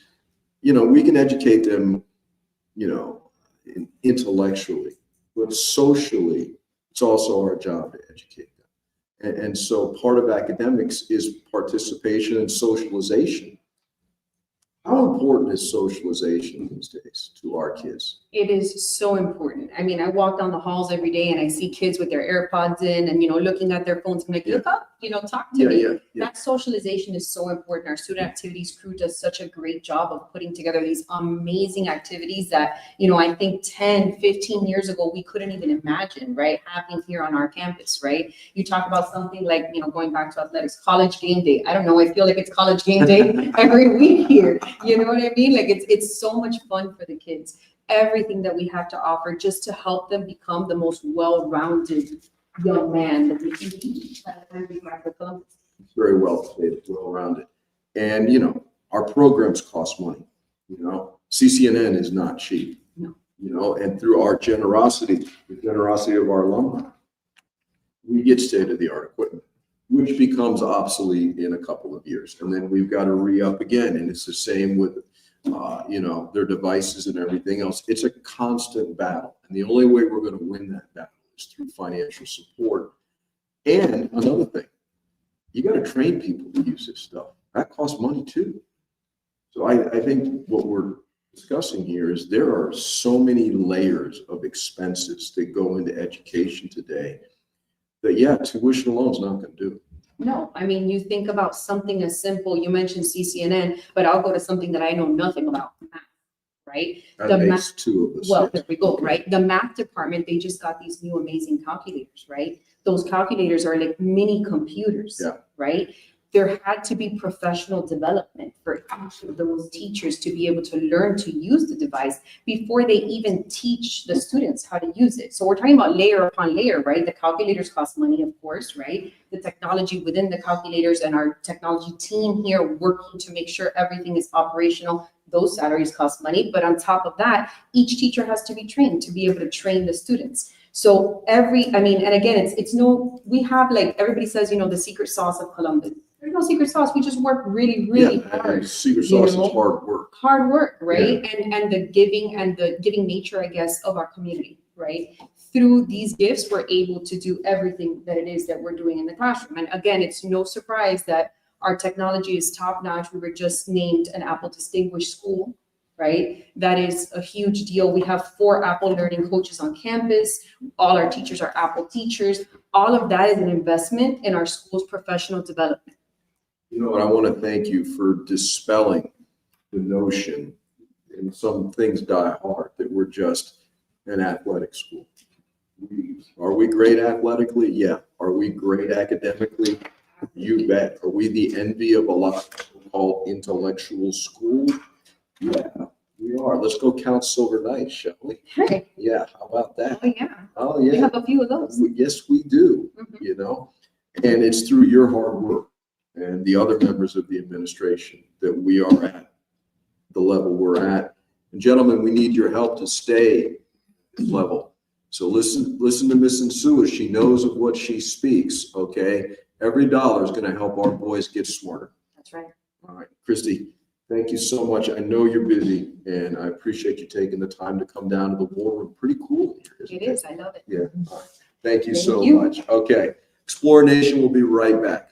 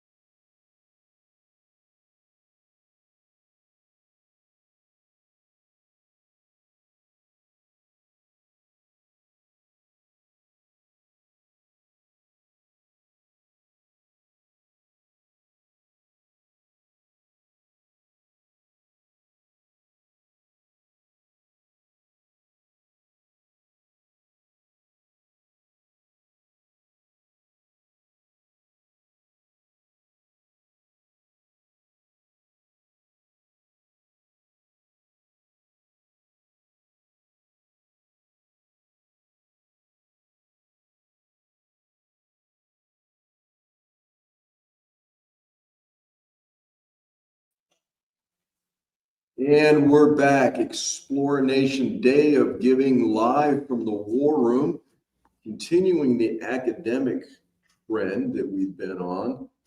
Without question, the flagship of the academic program here at Columbus High School, a program that other schools have tried to match and they failed miserably because there's only one MOS program, and it's here at Columbus High School. So I'm joined by three members of the program. To my left, from the class of 2016 in his fourth year working here at Columbus, another guy who came home, Mr. Robert Lewis. To Robert's left, in her seventh year as an invaluable part of the MOS program, married to a Columbus graduate, Ms. Adriana Amador. Thank you, Adriana. And to my right, in her fourth year, jack of all trades and master of them all, actually, Miss Arlene Clute. Arlene, welcome. No, we're missing someone. We are, yes, our fearless leader who has been gelled by COVID, but in spirit, of course, we're talking about Miss Sylvie Galvez Cuesta, and I know it's killing her not to be here right now, but we're going to carry on. So, this program is the envy of every school in Dade County. And the fact that we have literally drawn the best and the brightest here is an understatement. What we've managed to do, what you guys have managed to do is put this place on the top tier of academics in not just Florida, in the nation. And so what do you know, and I think it's fitting, 20 years of the MOS program, we've won 20 silver nights. So I can do that math, okay? That's a pretty good ratio. So any one of you speak up. What do you think the success of the MOS program is all? I think it's a marriage of a lot of things. I think that at the top, like ingredient of success is the fact that, like everybody else at Columbus, we care deeply about our students. We love them all, and we love them all equally.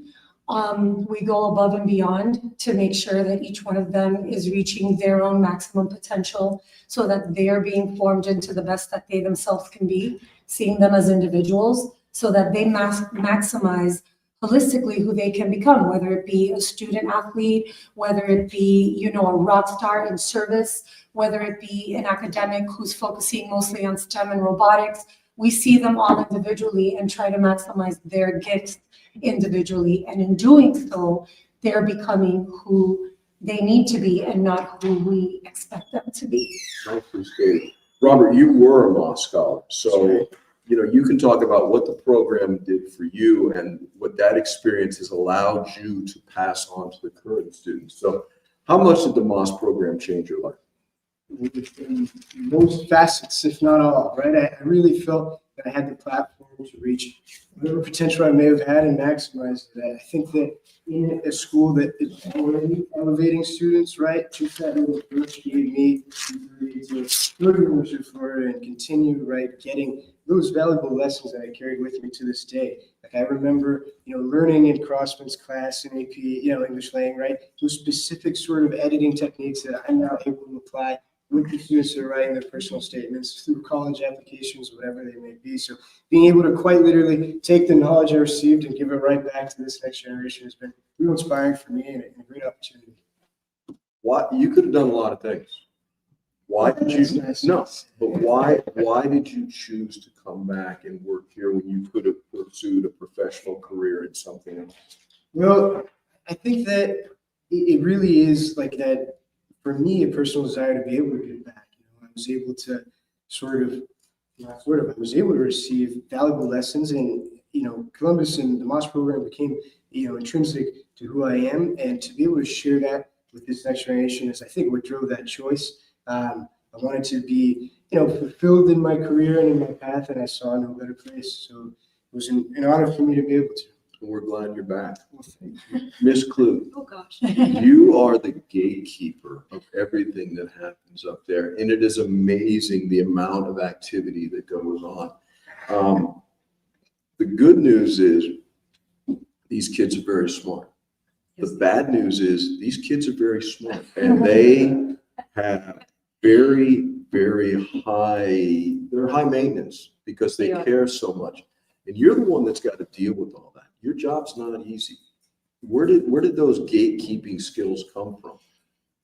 I mean, just today, I can tell you, we had, I can show you a picture. We had about 15 students in our office, you know, all there with passes, and Anna Fernandez would kill us if that was not the case. They were all working hard. You know, they need to be there, you know, like sometimes it's hard to get them out of class if the teachers, you know, but they need to be there. These counselors are working day in, day out, and not just here. When they get home, they're still working, they're reading essays. It's constant. The fact that they're sitting here right now and not reading an essay is like, it's unbelievable. But, you know, we try to get them in, and we're doing the best that we can. I think they're doing a great job, and I'm trying to just schedule them in and making sure that they all have their time with them. You know, our goal, and we've said this many times, is we just don't want our kids to go to college. We want them to go to the college of their choice. And with the guys in the MOS program, those are some pretty heady choices. And so those kids are as competitive as any athlete is. And I think that gets overlooked sometimes. You know, people equate competition with the athletic field. It's an easy equation. But those guys put in hours and hours and hours.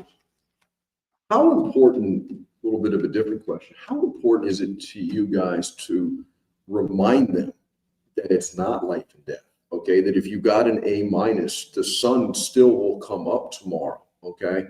And that's a big part of your job, is dealing with their psyche, and talk about how important that is. Well, I mean, it's what you said. They're very competitive. Like just in the past years, we've had Yale, MIT, Johns Hopkins, Vanderbilt. I mean, the kids are getting into these schools.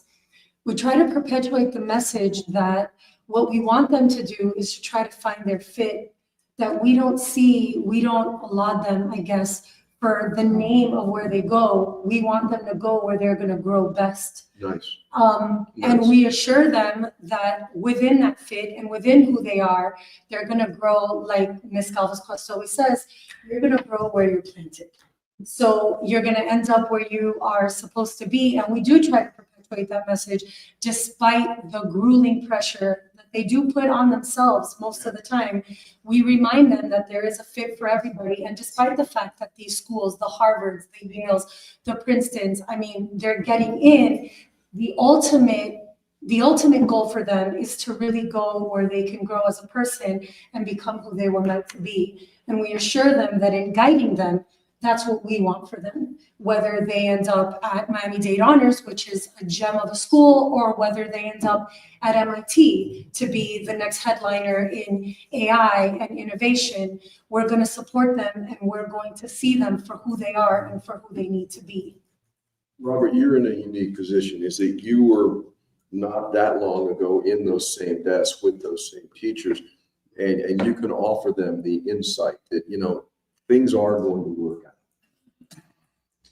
How does that relate to them? Do they? Definitely. I think that they're able to sort of take that perspective and hopefully run with it, right? I think it's about being authentic and being honest, right? Sometimes they come to me and they ask, right, like, is this going to be a challenge? And I'm not one to sugarcoat it, right? I'll tell them it will, but that, you know, if it's a student I know that will rise to it, look, I think you can do it. Right? And it kind of comes in both ways, right? Sometimes the student is excited to take the easy road. I'm like, no, you know what? This is something that I think you should endeavor to achieve, right?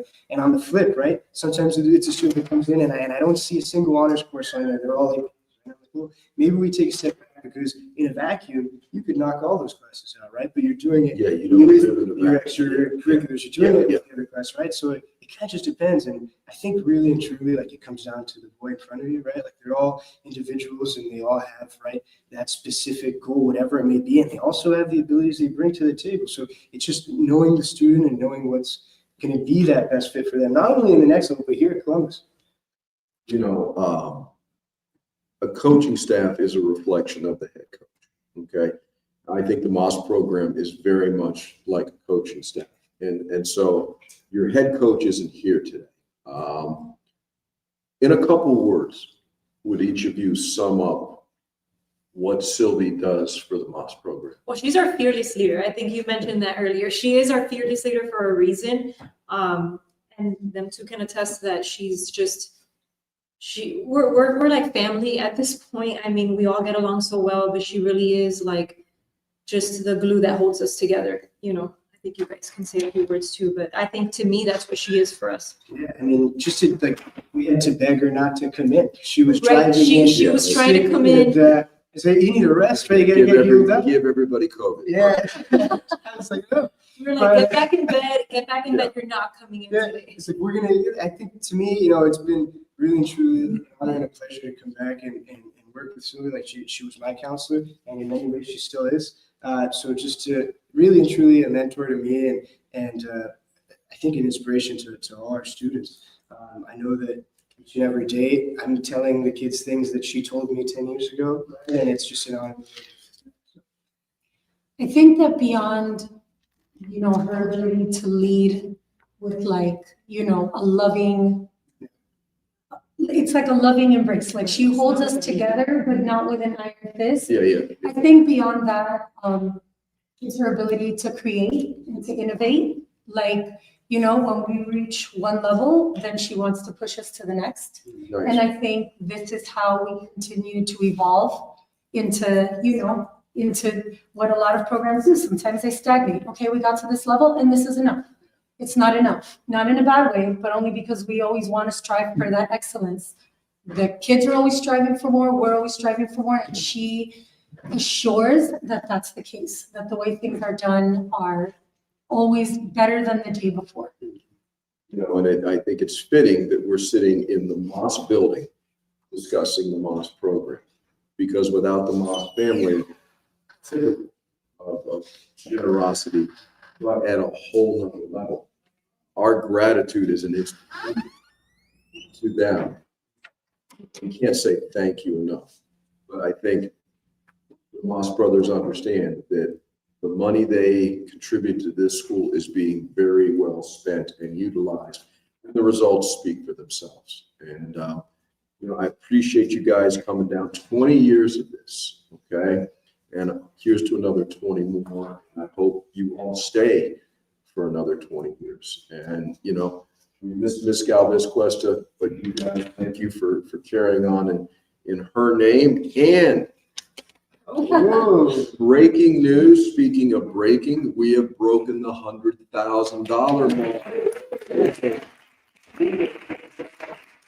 Particularly on Giving Day. So, Adriana, Robert, Arlene, thank you for being here. Appreciate you coming down. And you know, congratulations on another great year. I'm sure you're going to have. And Explore Nation will be right back, and we're going to build on this 100K. So let's go. Thank you.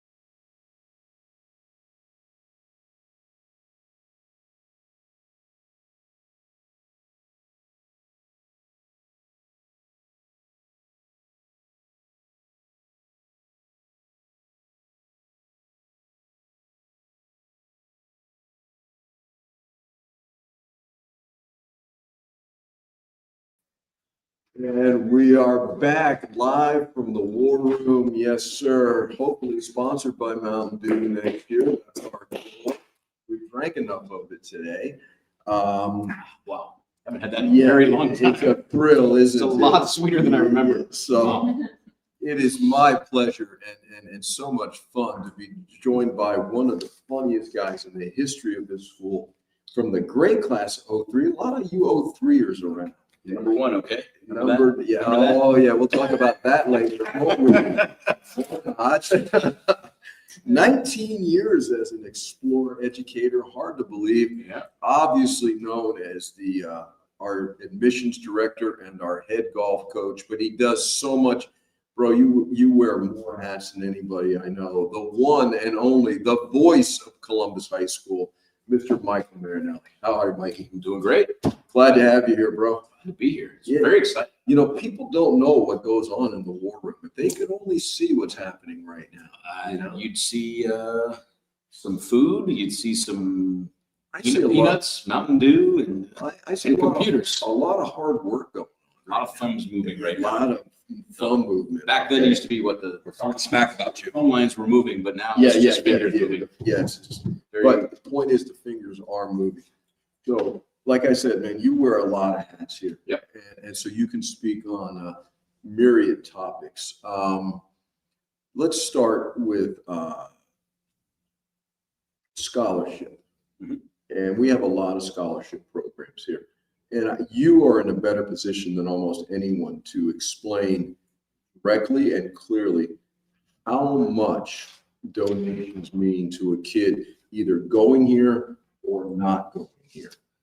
Yeah, I mean, I think, whatever it takes to make sure that the reason that they don't come here is because of money, I think that's why we want to help them out as much as possible, right? I think the Marist Brothers goal has always been, we never want the reason for you to choose not to go to Columbus because of money. Yeah. So this directly impacts those students that, those families that maybe are hardworking and, maybe the step up doesn't cover Quite enough to get to where they want to go, but it's huge. I've seen it directly impact a lot of our students, and without that, they wouldn't be able to attend. So we've got some great explorers.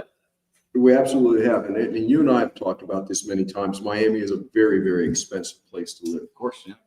And the gap between the haves and the have-nots gets wider every year. And the margin for error on school finances is, it might as well, if a family can't afford $600, it might as well be $60,000 because you can't afford what you can't afford. Yeah. And it is those margins that make the difference between a kid coming here and a kid not coming here, how successful our school's going to be, but more importantly, where that kid's life's going to go if he doesn't come here. I think one of the most amazing parts about what Columbus does is, we have about 50% of our kids come from private schools for the most part. The other 50% come from public schools, charter schools, which is not a reality. It's not in their budget, as a family. And then for us, the beautiful part about it is you give a kid like that an opportunity who really wants to come to Columbus for various reasons. But faith is one of them, right? Faith is huge. And it's something that they can't afford. We make that opportunity for that student to be able to pursue faith, have a moral base, get all the clubs, the activities, the sports, everything that goes into being part of Columbus. And we give a kid that chance. That, to me, is what it's all about. You were telling me something interesting the other day that not only, charter school, everything else, now this notion that a kid doesn't even have to go to school anymore and can still compete as an athlete or compete for one school in the fall and another school in the spring. It's pretty interesting the way things are right now. Yeah. I mean, a lot of kids are going to school in a shopping center, Yeah, literally. And I think for us to be a traditional high school and we saw it in the national championship this past year of basketball. Yeah. Right. We were the only real true high school, one of the few true high schools in that tournament. And we wound up winning it. But I mean, when you think about it, right, that's pretty crazy.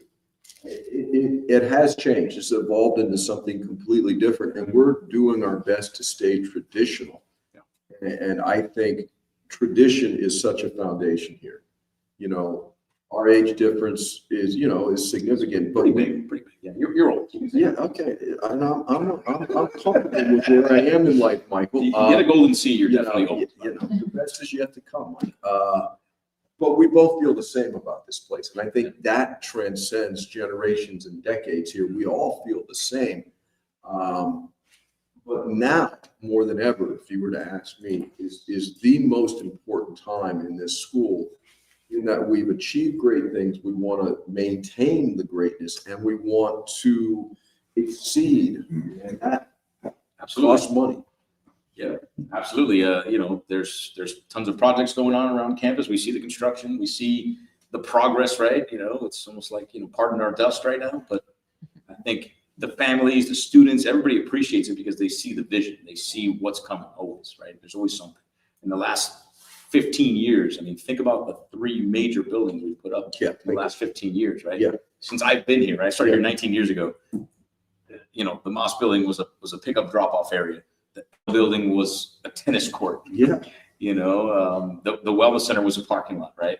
Yeah. So you're talking about 3 major projects, over $20 million, but at the same time has expanded our school in so many different ways, right? To where that beautiful robotics lab and engineering lab, you know, we were just in there on a tour today, and the kids were just loving every minute of it. You know, the music room, the game room, yeah, games, CCNA, esports, CCNA. all these tools that have attracted new students that we probably, you know, we've always had different types of kids, but I think it's really created an environment for a student that wants to go to a really cool place that has all of the opportunities for them to pursue what they want. Like I said a few moments ago, there's a lot of you guys from 03 that work here. You're a very tight group. Yeah. Okay. Your group chat should be banned. Okay. It really should. It's amazing. It is amazing in so many bad ways. But what would you say to your boys right now? I would say get off your butts and complete the, we need money from our class, yes. Complete the We're mission. in fourth place right now, I think it is, right? Yeah. Third place, maybe? Fourth Let's see. place. Oh, we're third. We jumped up a spot. Yeah, they're You're gonna refresh. Third still. So Third third gets you a bronze medal. Third place. Okay. We got 9%, guys. We can go up. Let me I ask want to see you a question. 50%. That's what I want. Name me one 50%. Name me one bronze medal winner from any Olympic game. You can't do it. Listen, as the great Ricky Bobby once said, if you ain't first, you're last. Yes. And you guys don't want to be last. We will not be last. No. I am going to work hard. Mr. Hill has been working the phone line, so we're doing what we can for the class of 03 Yeah. to get that percentage up. Now, I don't know what 97 is doing, but they're doing something right. Yeah. Mr. Harriman is just Mr. threatening to Harriman. beat I people up, think Mr. Harriman, the religion teacher, made a deal with the devil. I don't know what he did, but it's working. It's clearly working. Maybe he took his shirt off. I don't know if people paid money to have to put it back. Sometimes you got to do what you got to do. Really, really do. So, Mikey, you were My grandmother used to call me that. Wow. almost as old. I'm going to take another sip of this Mountain Dew just because I know I'm never going to try it again. Savor that. Easily. Reminds me of the ice cream truck back in the day. Nostalgia. I think I used to We're drink big those. on nostalgia here. Yeah. You were a character when you were in this school. A little bit. You know. I still am, actually. It's true. Yeah, no, you have not. More of a caricature. You've not matured. You know, and I think statute of limitations have expired in most Antics. shenanigans. But would you, just for the sake of it, because a lot of people may not have heard this, you once convinced a teacher that May or may not be true, but It yeah, may or may- the story has grown over the years, but it is indeed true. would you, just for the sake of it, do your brother Edmund imitation? Yeah, the so- voice so- of God. So for those of you who don't remember, Brother Edmund Shin, One of the great one of the great voices of all time too. Yeah. Phenomenal voice. Yeah. He would get on the speaker system and the PA system and call students down. And so I was in a class and we all kind of looked around. We were like, see if we can get this teacher to go. He was a rookie teacher. I felt so bad. No, you did, but you did it anyway. And we said, you know, they go, hey, Mike, you think you can get the teacher to go down? I think I got this. You know, so I got the speaker and I go, Attention, attention. Will the following teachers please report to the attendance office immediately? And so, Mr. Yeah. Fill in the blank, I'm not gonna say because he's no longer here. And he panicked and said, well, I'll be right back. And he goes downstairs and we're just looking around. Mission accomplished. Who took charge at that moment, Mike? It was more like Lord of the Flies. After that, mission was accomplished and I was a legend after that. Oh, The legend of Mike Marinelli was born. You want to do a few other invitations for us? You want to do Mr. McKeon? Oh, jeez. Yeah, come on. Get real red. There's another guy who's my neighbor down here in my office. Yeah, you go. Here a couple times. Solicit the crew with that. Gives me, it's given that. Let me take a sip of this Mountain Dew right here. I think Brother Kevin drinks Mountain Dew. Is the screen on? Mike, can you reset my computer? $1. Give me $1.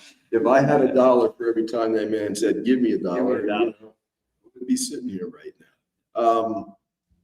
You had some real characters as teachers too. Oh, yeah. Oh, yeah. And coaches. Fred Foyo is a name that comes up a lot. Legend. Summarize Fred Foyo in a few sentences if you can. And so Fred obviously was a great colleague when I worked here, but I had him as a teacher too. Yeah. It was pretty amazing. It was a great, typical Columbus guy, right? You walk in, he's very serious. And I remember, Fred was blind in one eye. Yes. Okay. Great story, by the way. First day in his class, taking algebra 2 with him. I'm sitting on one side of the room. He goes, all right, guys. Kind of looks at you guys. He goes, all right. Just so you know, I cannot see out of this eye, right? He goes, everybody on this side of the room, if you cheat, I will see you. Everybody else on this side of the room, if you cheat, I will not see you. And that was my first introduction to Fred Foy. I was like, all right, this is going to be interesting. I'm on that side. I'm on the good side. Oh, Mr. O'Brien. Oh, OB. I never had OB in class. How did that happen? I don't know, but I had it for homeroom my freshman year, which Which was even better. probably even better. It was than even class. better. Yeah. It was basically homeroom with you and him because you guys were literal neighbors. Yeah. Right? But he was my homeroom teacher, which is kind of funny.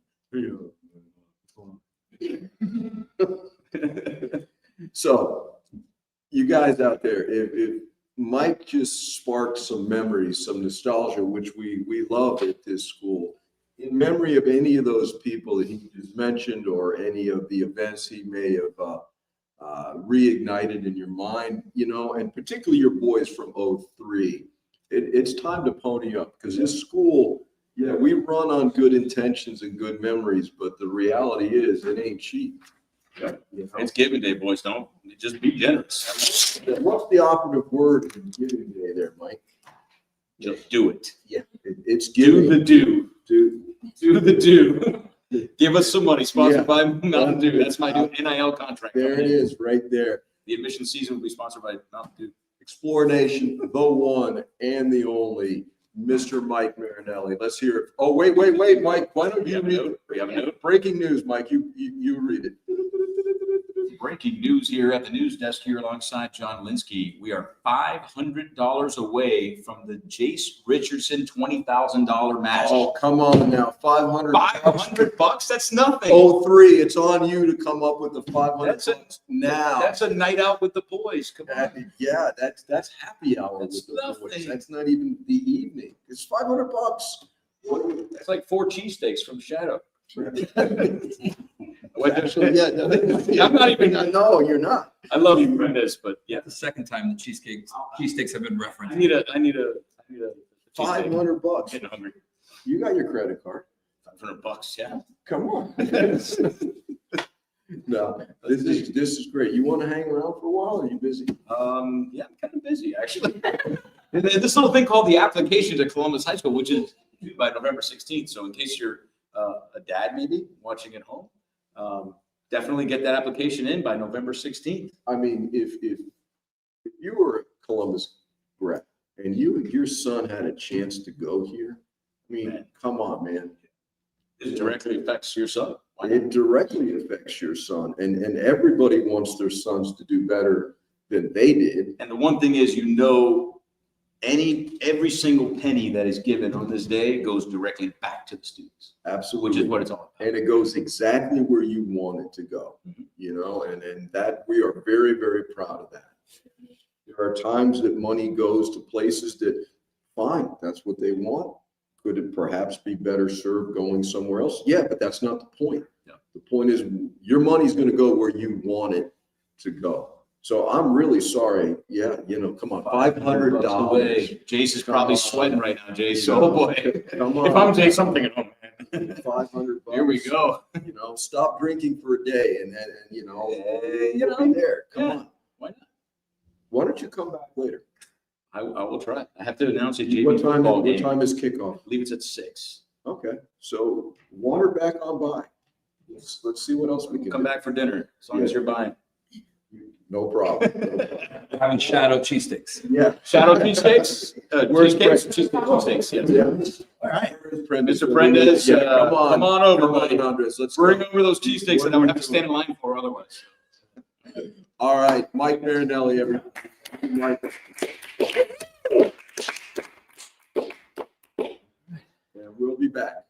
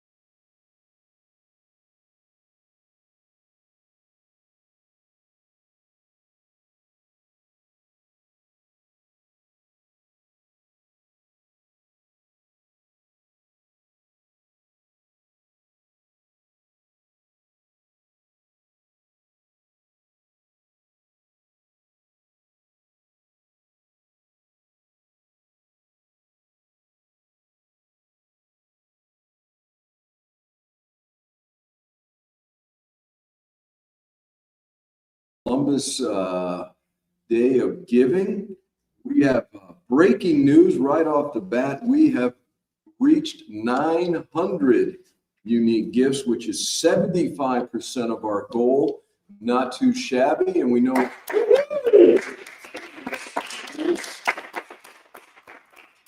And speaking of getting better, you actually can't do any better than our next guest here, the third member of the class of 1977 to join us today. Quite a class. This man has done everything that you can do to support Columbus High School. He's been on our board. He was essential in the whole branding process. Has given us our own identity. He has supported Castaways Against Cancer, Sebastian Strong. Go to any event at Columbus High School, you're going to see U.S. Century Bank everywhere. He's been enormously generous in time, talent, and treasure. And it is a real pleasure to be joined by the one and only Lou Aguilera. Lou, thank you, brother. John, a pleasure being here. Yeah, this is good times, buddy. This is good times. You know, you filmed one of the promo videos for Giving Day and the theme of that, and it was really, really well done. And the look on your face when you heard that question, you know, it's like, whoa, it was quite a question, what you would tell your 14-year-old self. You've already answered that. So let's flip it. And now, Lou, a man of a certain age, what would surprise you the most about where Columbus still is in your life at this stage? Well, that I'm still alive to. Okay, we can start there. No, that the school has been a really integral part of my life. It's been woven into my story pretty much since the day that I got here. And it's never let go, or maybe I never let go, or maybe I think it was a little bit of both. Yeah. Like I said, when we had the question that was posed, that, you know, my best friends I met here, and it was not just the guys who were students, but there are teachers and faculty that are still extremely close to me after so many years. Yeah. And then it's just been a matter of pride to see the evolution of the school, you know, from 1973, where there were just 3 buildings in the cafeteria, and to become the incredible institution that it is academically, the powerhouse that it is athletically. And I think Columbus always had both, but it's on steroids now. Mm-hmm. And, you know, you've seen, or I've seen in many cases, so many students come through here that are now just pillars of the community in so many ways, shapes, and forms. And it doesn't have to be about financial wealth. It's just good men that were, you know, bred here in a way. And it's just wonderful. And I'm proud to be part of it. And like I said, it's not easy to let go. And I don't want to let go. This is part of my life, and Columbus, hopefully, part of his. You know, it's interesting you say that. I think it applies to all of us, Columbus guys. You know, you go to college, you go to grad school, whatever, and a lot of guys, their affinity to their college, Mm-hmm. you know, or wherever they went to, business school, grad school, whatever. For us, it's high school, and it's really quite something, and it's hard to explain that to people. It's one of those things, you know, you can't explain it. It can only be experienced. You can't describe the color red to a blind man. It can't be done.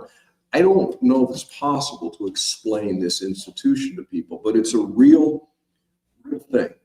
It's fun trying. It is fun trying, and I think we are the envy of many people, and you know, we confuse others. But listen, you are a captain of industry down here. You're very well known around the community.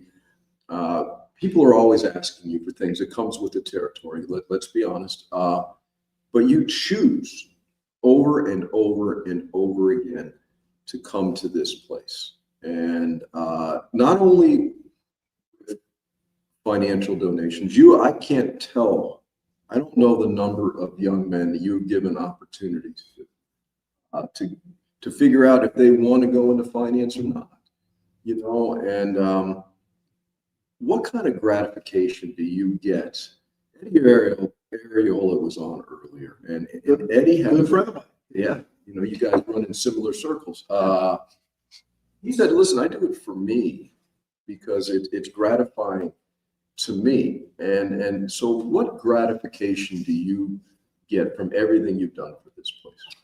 Well, you know, I look at everything that this place has done for me. When I got here, I was coming from a small parochial school down the road, St. Peter and Paul. Sure. And I was the only kid that came from St. Peter and Paul. So I didn't know anybody here. Literally my first day, it was all new. And you know, that when you step away from that, you know, middle school into high school, and all of a sudden it's an all boy high school, and it's far away from where you were living.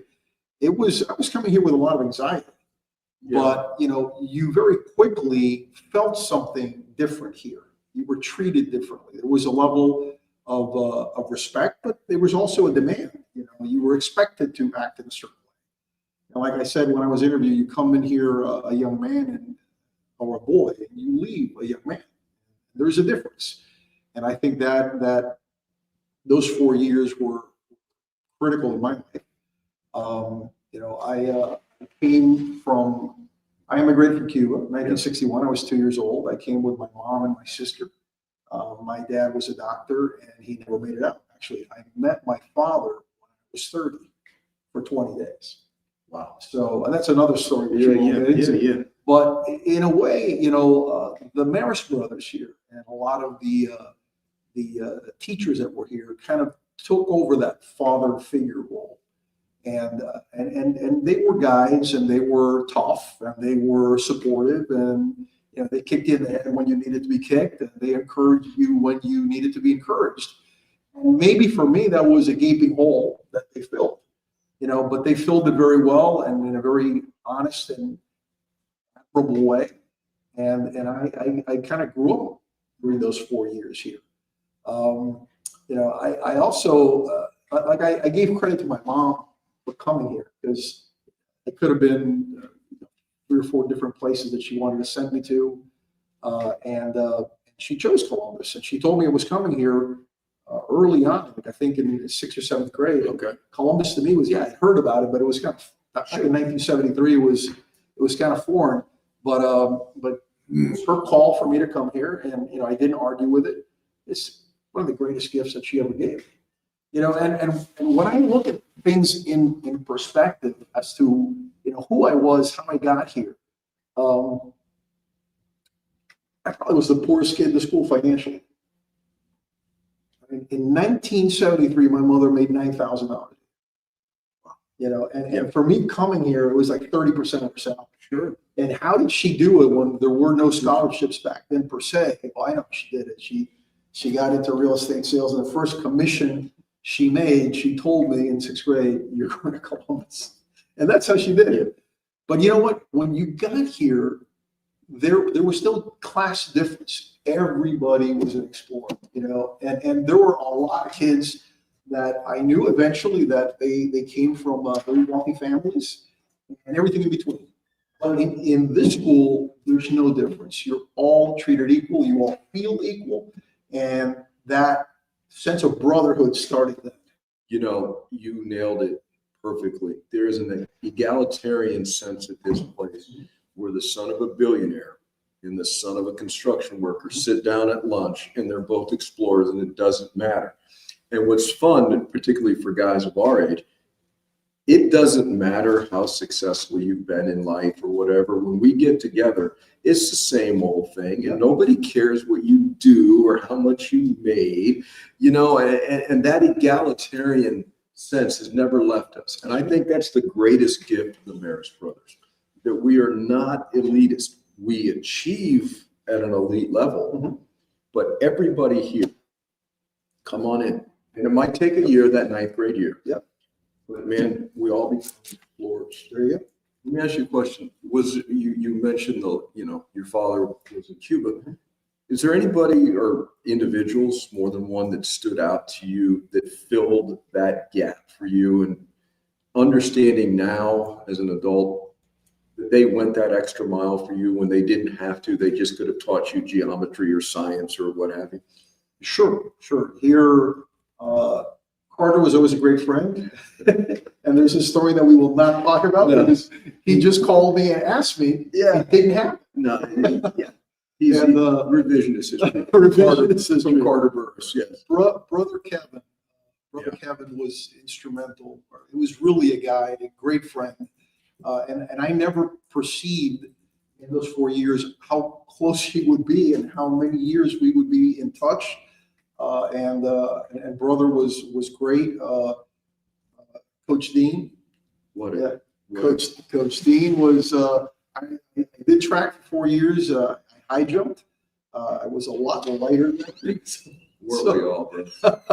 And Coach Dean in his own way was a very forceful presence. In his own, he was a very quiet man, but you know, he was very inspirational at the same time. There's just so many of them, so many teachers. I mean, I could just rattle off a dozen, but that's just a few that can mean more.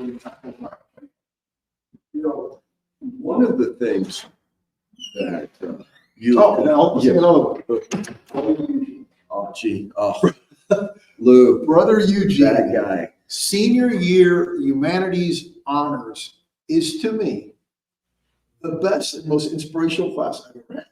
You know, even and by the way, Miami boy, University of Miami, go Canes. And I had a great experience at the U. But that was one amazing class and one incredible teacher. Yeah, what a special man. You're going to appreciate this. I took his philosophy of being. Okay. I did, and I regret it. You know, neither one of us may have lit the world on fire academically, but that's fine. I tried, you know, and I never tried harder to get a lower grade than I did in Brother Eugene's class. And he was so funny in his own particular way. I finally went up to him like a B- or something, you know, busted on this paper, right? And he said, brother, what can I do? Nothing. This is as good as you can possibly be, and live with it. And I'm going, okay, thank you, I think. But that was him. And it's people like that we, 50 years later, we don't forget. And I think it's important that 50 years from now, for work on, this institution continues to thrive. A quick story of his humanities class. Okay. All right. There were only 2 grades, 2 papers. And you went in, and on that first day, he gave you a syllabus that must have had 300 plus names, you know, in no particular order. And you're covering Western civilization. Yeah, literally, yeah. And he said, gentlemen, there's no tests, there's no quizzes. You're going to have 2 papers. I'm going to pass out the syllabus, and you are going to deliver one, let's say, in December, and the other one's going to be done in May. He says, I don't expect you to know these things, but I expect you to research. You got to give credit for everything that is not yours. And everybody's looking at this stack of papers with these hundreds of names.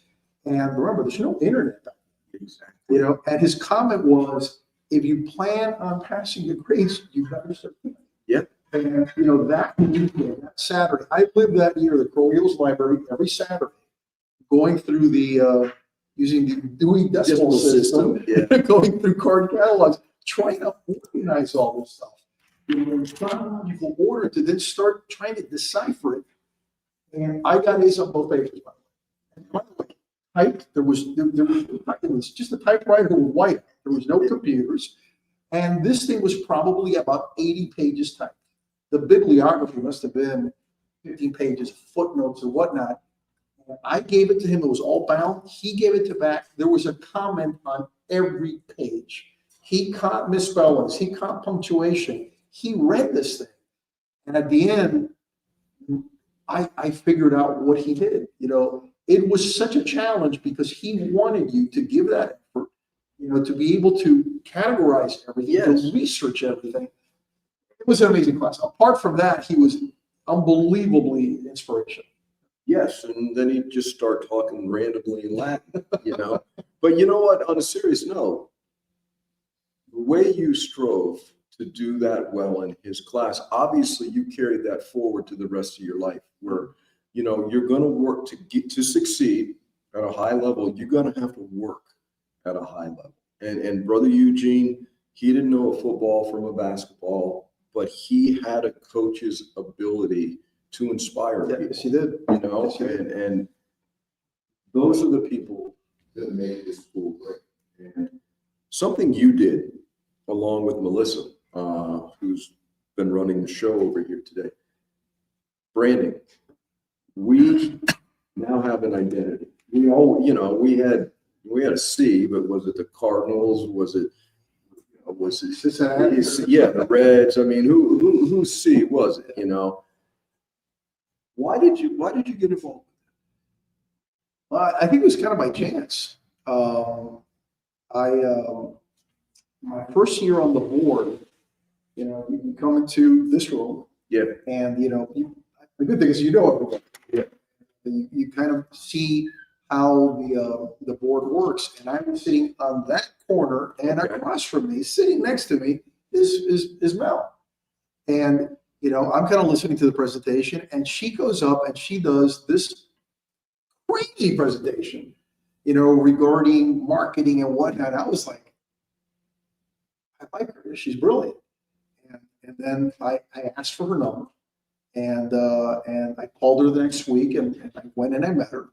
And then I found out how she got here and what she was doing. And she was a staff. She was kind of like, I want to say it the best way, she was kind of like a loner. She was lending her talent to the school, but I don't think that the school understood what her capacity was. I agree with that. Yeah. So we connected, and I think a semester went by, and then there were assignments. That's when you're on the board, people are given committees. Yeah, yeah. And somebody once looked at my resume, and amongst the many things I've done in banking, I was a total bank where I was there for 15 years. Sure. And when I finished, I was president and CEO. But there was a period of time that I was chief marketing officer too. It's one of several hats I wore. And somebody says, give Lou marketing. So I got that assignment. And then I looked around and I saw there was a marketing committee of about 20 people. And they invited me to a luncheon that was like their final luncheon. One chair gives the apple to the other. Yeah. And I kind of asked, what is it that you do? And I kind of got that they did the posters. You know, they did the posters, and they made sure that some of the print material went out in a certain way. And I've always seen the school for what it is and what it can be. And I said, well, if I'm going to have this opportunity, I think we're going to just turn things around. And then we constituted a very small, in which Mel was key. And we started kicking around the ideas of what did we want to do. And Kevin was on the committee. Testa, yeah. Kevin Testa, brilliant guy, became a great friend. And I think Kevin, Mel, and I became like the Three Musketeers, and their dream what this could be. And all of a sudden we started coming up with the ideas, and we knew we needed money to do this. So Mel and Kevin were very much about the branding and the vision.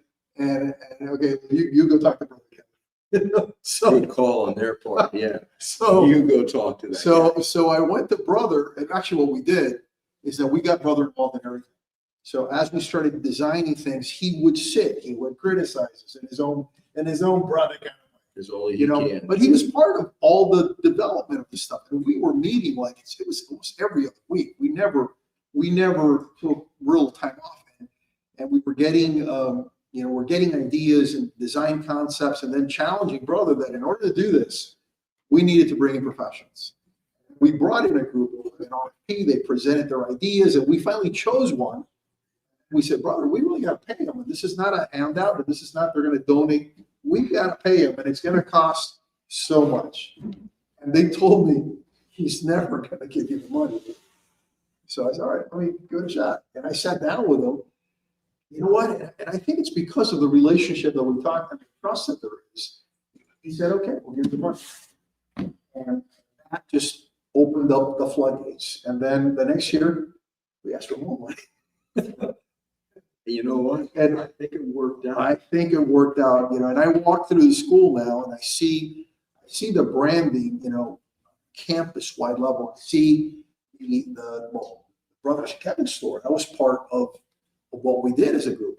Brother Kevin's store was at the same location, bunch of boxes, merchandise that was 5 or 6 years old, and everything was blue and white, and extra large. So all of a sudden, we were thinking, my God, there's an audience of wives, girlfriends, there's middle schoolers, there's kids, and it starts developing. And we had the concept of this be kind of like Amazon. Could we have a same day delivery kind of thing?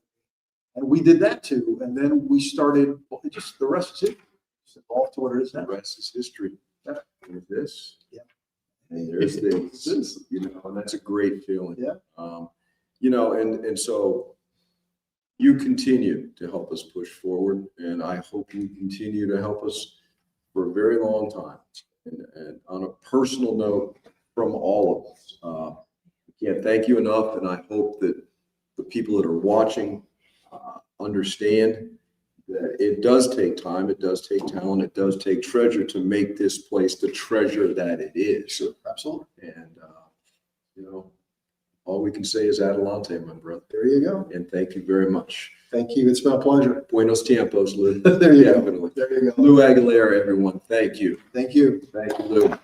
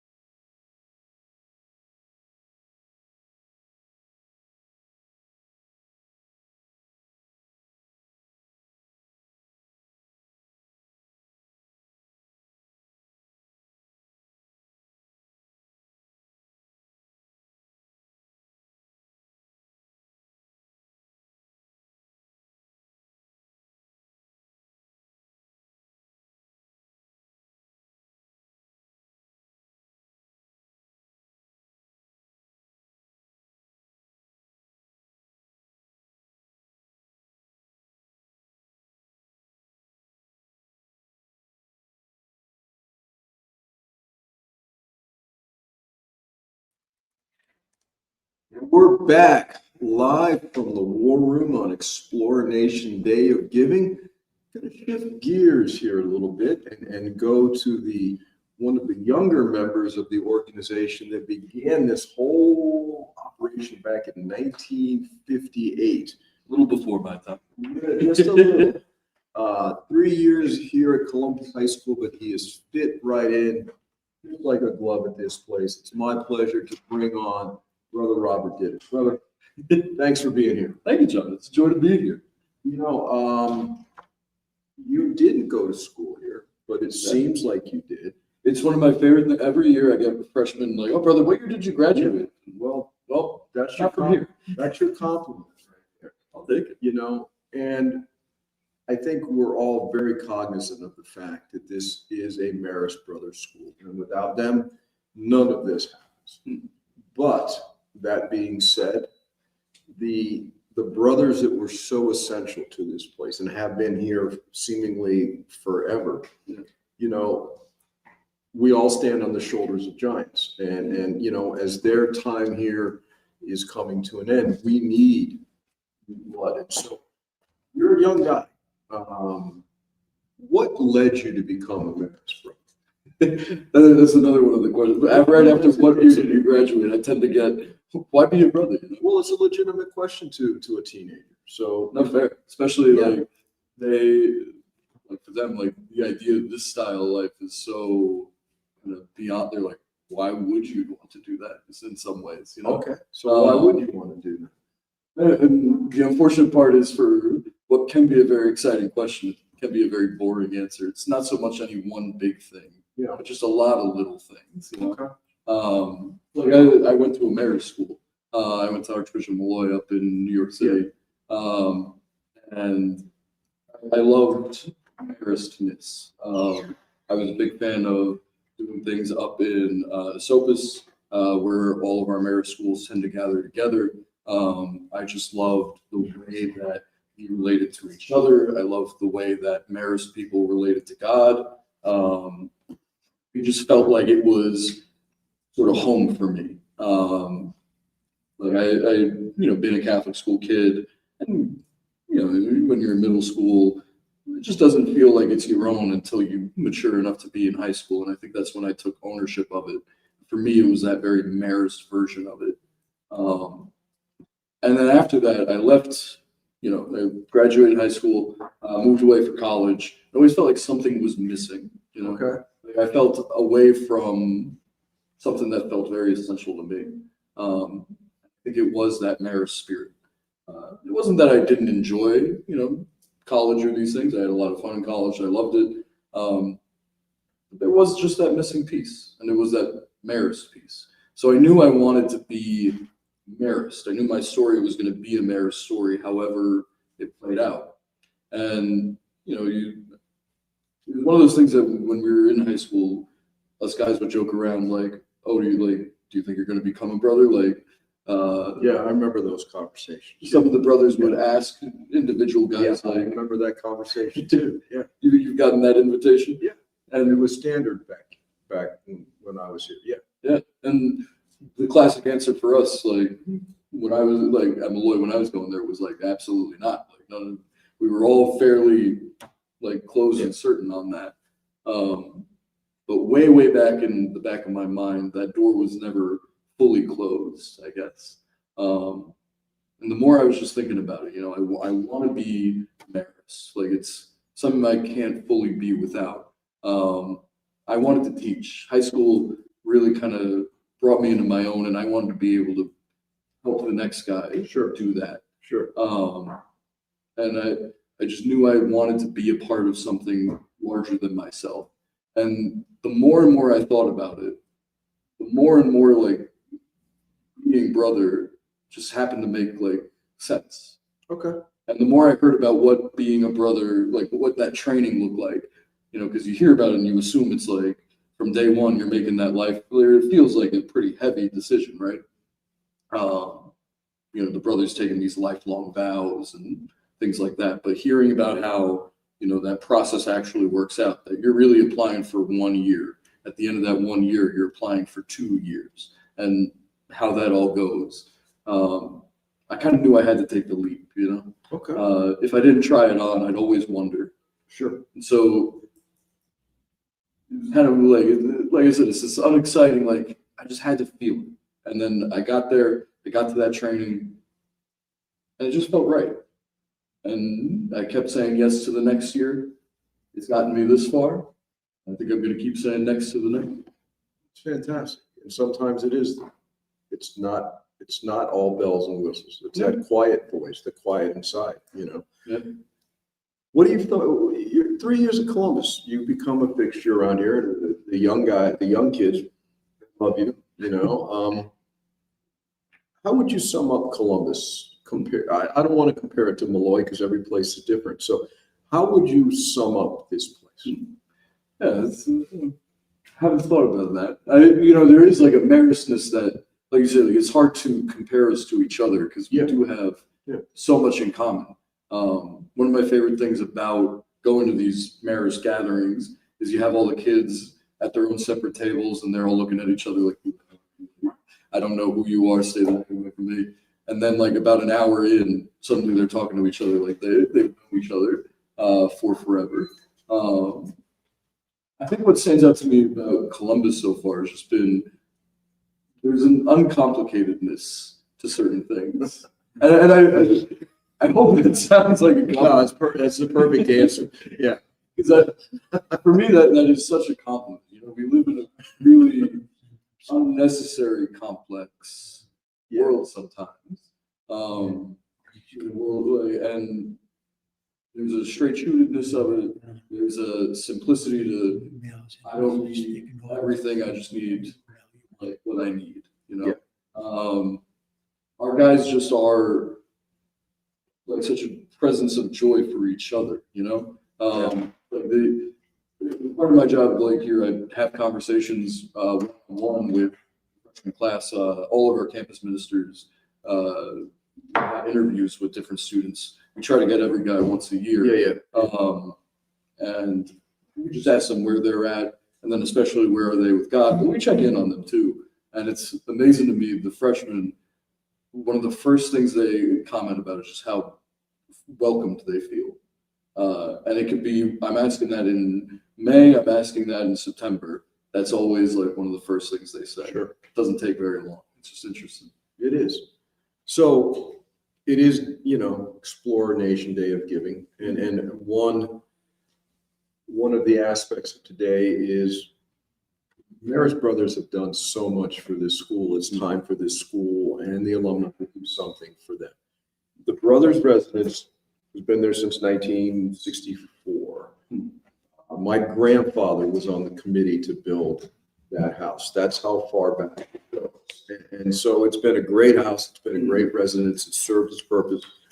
But the house is old, and Brothers in it. Well, there's that, and it's time. We need the space. We've got 20 acres, and we're not going to get any more, and so we've got to utilize every inch.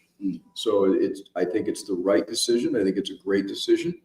We're going to take the Maris, as you know, own the house over here on 28th Street on the other side of St. Brendan's Seminary.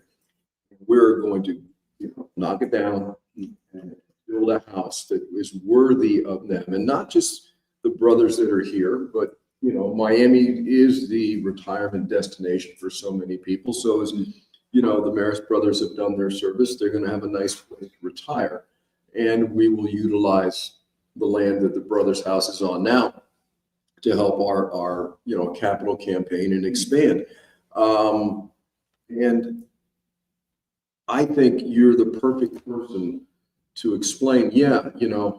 Anybody that deals in real estate in Miami knows it's not cheap. Okay. Oh my God. And my appeal would be that to any of the guys out there that went to school here, that were influenced by the Maris brothers, directly, indirectly, you had a brother in class and coach, whatever, or just the Maris charism, if you will, they've earned it, and we owe it to them to build them a proper place. And so it's a win-win. They get a beautiful place, and we get to better utilize the limited property we have. What are your thoughts on that? Well, I think for me, like seeing these guys, like you're saying, that it was 1964 that house was built. Brothers were like themselves were in a much different stage of life than a lot of them. Sure, they were younger. They were able to get around a lot more. There was a lot more of them. There was a lot more of them for sure. Yeah. And they were single-minded kind of at that point of what their concern was. And that concern was the student, right? Yeah. Their concern was, how are things going at the school? How can I better serve the student? That's why I want to be right by the action. And one of the hardest parts about this move, from what you guys have been saying, is they're worried about missing out on. So, they always want to be so present. And then thankfully we are able to find the solution where they're going to be right there. Literally almost across the street. But I think it speaks to something that was their big scare, right? We don't want to lose that ability to show up. Presence is everything. Exactly. Yeah. And these are guys who for so long have been thinking about how they're present to their students, that was their concern. Not about their own future in terms of when I retire. That was never even a thought for them, was what does my retirement look like? So you can imagine that house, like you're saying, in 1964, serving the brothers, a lot of activity, there's stairs, but like going in there now, there's certain things that you look at and you're like, oh, if they would have known that Brother Eladio is in there and he's moving with a cane and a walker now, and there's a huge step up to his room, In 1964, there were probably 150 students here and 12 faculty members. Yeah. So go figure. Yeah. Okay, we got 1,700 kids and 150 faculty. We have more faculty members now than we had students back then. And that is all to the credit of the Marist brothers. Okay, and I think of all the initiatives today, the one that's very special is it's time to pay back. And you're the future. We need more people like you, more brothers like you that are doing it for all the right reasons. And we need to take care of our own. So I appreciate you coming on and giving insight on, why you became a Marist brother. And I think people can see why the kids like you so much, and listen, we hope you don't get poached. Okay. We want you to stay here. But if you do, I'm sure you'll do a great job, but let's keep you here for a while. Okay? I'll give you my boss's card. You can take that up for the day. Yeah, I know that guy. Listen, Explore Nation, thank you to Brother Robert for being on with us today. And if you are still deciding on where you want to donate today, hopefully you now have your cause. Okay. And brother, thank you again. Keep doing what you're doing, bro. We'll try. Okay. You take it easy out there. I do the best I can with what I got. All right. Thank you, everyone. We'll be right back.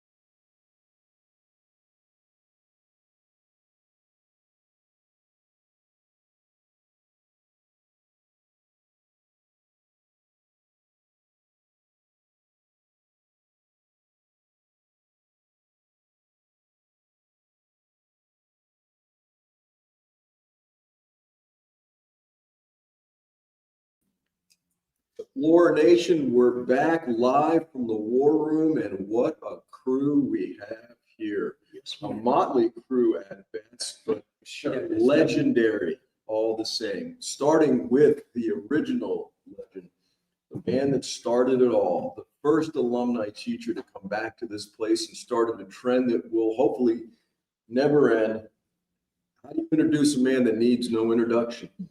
Carter Burris himself, the great class of 1962, is still here. That's correct. Good. I'm glad that it's still here. Yes, yes. Speaking of still here, the institution of fine dining in downtown Westchester, the one and only Arbetters hot dog. Anybody that doesn't like Arbetters is un-American. It's that simple. And it's great to have the one and only Dave Arbetter here with us.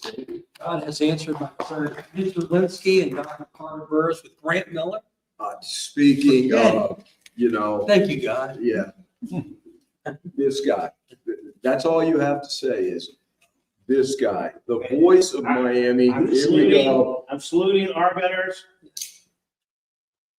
Living the dream right there. Chili dog live on TV.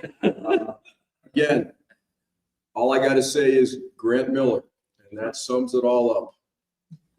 It is, Hall of Famer. Hall of Famer. You are a Hall of Famer. Columbus Hall of Famer. Yes, how Columbus Hall about of that? I'm sitting next to all you guys. It's famous. You know, And we're all part of the Arbiter. Yet that might be the greatest honor of all time. Right. Okay. It's our honor. And he says it with a straight face. All right, that's the day of the year in so many ways. But this is the day of days. Today, Explorer Nation Day. This place, we were talking earlier, when the doors opened on this place, there were 2 buildings, 142 students, and okay. What year? 1958. Yeah, think about that. If you talk about trying to imagine something, that's impossible to imagine that this place would be what it is now. And we all know why. It's the support of our alumni and the example set by the Marist brothers. But outside of that, there are non-Columbus guys that have contributed so much to this school, to our culture, that have become, you might as well be a Columbus guy, And Grant, you've had an affinity for Columbus since you were a young guy. You coached my brother in Little League, and you have made a career out of promoting Dade County. And part of your promotion of Dade County has been this school. There are a lot of good schools in Miami. Why Columbus, Grant? Well, first of all, Columbus builds a brotherhood, not just within the school, throughout Dade County. Yeah. And our goal, make Miami the greatest place in the world to live, work, worship, educate, you name it, play. And Columbus is leading the way to make Dade County even better. And your shirt says it all. I love Westchester. There's something about this community it goes hand in hand. It's a symbiotic relationship with Columbus.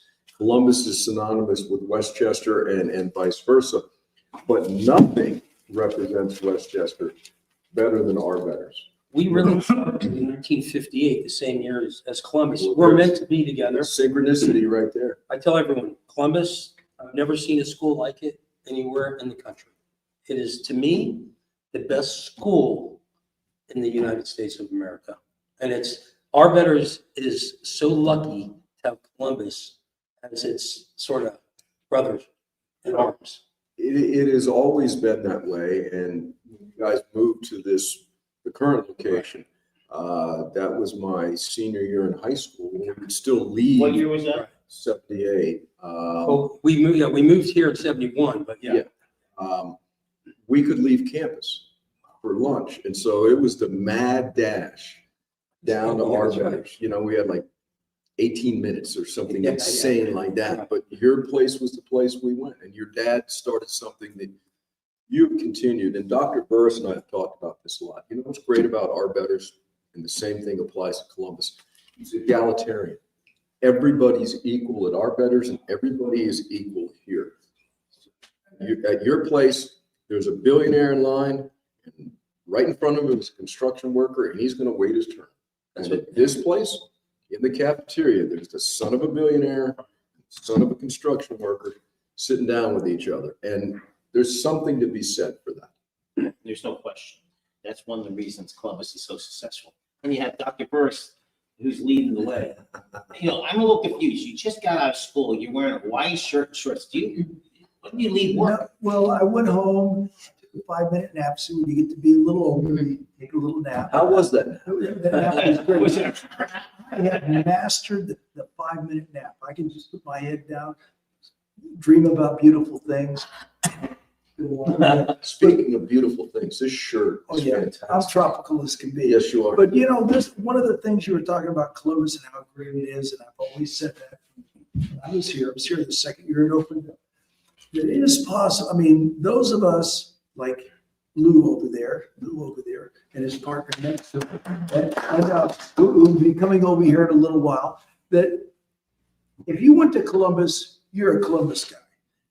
But it's possible to be a Columbus guy without having gone to Columbus. You exhibit the spirit, you radiate the Columbus spirit out of you.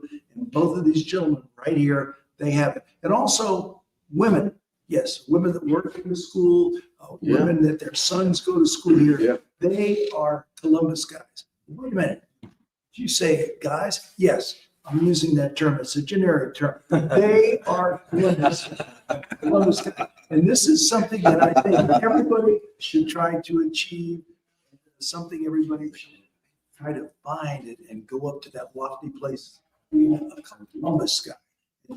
We're all here at this table. We're Columbus guys. It's like here in Westchester, unite for Columbus. Yes, sir. Yeah. You live very far east. Yeah, down Palmetto Bay. Yeah. Yes, it was. That was in the 70s. Can you imagine the 60s? But in the 70s was like the end of the world. Yeah, it was. And what's interesting though is my grandparents lived on 32nd and 94. So I learned about Columbus. Your mom's side? My dad's side.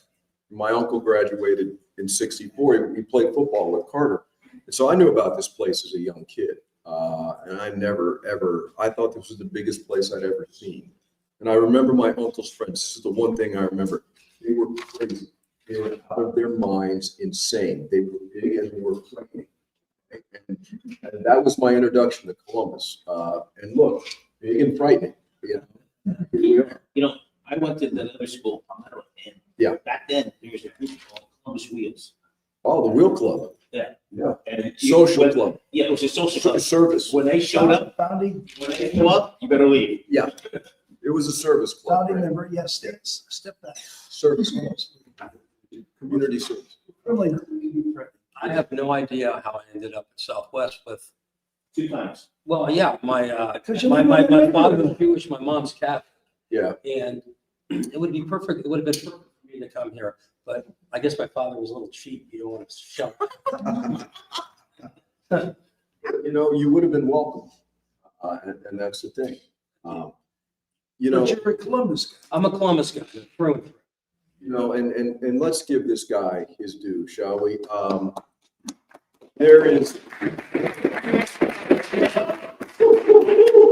There's that pebble in the pond, the ripple effect. Yeah. The influence this guy has had on Columbus is, you know, what if he had decided not to come back here and teach? Because the number of people he convinced sitting in his class, yeah, I want to do the same thing and I want to do it here. Take him out of that equation. I don't know what happens. I don't know if this place, it would still be here, but would it have the character and the characters that it has without him? So that is your greatest legacy. That's why the perpetual oak on the football field is named for you, the Alpha and the Omega. Well, thank you very much. I knew in college, I wanted to be a teacher. One of these guys who was trained to be a teacher right from the very beginning. And there was never any doubt. Okay, where do you want to go teach? Okay, where's the happiest place on earth? Not Disney World. Sorry, Mr. Kruchek, not to be wrong. It was here at Columbus. It's absolutely correct. As results, I mean, other people feel the same way. That's part of what the spirit of Columbus is. Over half of the faculty members here graduated from Columbus. It says it right there. They want to come back. They want to be part of this. They enjoy their experience and they want it to continue. And I know I do. And that's why I'm still here. I have to ask you a question. Go ahead. So back in the day, I hear you used to wear the ring upside down. Okay, I have no recollection of that. This is what you have right here, national championship ring for Michigan State, 1965 and 66. There are people that say that has been a weapon. I have no recollection. Well, I will say this about that. There are some indentations in my skull to this day that match that ring almost exactly. So, let the jury decide on that. No recollection. Of course not. But I will say this. What you were just talking here, eating. Some of us find careers later in life. We want 15 minutes in the high school. Literally, I knew what I wanted to do. I wanted to be this guy. I wanted to do what he did, the way he did it at this place. And so I was very blessed and fortunate that Brother Edmund Sheehan, with no reason whatsoever, no basis in reality, hired me. So I could do exactly that. And we all stand on the shoulders of giants. He was the first one. Then there's people like Mr. O'Brien and Coach Boyle and Mike Dean, God bless him. And now it's gone on to the next generation and the next generation. And you guys were all part of it. He's my mentor / role model. I don't know about that. But the audience doesn't know. With the creed not to do? Is it, Mr. Bad No, example? this is what's not to do. You guys don't know, but before the show, we had a lower grants. We had to say, Grant, you have to speak lower. Right. Than Mr. Lynskey. And me and Dr. Burris have to. So we had Alonzo Highsmith. Yeah. He pulls out his shirt, shows his tattoo. The Everglades? It was the Everglades. And he said, we're in Florida, is a Dr. Burson, and then he shows his tattoo. Like a Mikasuki, wasn't it, or something like that? Well, he was in my Florida history class and he was looking for a project because we used to go out on projects. So I said, Mom, let's go out and go to the Migasukis, not Seminoles, Migasukis, and interview them and see what it's like. Well, they loved it. They want to document the tribe, make them a member of the tribe. But he did get a jacket from him. Yeah, and so they thought he was just like the coolest thing going. And so, you see him today, massive, and he's got this big tribal Migasuki tattoo on his arm. And he said, this is because I'm part of that group. That's who I am. And he's been taken into the tribe. All because of you. Well, he went out there and did it. I'm a member of Team Burris because I've been out with Dr. Burris on his airboat probably at least 50 times at least. I don't know. I go Maybe once. more now. That's enough. That was enough. But yeah, so we made shirts up Team Burris. He pulls in, I don't know where he is. He tells me, you can go on that person's house. I go on that person's house. And he turns on the turtles. And nobody knows what the turtles are, except it's the whole people. Musical group. Dr. Bursi, tell him who jumped into the actual Everglades at one time. Push us. Yeah, well, when things happen out there, and Dave was sacrificing his body. So I appreciate that. That's a very Marish thing to do. And you've been out there. We've had so much fun. Dr. Burris talks about. Oh, that rock is the Marshall Champagne. yes. It was found in the same quarry near Leon, France that we used to build the Hermitage. The original. Dr. Burris found. He has nefarious ways of discovering things, and that rock made its way from Leon, France to the heart of Westchester, thanks to Dr. Burris. So that was one of the good ones. Yeah, that was done in the 200th anniversary of the Samaras brothers in Lyon, France, and so they called them the rock. And so a lot of people got these rocks. Well, we got a rock. And that's a symbol. Yeah. Well, I'll tell you what, you are the rock of this institution. Thank you. We appreciate you being here. And it is wonderful to spend time with the one and only Dave Arbetter. And thank God there's only one grant. Could not handle two.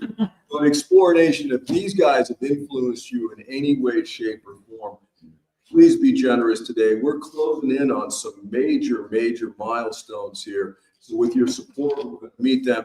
Once again, Grant, David, Dr. Burris, thank you very much. Let's hear it for Dr. Burris.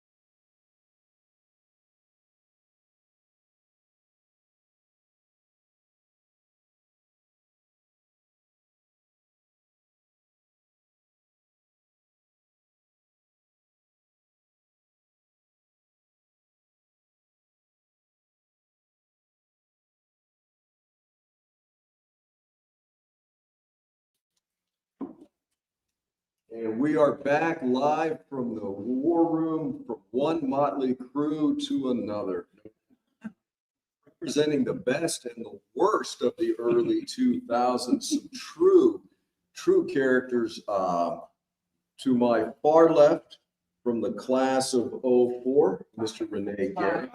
05, I'm sorry about that. From the class of 04, Avion Guerra, and his classmate from the class of 04, Mr. Nick Ramos. Yes. And between the four of us, there's probably enough intelligence to get 1 degree from this place, but somehow we have made it. So, Mr. Ramos, I understand we've got breaking news. Yeah, so we just eclipsed the 1,000 gift mark. So we're officially sub 200 gifts away before we unlock the Dance Family Challenge. So make those gifts appear, keep coming, keep supporting us on Explorer Nation Day. We're a low budget operation. Yes, we are. Low budget. A lot of friends and low places. The money goes back to the boys. Yes, thank God. All right. We all have similar backgrounds. We love this place. None of us were stellar students, but it doesn't matter. We're going on to do great things in our own fields. But the common denominator that bonds us all is this school. And we talk a lot about time, talent, and treasure. You guys, without question, devote. People have no idea how much time you devote to this place. And, you don't do it to make money. You do it because you love this place. And it is truly, for the love of an institution. So we've got some major events coming up. So one of that you guys are very integral parts of. So Renee, Avian, let's talk about what we've got coming up. Let's start with the one coming up on October the 18th, Fred Foyo Brew Fest. Is there a more Columbus event? We have a brew fest named after a teacher. Mm-hmm. I mean, and a solid one. Yes. A man that it impacted all of us. So why the brew fest? Why do you take such interest in it? Brewfest, what is it, fourth year? Yeah, fourth year. The Fred Foyle group, and it's, let me tell you, it's phenomenal. Last year, for those that ended, it looked like the world was going to end that day. It was the apocalypse. I had a few phone calls with Nick and Marissa with, I think we got to do a pivot here. And Nick goes, the show must go on. Steady hand. Yeah. Let me tell you, I also wasn't here. So I was in the Savannah at the end of the game, so it's easy for me to say. Keep the party going. Yeah, but water and electricity don't go well together, but he didn't care about our well-being at all. The good thing is that since everybody saw it coming, everybody was able to prepare. So everybody had raincoats, ponchos, umbrellas. And let me tell you, that was probably the most memorable for the children, for the kids. Oh, they had a blast. Sliding on the field, water everywhere. It was phenomenal. And for those that didn't come, we have our brand new scoreboard that's out on the wall that he actually helped a lot of time, help facilitate, get that up there. So thank you. It's beautiful for those that haven't seen it. What's the size of it? How many feet width? Is it 130 feet? If I'm not mistaken? It's big. It's big. There's only one size bigger. Wow. So on that, during the Brew Fest, we have, since it's Saturday, we have a split screen and we have 4 college games going on at all times. So we've got beer, we've got food, we've got college football, we got music, we got stuff for the kids. Later hosens. We've got grown men in later hosen. I said a grown man, okay? But be that as it may. We've got, tell me you're going later hosen this year. It's fucking killing. For you to schedule. 50% off. 50% off. 50% off. 50% off. Renee, same question to you. Why so much time? Why? It's not normal. No, but I think it's just the school gave so much to help me get to a life that kind of small things to give back. Because I'm a big believer in what you give out, it comes back around. So it just, it gave me so much. Yeah. Very well stated. You two are classmates. Yeah. You know, representing 04 really well. What's it like for you to have come back, be an integral part of this place, and to get to interact with your old boys and do all these great things? You never anticipate that you're going to have as much fun as we have at work.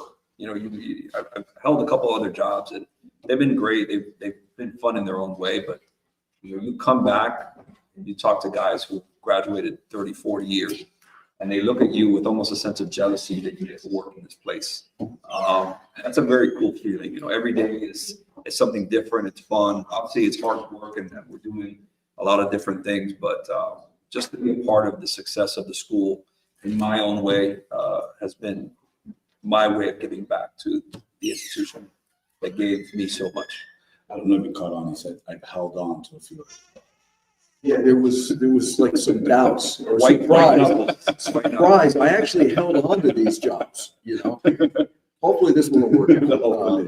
You know, what's it like though, interacting with guys you went to school with and getting to plan these events that are unique to Columbus High School? So Avian and I really didn't hang out while we were in school here. I mean, Avian obviously was friendly with everybody. I less so friendly. But being able to read self-aware man. Yeah, I sent him a GIF or a video the other day talking about how popular people are just friendly. They just like other people more than others. And that was Avian. He just liked everybody. You know, he was with that type of guy. I wasn't blessed with that quality, but being able to engage with him now as an adult, obviously different phase in our life, has been great. We share a lot of the same memories here with the people and kind of the events that occurred. So that's kind of a bond that ties us back, and certainly the vision for Columbus moving forward, we share that. So working with him, working with Renee and many other guys in the Alumni Association, I feel blessed. I will find a video. We both did dress up as cheerleaders our senior year for a pep rally. You were one of them? Yeah, I was one of them. Thank God you did dress up as a cheerleader. I hope to God there's no video. There's somewhere out there. Somewhere out there. Yeah. I just remember a shirt that we tried to pass through to Keith Crossman and Mr. Yu, who were the SAC moderators. And we did a tongue-in-cheek kind of shirt, and it didn't pass. It didn't pass. They caught on to the joke. Yeah. To circle back to the question you asked, Nick, in all honesty, it's I think the beauty of it is, you know, he did say that we do share a lot of similar memories, even though we really didn't hang out much then, but you do bring back those moments. You do talk about high school and you do see all the similarities of all the memories. So I think that holding on to those, you know, we just celebrated our 20-year anniversary, and it's one of those like, man, what better way to give back to those, you know, even though we didn't hang out as much in high school, same identical memories are there. So man, you know, what better way, hey, let's get together, let's just give back to these kids so they could then have the same memories as we had. You know, paying it forward. There's a lot to be said for that. Mm-hmm. Food and wine. It's a major. Talk about, you know, take us behind the scenes a little bit. Everybody wants to see the finished product. Nobody wants to see the work that goes into it. Talk about the amount of work and the planning. And it's like, you know, the invasion of Normandy. Everything's got to work at exactly the right moment in exactly the right place with exactly the right people. So that one is 363 days of planning. Marissa doesn't want to work the next days, and I don't blame her. But from the second that one's over, we're ready. We're looking at the schedule for next year, a week or two after, just to see the pros and cons of how do we fix it. So right after that event's over, we're already starting to think about the next one, and then getting down to the nitty gritty. Probably it's about 3 to 4 months of just, you know, and planning. Right now, we're obviously in the thick of it. Yeah. That's November 22nd. Yeah. So it's around the corner. That one is for those that have yet to come out, which if you have not, shame on you. It's a blast. It's a good time. Good wine, great, phenomenal food, and just a great time.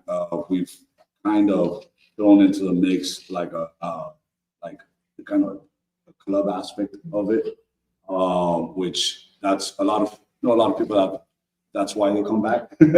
So, you know, for as the long as good they come times, back. for the good times, but it's, Buenos tiempos. Buenos tiempos, right? I think you beat Rene to it. He was itching to say it. He was itching to say it. But most definitely Buenos tiempos. That one is, like I said, it's a banger. It's awesome. It's all, and it's the good thing for that one. It attacks all, obviously 21 and over, attacks all the ages, right? You could be 21, 22, and you could be 65, 75.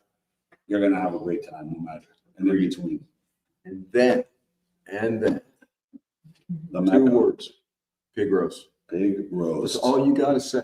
It's pig roast. And the other two words is 10 years. 10 years. And you know, in classic Columbus style, it started with no real organization, no real concept, limited, oh, we're gonna do this. And now, just like the school has grown from nothing, pig roast has grown from, you know, sort of a backyard thing to an event where people are fighting to get in. Mm-hmm. You know, 100%. You've had your life threatened, haven't you? You know, people want in that badly. Yeah. Talk about pig roast. You wanna jump in there? Go for it. No, it's your baby. So I think it was, if I wasn't mistaken, I think it was Marty was the one that came to us with the idea, and that's where it's we rolled off from. I think it was we're celebrating 90 or 100. I think it was 100 years of marriage, or 90, 100 or 90, something around that. 100 years of marriage. And we just decided to do like a family picnic and incorporate a pig exactly what into it was. It was like being in somebody's backyard. The only school that was doing it at the time was St. Timothy. Yeah. Looks like a good time. So we did it. And we got it was a good turnout from year one, probably like between 18 to 23 teams. And right now we have 65 teams with about 30 teams on the wait list and 5,000 people attending. It is unbelievable. Yeah. And the logistics that go into it and the nightmare it is for your team and for the school and everything else, but we get it done. And we're a victim of our own success in so many ways because everybody wants more and more and more. And we're going to do our best to give them more. That's what we're here for. And more. Let me tell you, these two Yes. gentlemen to my left, they are co-chairs of the events on the Alumni Association. So they work closely with each other. They work closely with us to ensure a lot of kind of that organization is taking place. Obviously, Marissa, Isa, Vivian, Flash, you know, that we also all internally work on events, but these guys really help drive it with our alumni community, get more engagement, get involvement, get assistance. So they've been integral to the success and the growth of these events. No, absolutely are. Couldn't agree more. And on a personal note, you never know how life is going to go. The one thing you always know is you never know. But the fact that we're sitting here now doing this, who would have, go figure, in A22 all those years ago when good times were had. That may have been played. It may have been. The stories, I'll take that. Statute of limitations, you're fine. Yeah. But you guys wanted to play games like that. I simply was giving you what you wanted. Okay, it's the job of any good teacher, you know? To this day, I do not forget. The test had 21 questions. Yes. We would review the test. Yes. 13 through 21 would be, what do you guys want? And you got to answer 13 questions. And your face at the end when kids did not do well on these tests. No, was one of being baffled, just how you could not. How can you be that stupid? Yes, yes. Hence. Speaking and speaking of yourself. No, just in general. I was going to say, when you were talking about GPAs earlier, that could have applied to us three. Renee was a phase 4 guy. So he certainly carries the GPA for us. There we are. A blast from the past. Yes, indeed. Phase 2 nation. No one prouder. This is a relic from days gone by. I'm surprised the shirt has held up that. Yeah, so am I. What's wrong on that shirt? Do you notice anything? Absolutely not. Nothing. The fact that phase and crew are spelled incorrectly, it's no big deal. Okay. So there's some revelations over there. Oh yeah, it is spelled wrong. What I want to find, if anybody has the Columbus Daycare t-shirt, Oh, daycare spelled as one word, yes. Anybody has that t-shirt, please, I want it. Oh, my God. The one thing we always do, when Columbus guys get together, it doesn't take long. They laugh. They laugh. And that is the most important thing you can take out of high school, are great memories and memories yet to come.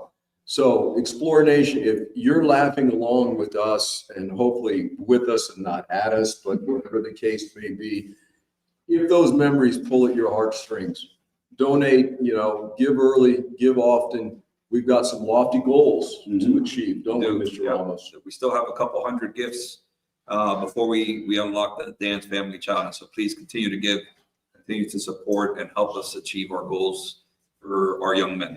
2004 will be creeping up shortly. Right now, we're in 33rd place, so we have a ways. What? I'm a night owl. That's embarrassing. Yeah. 31. Oh, 31, made progress. Class of 2004, we're hardworking men. We're all working right now. When we get home, settle down with the fam, then that's when the dollars come out. And where is 05 right now? 5's at 18. They're all sleeping. Okay. And the old guys of 78, where are we? Number 5. Number The old five guys are too busy planning their 20th year reunion. Did you ever think you were going to graduate? Yeah. Listen, we could do this all day. Appreciate you getting here. I know you busted your butt to get here. And everything you do, I can't thank you enough. You've got great ideas. You're an idea man. That he is, my merch man. And my brother? Amongst other things, yeah. Okay, amongst other, it's those other things that count too. For a different day. Yeah, different day.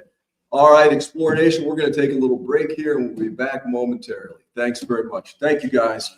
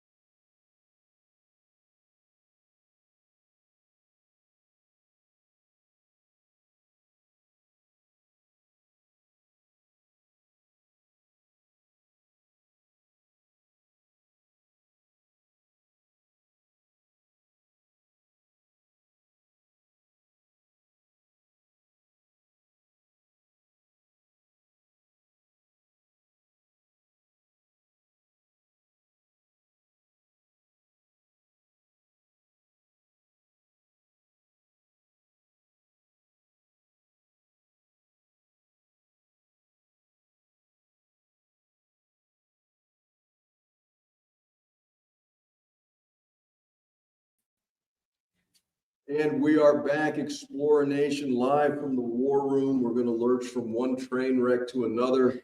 And the biggest one of the day, I'm joined by 4 outstanding members of Explorer Nation.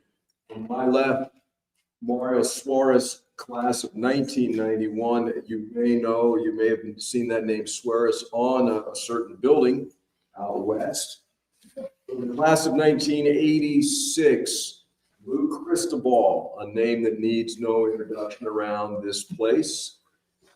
To my immediate right, from the class of 1990, JC, I call him Johnny Mirabal, a name that needs no introduction.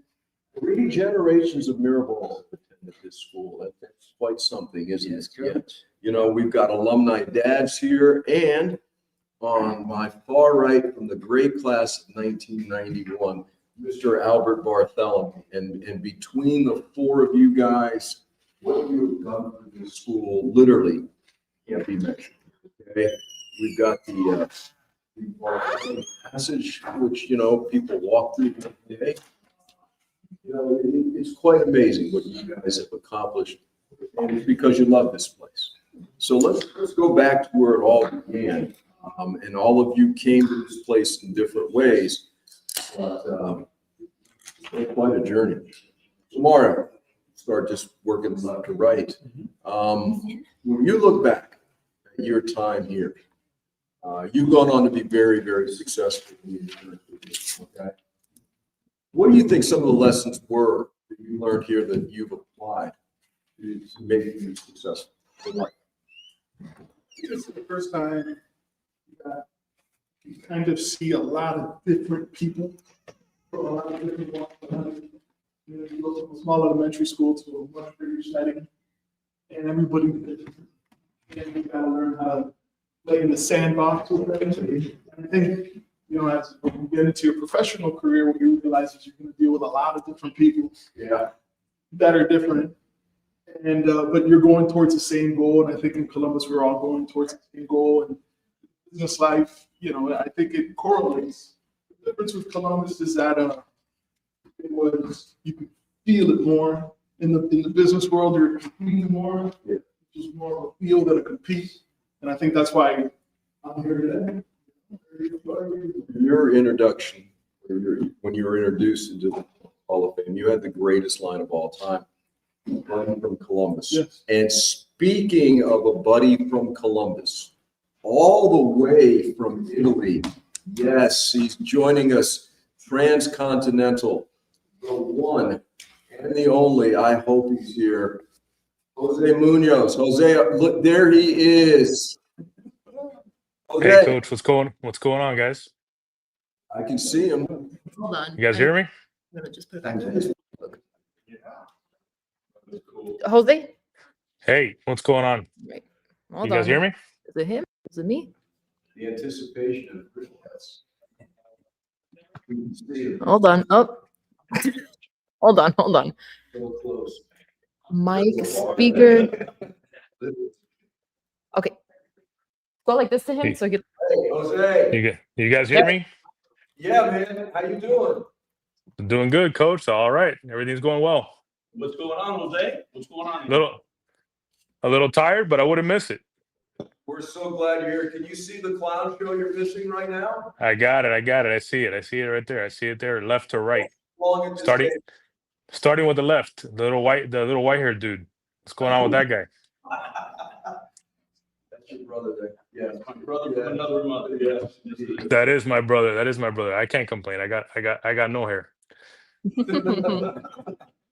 So we were just talking about buddies from Columbus, and you know everybody uses Mario's catchphrase now. The best line ever.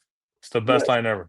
No doubt. Jose, how has buddies from Columbus affected your life, your business, your career, your family, etc.? I mean, it influences my life daily. I think there's very little things that I do business-wise, personal business-wise, that a buddy from Columbus isn't involved or I'm not talking to or discussing. It's all the time. It's no truer words have been said. Hey, Jose, what time is it in Italy right now?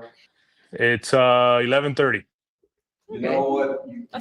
You just flew across the pond, you're jet lagged and everything else, and yet you chose to come on with us.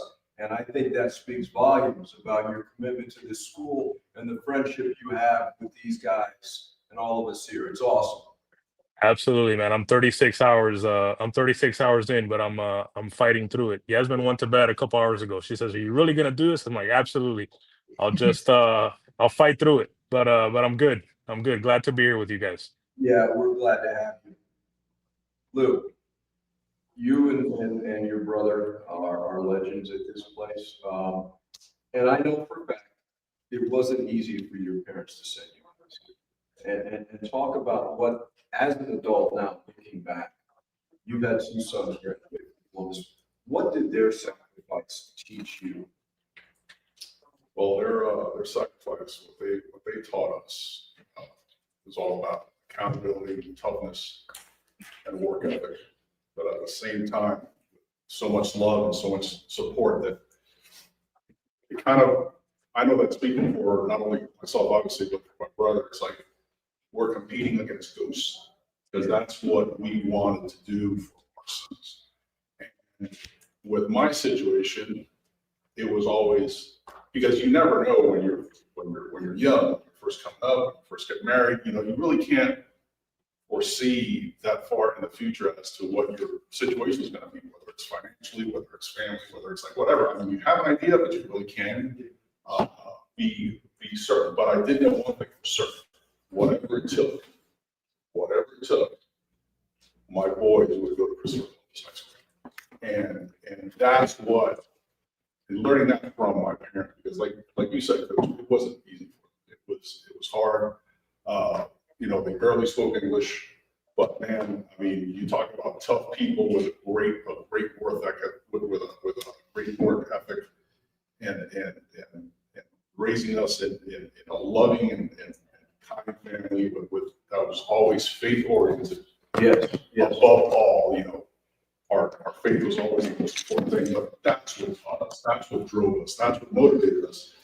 And that's the example that we follow, and hopefully the example that we're setting for our kids too. And then their kids, so on and so on. Right. It was, I mean, Columbus meant everything to us. It still does. And I'm so happy that both of my sons graduated from here. So the greatest thing. It's unbelievable. It's got to be a great feeling. Speaking of Cristobal Mirabal, it's interchangeable. It is, and it's a great thing. A lot of miracles. But what's very cool, and it's starting to happen now. 3 generations going to this school. And again, just like we were saying, I know it wasn't easy for your parents to send so many boys to this school. And what did that mean to you? And then what did you carry forward from that? Your parents making sure that you could have gone to a public school for free, saved a lot of money. 20 days you may not have necessarily had. And yet here you are sitting here, your son, that whole feeling. Talk about it, John. Yeah, very similar to your story. My dad, 6 of us, and it wasn't easy. And especially with Alex and I, came a point that my dad was struggling. He was struggling, working 2 jobs. Brother Kevin, and everybody says, Brother Kevin always asks, yeah, that's the right reason. Yes. Thanks to Brother Kevin, he gave my dad the opportunity to keep us at school. And I had to come one Saturday, every other Saturday, to work.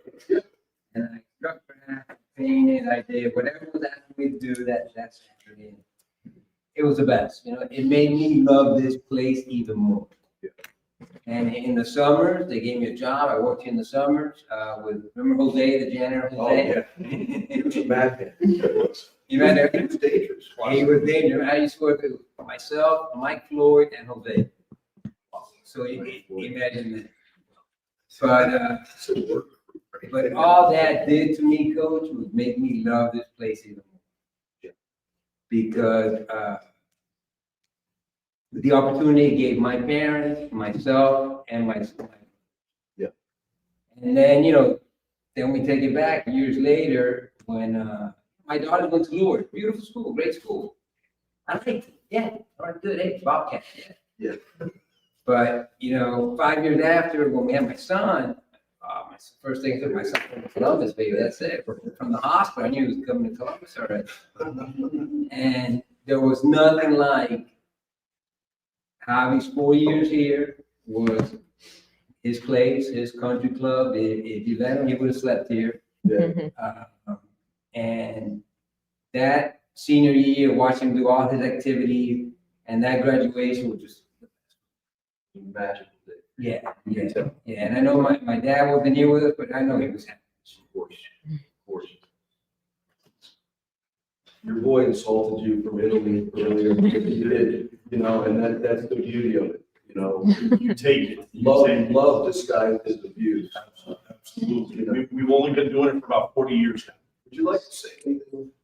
To him? It's that baldness, it's shiny. The computer. All the way from Italy, we see the shine. Yes. Yeah. What is that? Seriously. So I've known Jose since we went to the same parochial school, St. Kevin. I've known him since what, 5th grade? 1980. Yeah. Yeah, you were in 5th, I was in 6th grade. Right. So I've known him for 41, 42 years. He's practically like a brother, a very dear friend, very close friend. We've shared many moments together, good moments, bad moments. We've fought, we've hugged, we've played baseball together, basketball together, football together, gone on dates together with different girls. I mean, we've done everything, and he's just a very special guy. Yeah, he is. Yeah. He is. This group here represents, I think, a very important era in Columbus. School's almost 70 years old. People that have been here for a long time, somebody's got to step up. And you guys truly are doing that.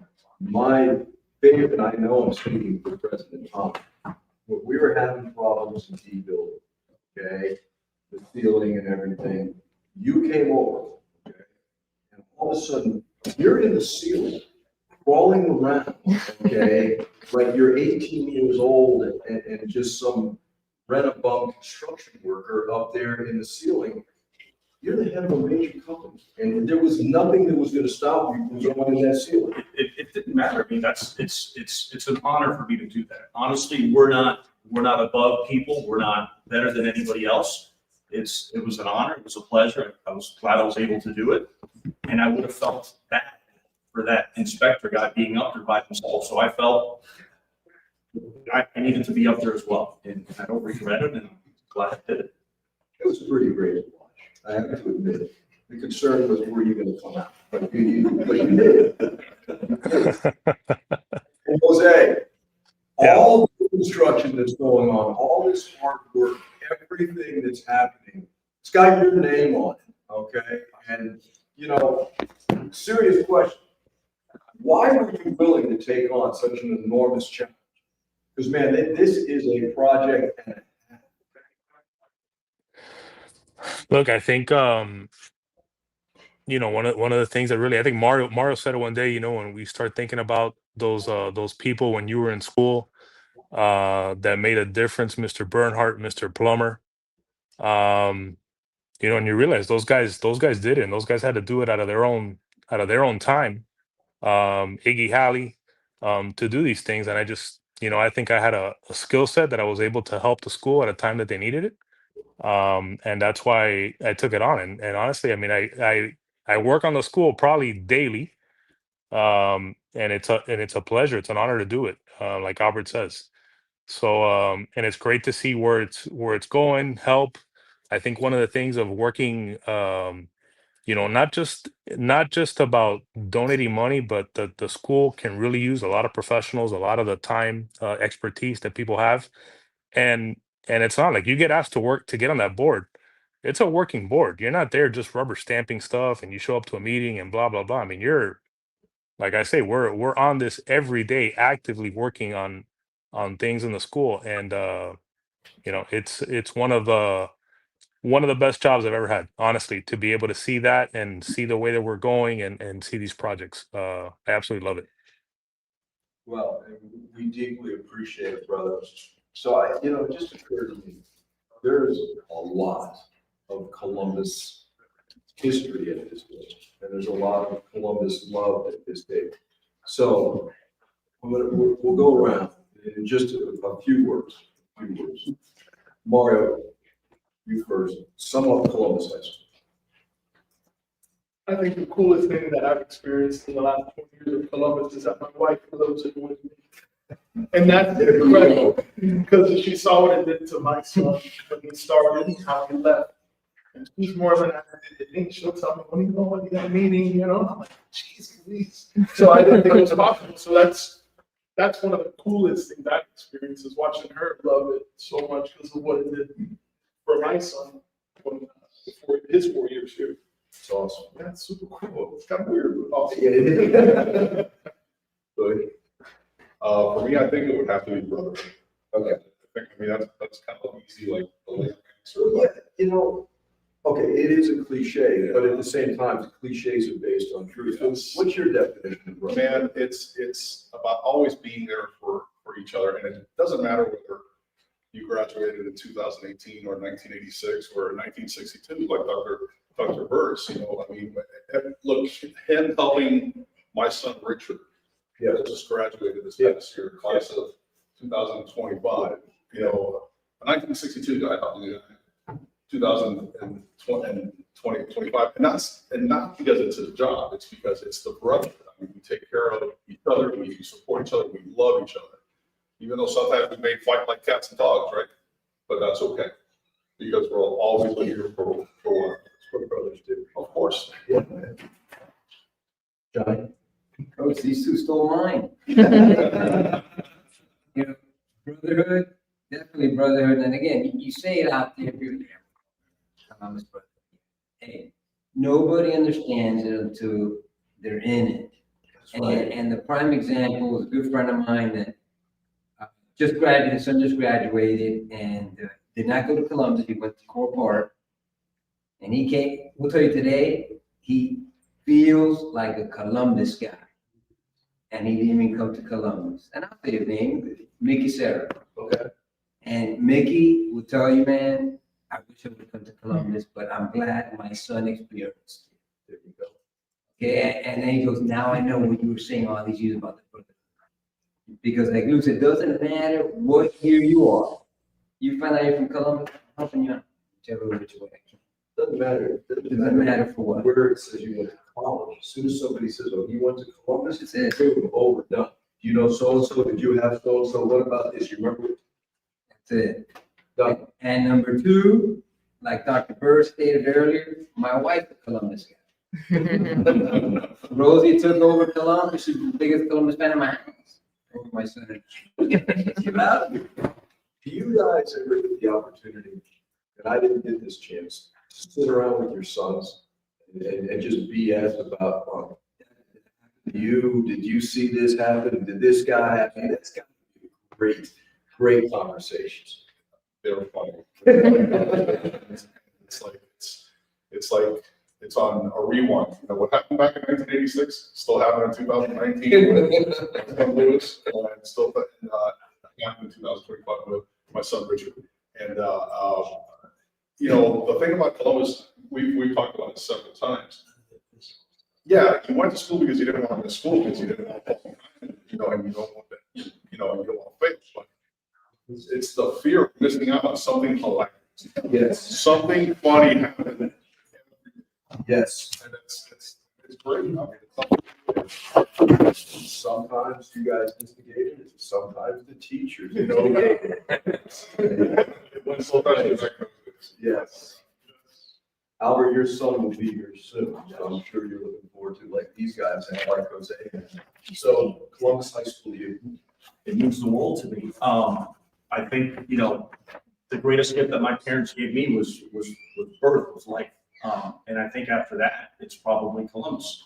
It's it's the gift that keeps on giving, as far as, 52 years later, here I am sitting with these guys and we're talking about the Brotherhood and we're talking about our families and we're talking about, Columbus and what it means to us. So I think that it's definitely a very magical place. It's a very special place and it means the world to us. And I just want to add something that Lou and Mario said, and actually all of us said it.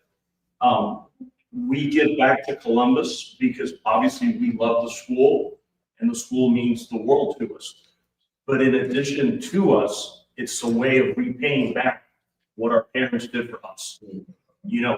I can sit here and I can attest, man to man, we all loved our parents and we all love our dads and we all loved our moms. And we're all very grateful for what they did for us. So by us being here and by us giving back, either time, money, or both, it's just a way of repaying them what they did for us. It's a special place. Well said. Jose, all the way from Italy, bro. What are your thoughts?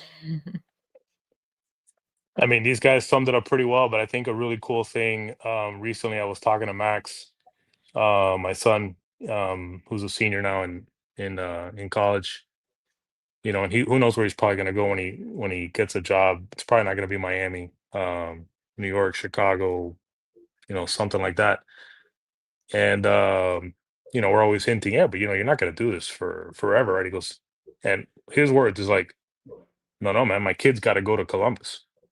So in his mind, he's already thinking this is, yeah, I'm gonna do this stuff. But at the end of the day, what I want is all my kids to have the same experience that I did, and the same experience that my dad did. And that just tells you, when you hear that, that just tells you everything. So that's a really cool experience.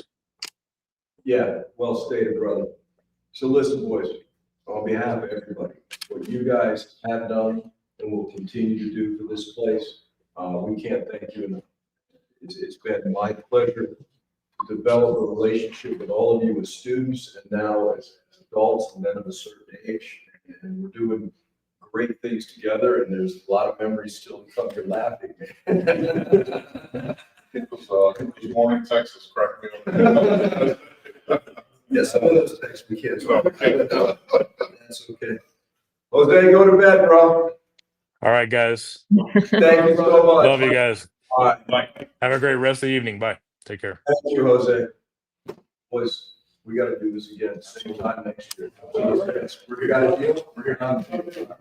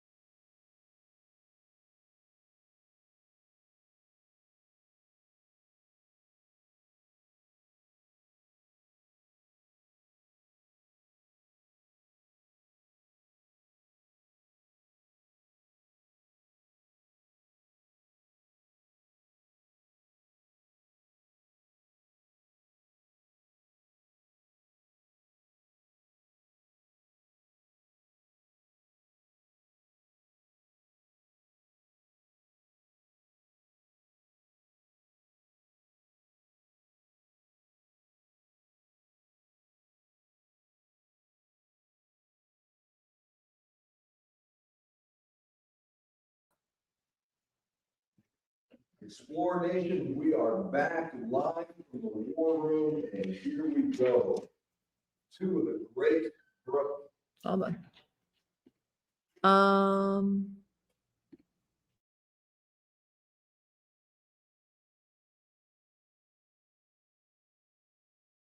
He's trying to cry. Talk now? Should be. We good? We good. So we start. Okay.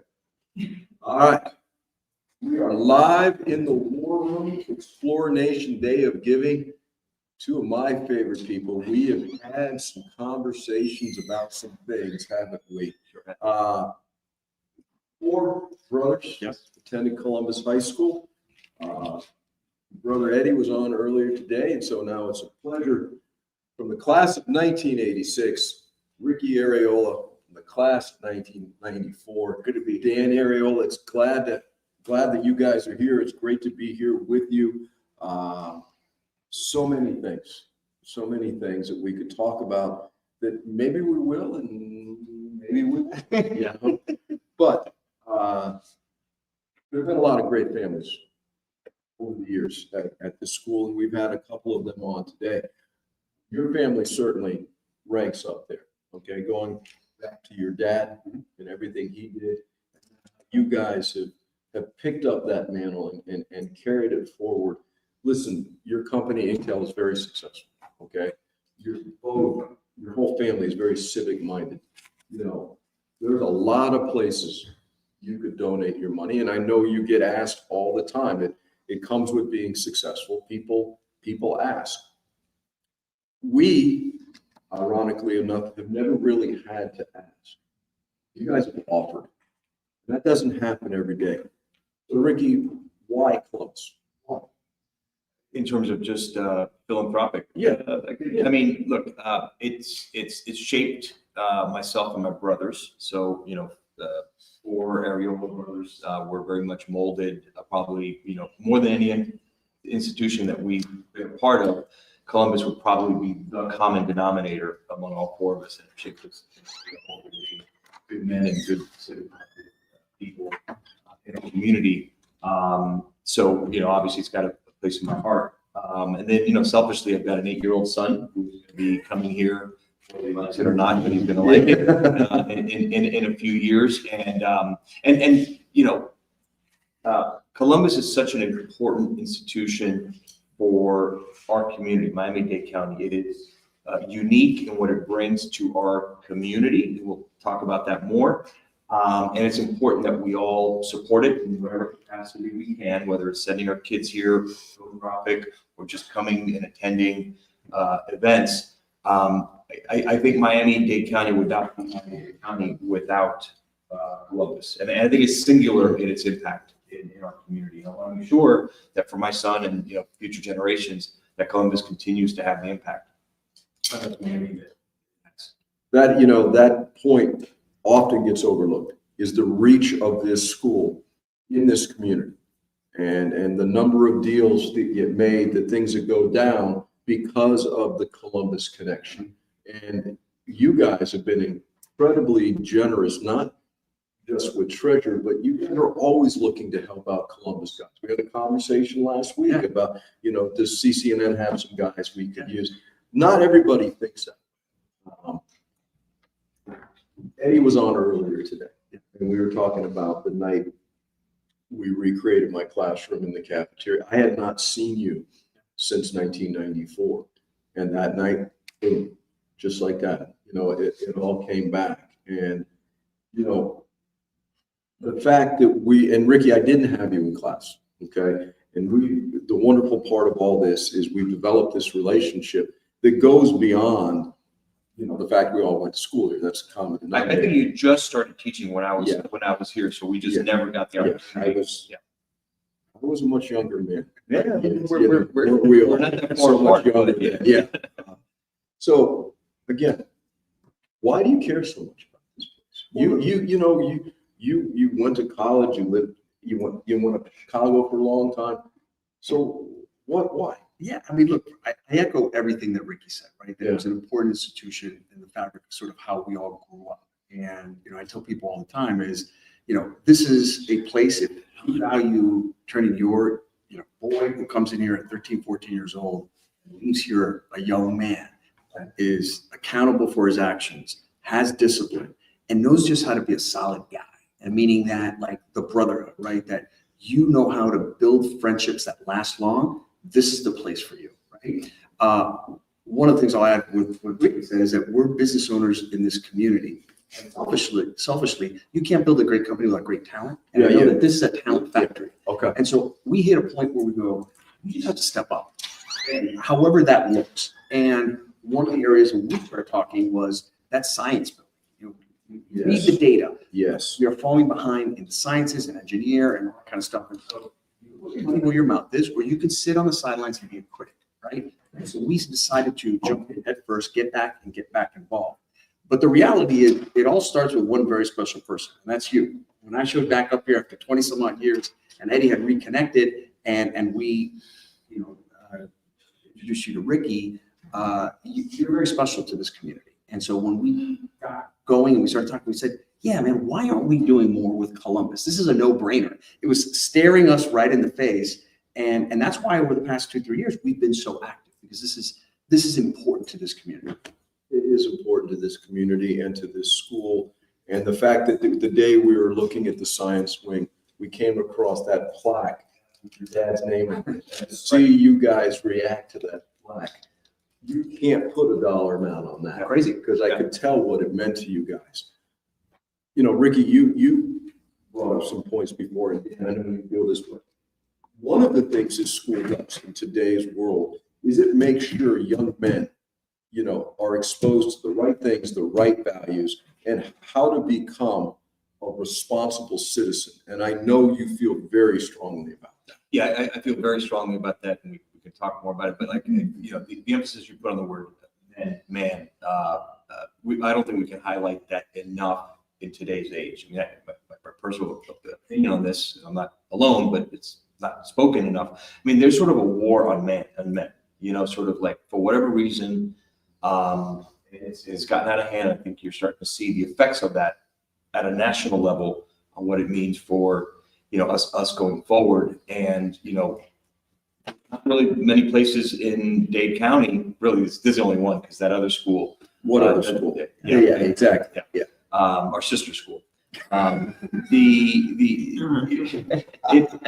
never ends. It never ends. It never ends. That was very good. But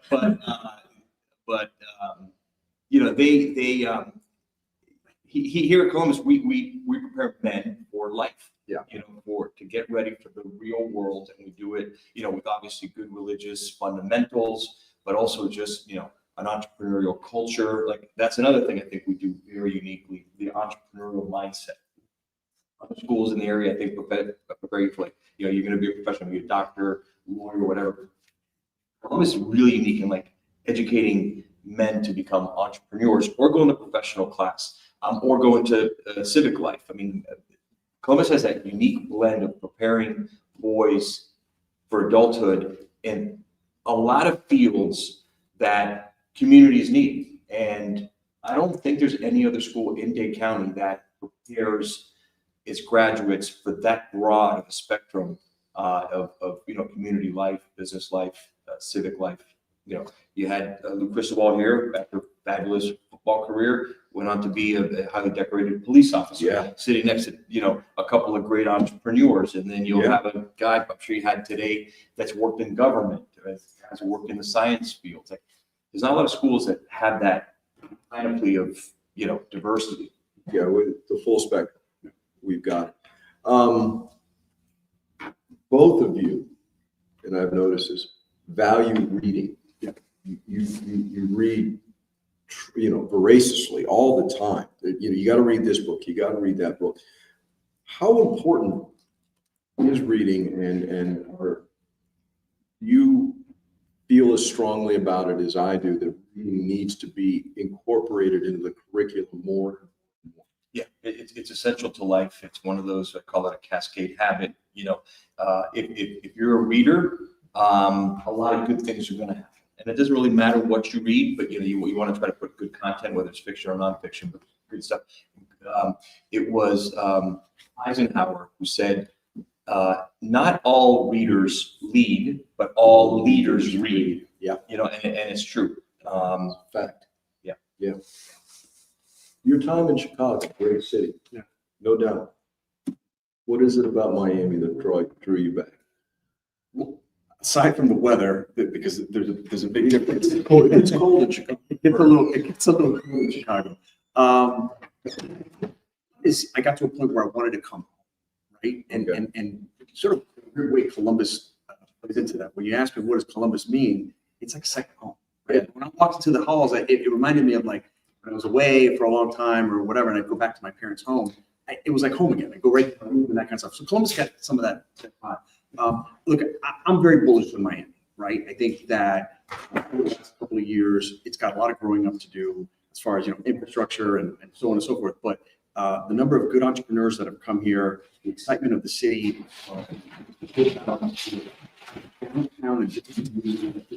happening here. And over the next 25 years, this would be a city that I'm betting, right? I'm going to probably be here. So it sort of like goes back to my comment about, Columbus and developing young men that are going to go into this community and take it to the next level over the next 25, 50 years.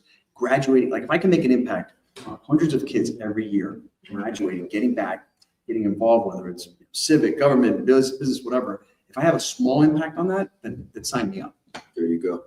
And you guys believe in not only the mind, but the body. And you were essential in your generosity. You picked our weightlifting program. No, seriously, you did. And that donation changed the trajectory of that program and those kids, because they have a passion, and if you don't have the finances, you don't get the equipment, you can't succeed. Right. And so what your donation did was that program is on its way to becoming a state championship program. So we're producing, kids that are self-reliant and feel good about themselves in the weight room. And we have kids that are no longer going to the same science labs that you went to in '86. Okay. Thank God. Yeah, thank God. I mean, that's what we're all about. And so before we wrap up, we spent a lot of time talking about history and conspiracies and who did this. I call it truth. Truth. The truth is out there, right? So a little lightning round for you. I'm just going to throw out a couple things and just quick response. Let's do it. We ready? Yeah. We're about to get censored. Let's go. Dallas, November 1963. Who was it? CIA in partnership with mafia and oil interests, overseen by LBJ. Yeah, I think the Dulles brothers have their fingerprints all over it. I think Chapacante has his name all over it. That guy, he's a rat. But look, Oswald did not act. There's a lot more to that story. The Warren Commission is a joke, and I think over time, most people will assume, or at least have their suspicions of what happened. That wasn't the case, in the 70s, right? No, it was Accepted it. Okay. Best president and one.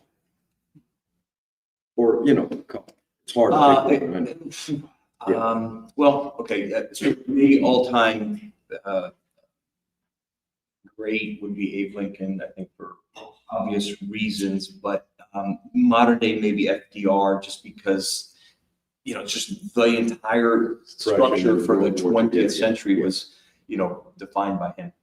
Yeah, I'm an Abe Lincoln guy, but I'll go with George Washington. He's the first one. He sets the tone. He could have done a lot of things, and then he passed the torch once his term was up. So, cool. Yeah, I mean, he set the example. He set the example. Let's see. Can I add one? Sure. 30-second explanation of crash course on MK Ultra. Oh, okay. MK Ultra? MK Ultra. Oh, look at Nick pulling out the MK Ultra. 30 seconds. So, I mean, I think this is essential for every American to know. Dan, if I missed something, just jump in. So the CIA ran and is still running, although they deny it, a secret program to understand mind control. MK for mind control. I'll tell you why the K is in C. But basically, what they were trying to do after World War II, in competition with the Soviet Union, all kinds of advanced scientific studies and breakthroughs. But one of the things we're trying to figure out is mind control, to do lots of things, including developing assassins. If you've seen the movie Manchurian Candidate, taking a person who has no capacity or willingness to do harm to others or infiltrate groups or whatever, and through the use of chemicals, particularly LSD, control their mind, and through programming, subconscious programming, and then at the drop of a hat, say a certain word and trigger that person to go do whatever you want them to do, including assassinations. That was sort of like at the extreme. And then there's all kinds of, other intermediary things. It's a real program. It was hidden from the public. A lot about, how we find out about it. And the wild stuff is that it came from Nazi Germany. We brought over a bunch of doctors from Nazi Germany, Operation Paperclip, to the United States, and they worked with our researchers at CIA here to develop chemicals that the CIA developed LSD and then ran LSD out in the Haight-Ashbury, and gave birth to the hippie movement and the subculture, the counterculture activities of the 60s through MK Ultra.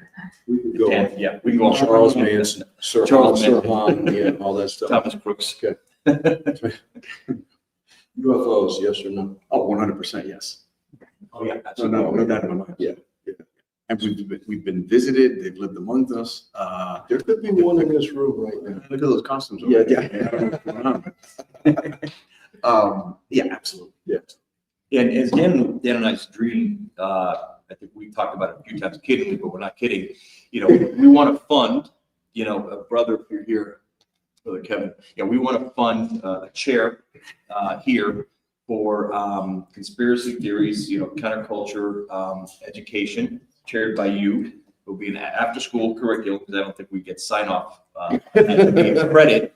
But I think it's important that, students here and everywhere understand and question authority, question the official narrative, because very often it's not what we're told. Sure. And so we could go through all kinds of examples in history of the lies that authorities and governments have been telling us. And part of education is having a critical mind, the ability to have critical reasoning, and to always be exploring the truth, to find the truth.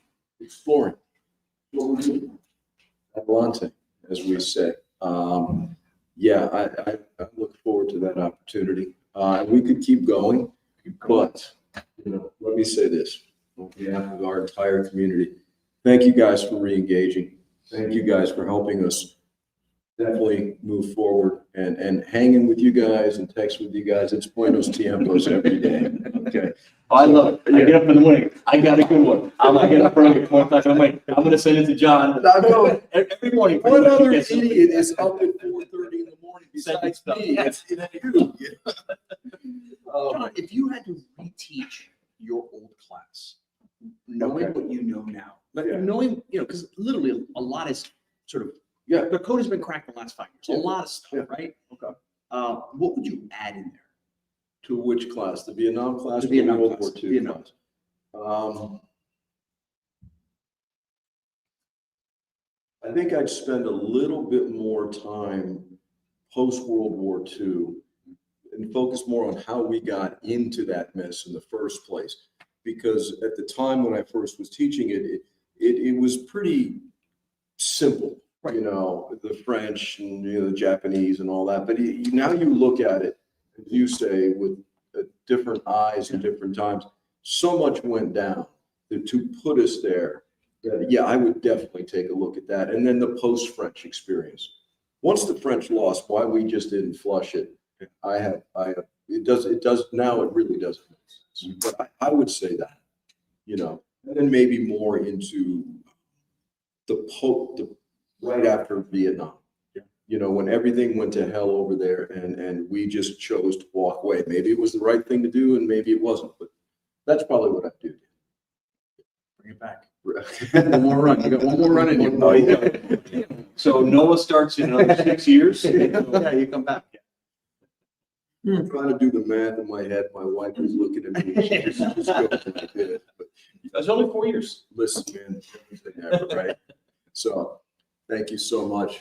It's been a real pleasure. Ricky, Thank you so much. Thank you. And Thank you for having us. And we appreciate everything, guys, too. The Areola brothers. Thank you.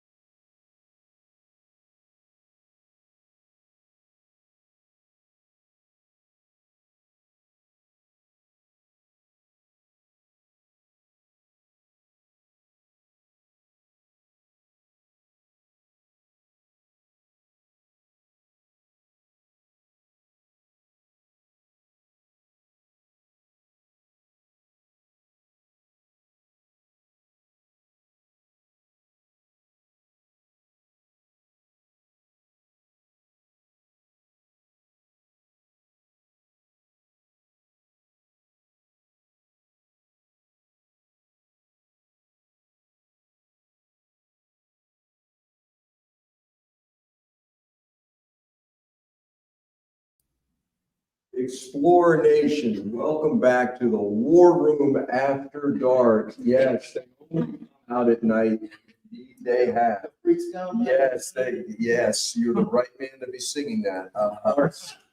This is to celebrate and advertise one of our favorite events here at Columbus High School, the Fred Foyle Brew Fest.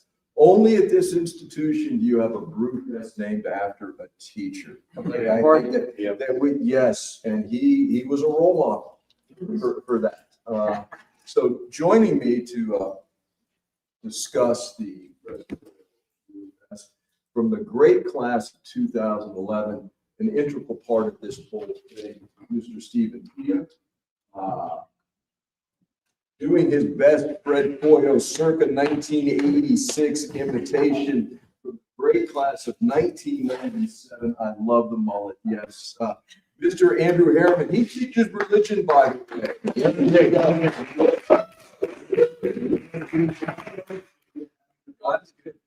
From the class of 1997, the one and only Hero.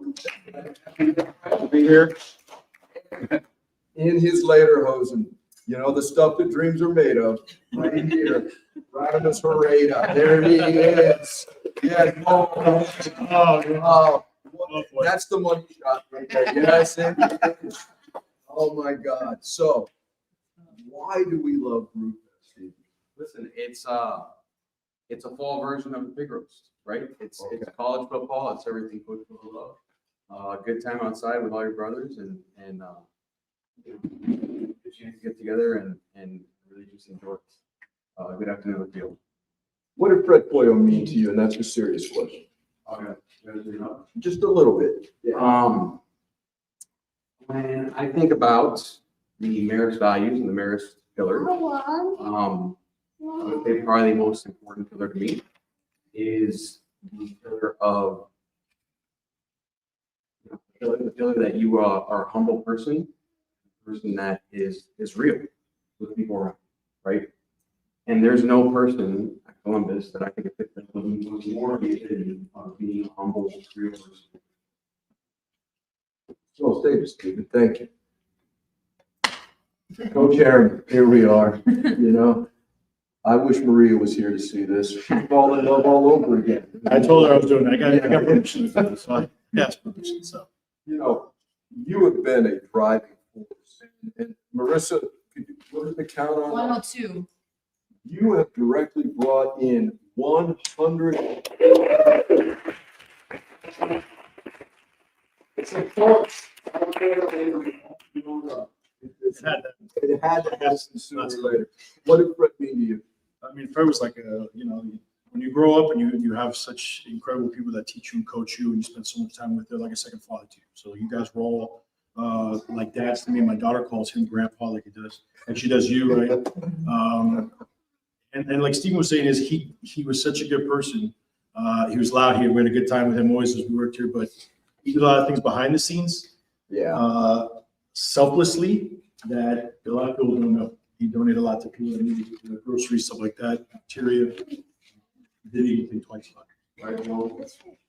I told him the amount groceries, the amount of money out of his pocket every day in the lunch line. That's why Caring Hearts. Tom saw Fred giving kids money and asked, "Why are you doing that?" And the next thing you know, we have a Caring Hearts Fund. Because Fred had a heart that cared. There's no question about it. So let's talk to you 97 guys. Reigning champs last year. You guys destroyed the competition. And Frank, what was it like to be so victorious last year? We love to win, let's face it. Yeah. And, I'm not going to sugarcoat it. Class of 97 hasn't been winning much as far as like any competitions or school spirit things. So, Rad and I were on a mission with Harriman last year. We're like, we're going to change this. So we're going to start driving the donations home. And I think you can kind of see it with this year's as well, the 102 from Harriman. Are we pointing to the tally board? We're pointing to the tally board. We're about 10% higher than we were last year as far as participation goes, I think. Might want to refresh that. And I'm not great at math, but you guys are like 20% up over everybody else. That says something. Yeah, Yeah. we're not done. My favorite memory of last year, without question, the pouring rain, the threat of being shocked at any given moment, you up there on the stage, victorious, holding that cup, okay? A Stanley Cup presentation had nothing. And you looking at that. Can he recreate it, please? They're the ones that are superstitious about it. No, there it was, right there. By the way, it's just we're just letting you know that's gonna happen. By the way, Steven is class of 2011, who is 20%. 20, whatever it is. You do the math. You're the I can't see that. Cool. So Steven's a little hurt over here. I'm not hurt about anything. There's still 6 hours left to play. There it is. These guys think it's over. 2011, I think you guys know time to step up. No one. Where's later? You should be a model. I am. Yes. So what is the incentive for people to purchase?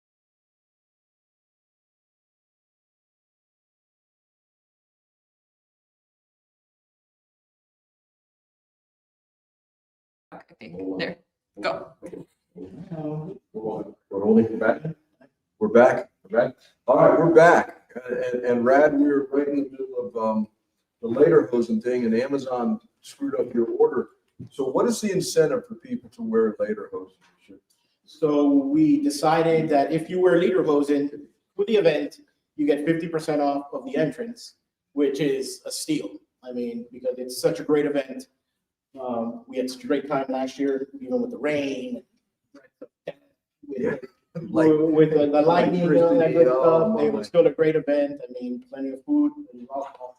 So price as is, it's a good deal. But if you wear the lederhosen, you get to make an ass out of yourself, which is great, and you get to come in for half price. You can't beat that. You making an ass out of yourself for half the price? I mean, where else can that happen? Only at Columbus. Yes. It's, seriously, it is a family event. I think the people that had the most fun last year were the kids. Yeah. I mean, out there on the field, sliding around, we got something for everybody. You guys have put in so much. We were talking earlier today about time, talent, and treasure. You guys have devoted yourselves to this. And you're very busy guys. You've got real jobs, you've got families, and yet, you are all over those weekly calls to make sure they're happening. We're getting sponsors and everything else. So, while you're watching this, please come out on October 18th, 4 o'clock. It's going to be a tremendous day, something for everyone. Even if you don't drink beer, come out for the camaraderie, the memories of Fred Coyle. We've got a local Columbus guys in the band, the Farm Boys, the infamous Farm Boys. They're tremendous talent. We've got cigars. Arca cigars. Yeah, I mean, Oliva's going to be there as well. What else could anybody want? So one thing, yes, go ahead, we would be remiss not to mention that there is going to be a competition this year. The best dressed person in lederhosen.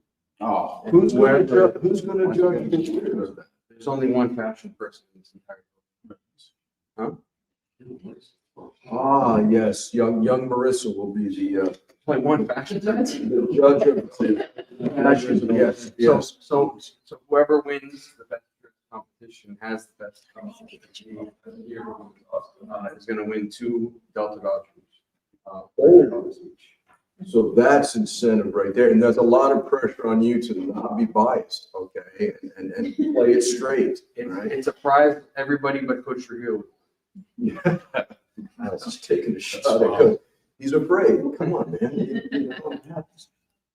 You're clutching that trophy like you ain't gonna give it up. We're not. I like that attitude. Come here for my cold hand.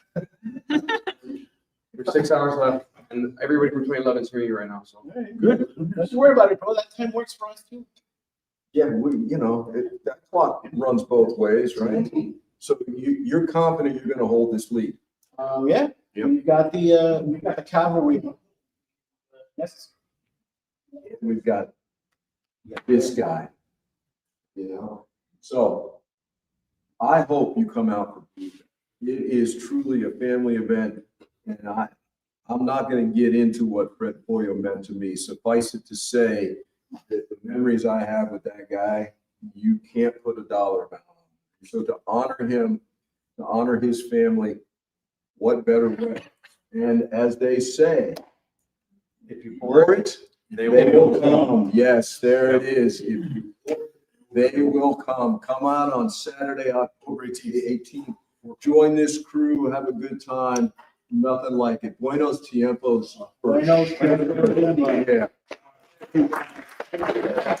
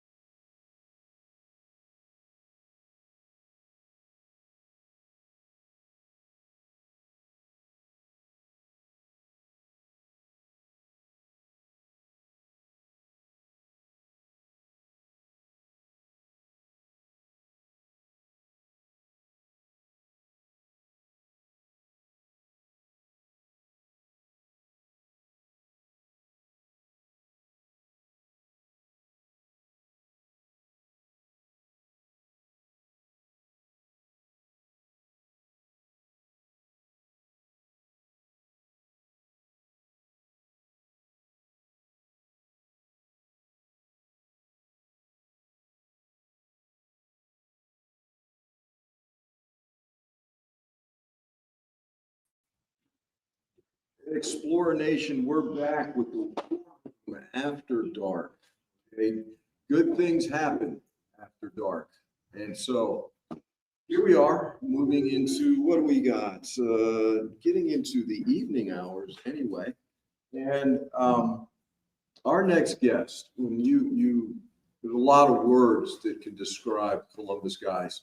The word that comes to my mind when I think of this gentleman is resilience, determination, and perseverance. And so it is my pleasure to introduce another 03. You guys are everywhere. Mr. Ozzie Gonzalez. Welcome, brother. Thank you, thank you. I Great wish to we have were a you little here. higher on the totem pole there. We're only in fourth. Us needs to wake up a little bit. You know, peer pressure is a great thing. It It is. works at any age. It does, it does. You know, so when you look back at your time, it was a good day. And we did have a lot of fun, but having that fun and learning at the same time. Built lost. It really did. And you are extraordinarily close to so many, like a lot of us are, to the guys you went to school with. And do you think that would have happened anywhere else, huh? So it's funny, because I went from here to the University of Miami, and I went to the insurance career. I went to medical school in Puerto Rico. And Yes, yeah. what I learned here, let me build equal bond everywhere else. But that would have never been built if I didn't have that foundation here. Makes perfect sense. And I said it during Entrepreneur Palooza last Yeah, year. We spoke about it. The most important thing that you learn here is the person to your left and right. If you don't learn how to bond with them, whether you like them, you don't, you agree with them or you don't, none of that matters. Just be genuine with all of them, and you're gonna build something special. You just hit a great word, genuine. And I don't think that's a word enough to describe this place. There's nothing fake about this place. There's nothing phony about this place. You know, what it is what it is, and you see it. And I really believe that helps separate us even further from other schools. There's no pretense here. Can't pick the funk. You know, you absolutely cannot. And there is some funk in this place, no question. So, like so many of the guys, it's been a privilege to be on with so many guys today. And there's a common theme. They had such a great experience here. Although they've gone on, they've never forgotten. There's this sense of obligation, maybe, or gratitude, combination thereof, where you want to give back to the place that helped you become successful. There's various ways to do it. You can write a check, sure, you know, but there's time and there's talent. And you have talent. You took the time and the effort to work your way into handling our insurance and not blowing smoke at you because you don't have to. One of the major reasons people enjoy working here, one of the benefits, I should say, man, we got great insurance and people can't say that in a lot of places anymore. Why were you so determined to get Columbus's business? What was it about this place? You got plenty of clients. You didn't need Columbus. So why? Great answer. I can't. Why just take care of everybody else if I can take care of my family? Well, that's a good answer as there's been all day. Family. There's blood, and then there's relationship family. And, once you got your foot in the door, how did it feel to be able to contribute and knowing that you're helping people, many of whom were the very you? I still get texts. I got a text from McCullough last week. Did you really? And she doesn't work here anymore. She's not on the plan anymore. I just wanted to say hi and thank you for the time that I helped her while she was here. Yeah. I get texts from teachers all the time with questions, either Rivero, Delgado, with something with dental vision, something. The Amadors, they always have an issue with something with dental with their kids. They got like 40 kids. Yeah, they can. a lot of mouths there, Yeah. you know.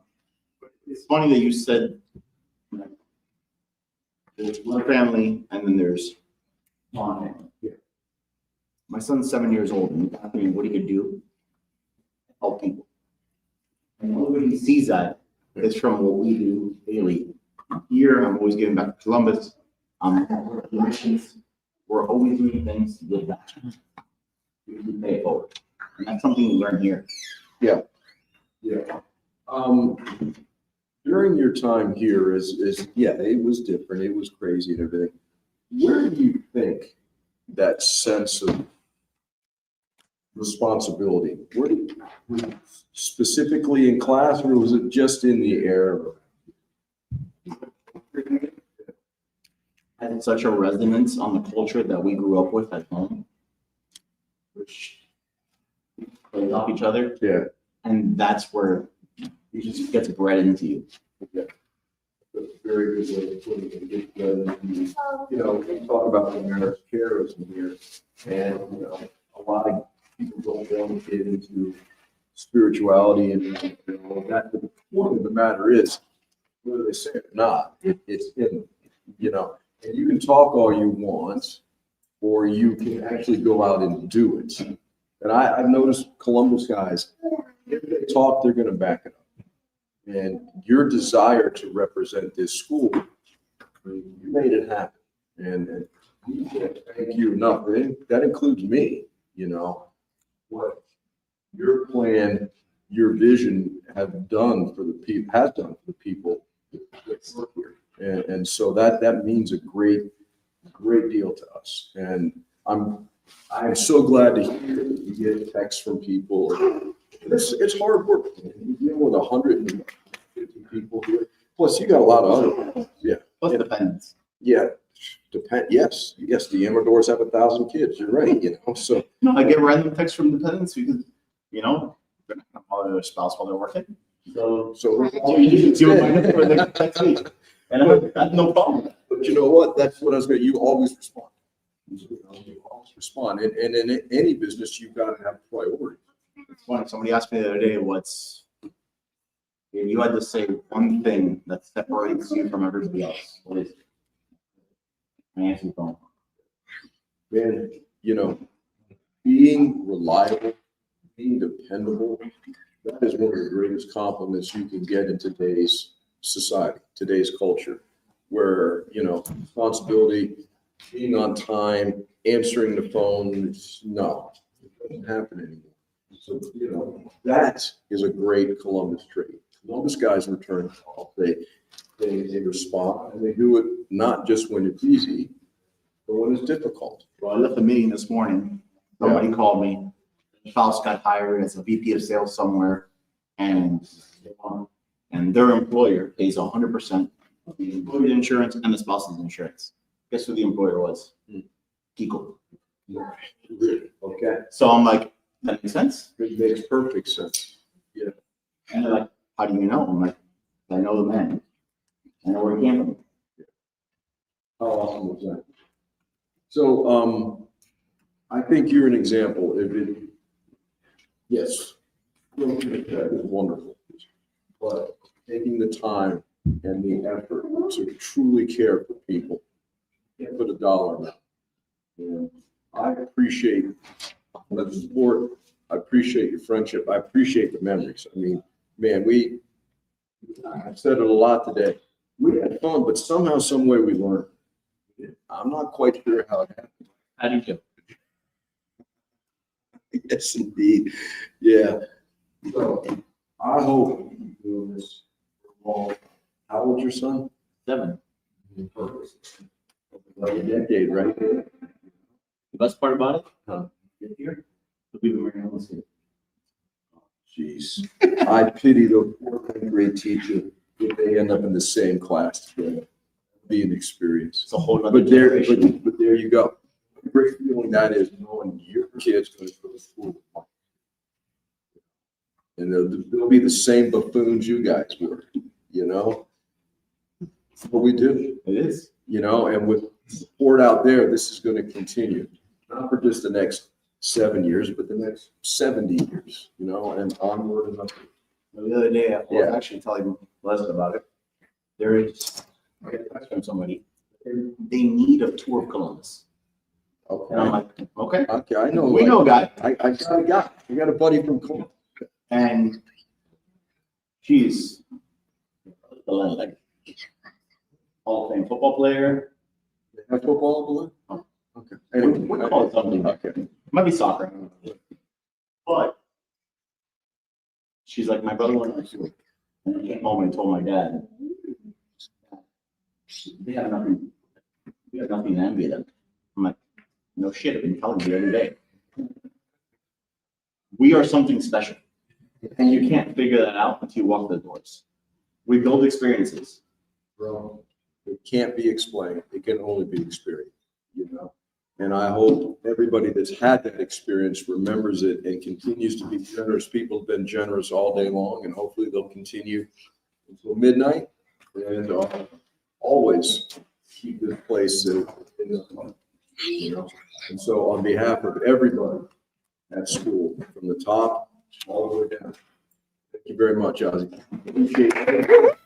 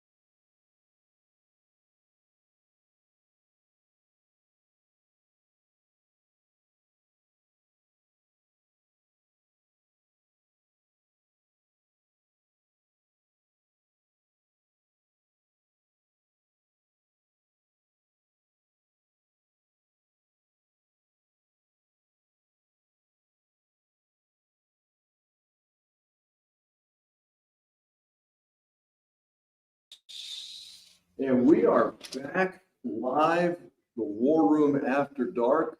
My esteemed colleagues have joined me at the table because, we've got a big announcement, Mr. President. We So do indeed. We've got a let us big know. announcement. We have hit our goal for today. 1,200.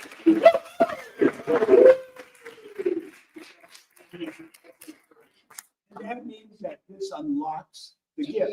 $250,000 gift from the Dance family has been unlocked and will be added to the Giving Day total. So thank you to Pepe, to the entire Dance family, to the entire Columbus community for supporting us today, for fueling our drive. But we're not done yet. There's still more work to be done. There's still more funds to be raised. So please continue supporting us throughout the evening. You'll hear from Pepe and Heidi in a bit, but we just wanted to come on and celebrate this momentous occasion. And thank you to all of you for helping us reach our goal. Thank you all for being there. Thanks for being here. And we're not done yet, right? We We're are more not fun. done yet. Heidi, Pepe, thank you so much. Thank you. All right. Adelante. Adelante indeed.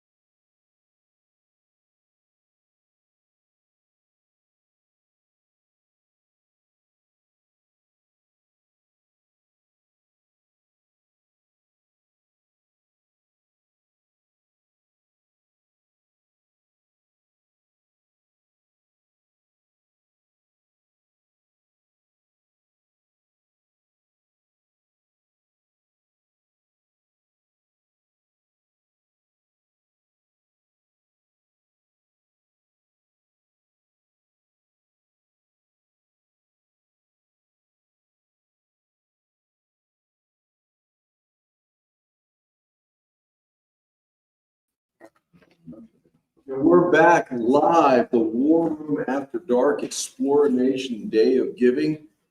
And I am joined by one of the outstanding members of an iconic class here at Columbus High School, the class of 1984. Class of legends, no doubt about that.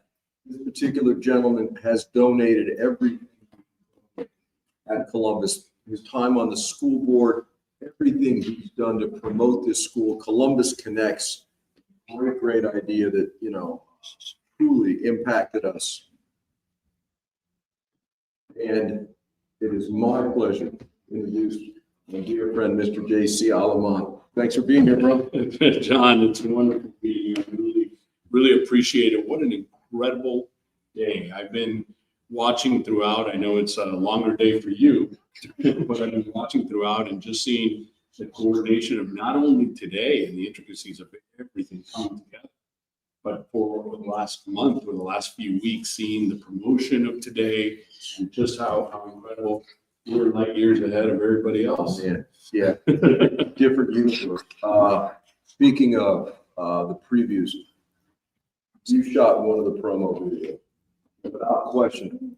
And Columbus guys don't cry, you know, they don't. But people were very moved by what you said, because it was truly from the heart. It was visceral. When you're talking about what you tell your 14-year-old self, where did that emotion come from, JB? Because man, it was heartfelt. Oh, it's there. It's there all the time.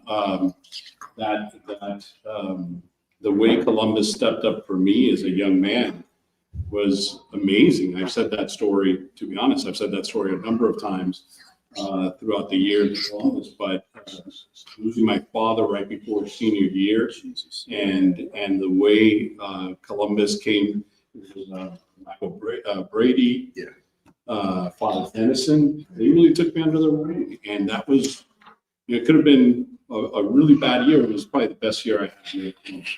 So from that to support me, I was probably one of my first leadership roles at the end of the year that I became campus ministry leader and counter leader and so forth. And so that propelled me, you know, out of some bad things come some good. It was the first time I had a group that I was leading in that encounter. Also with what Columbus did, to go to my family and ask my grandparents and my mother if they needed financial support. That was amazing. That was amazing. I was you know, one of however many we had back then, but 1,200 students. But that happens to any one of the 1,200, and Columbus treats it the same. It doesn't matter if you're Mike Shula at the time, you know, the star quarterback, or you were 1,200 located in the side and didn't get very involved. That's how Columbus has always been. We step up for everybody, and it goes on. And then as young men, we learn that, and we take that on to our alumni brothers, and later on, you have the opportunity to give time, talent, to treasure. You have the opportunity to give one way or another. It's a no-brainer. You just do it. You know, there's a word that we've used a lot today. Most of us can't spell it, but that's fine. Egalitarianism. That's what your school is about. You know, it doesn't matter how wealthy you are, or it doesn't matter if you went to public school, Catholic school, what color you are. You get here, everybody's equal, okay? And everybody's gonna look out for each other.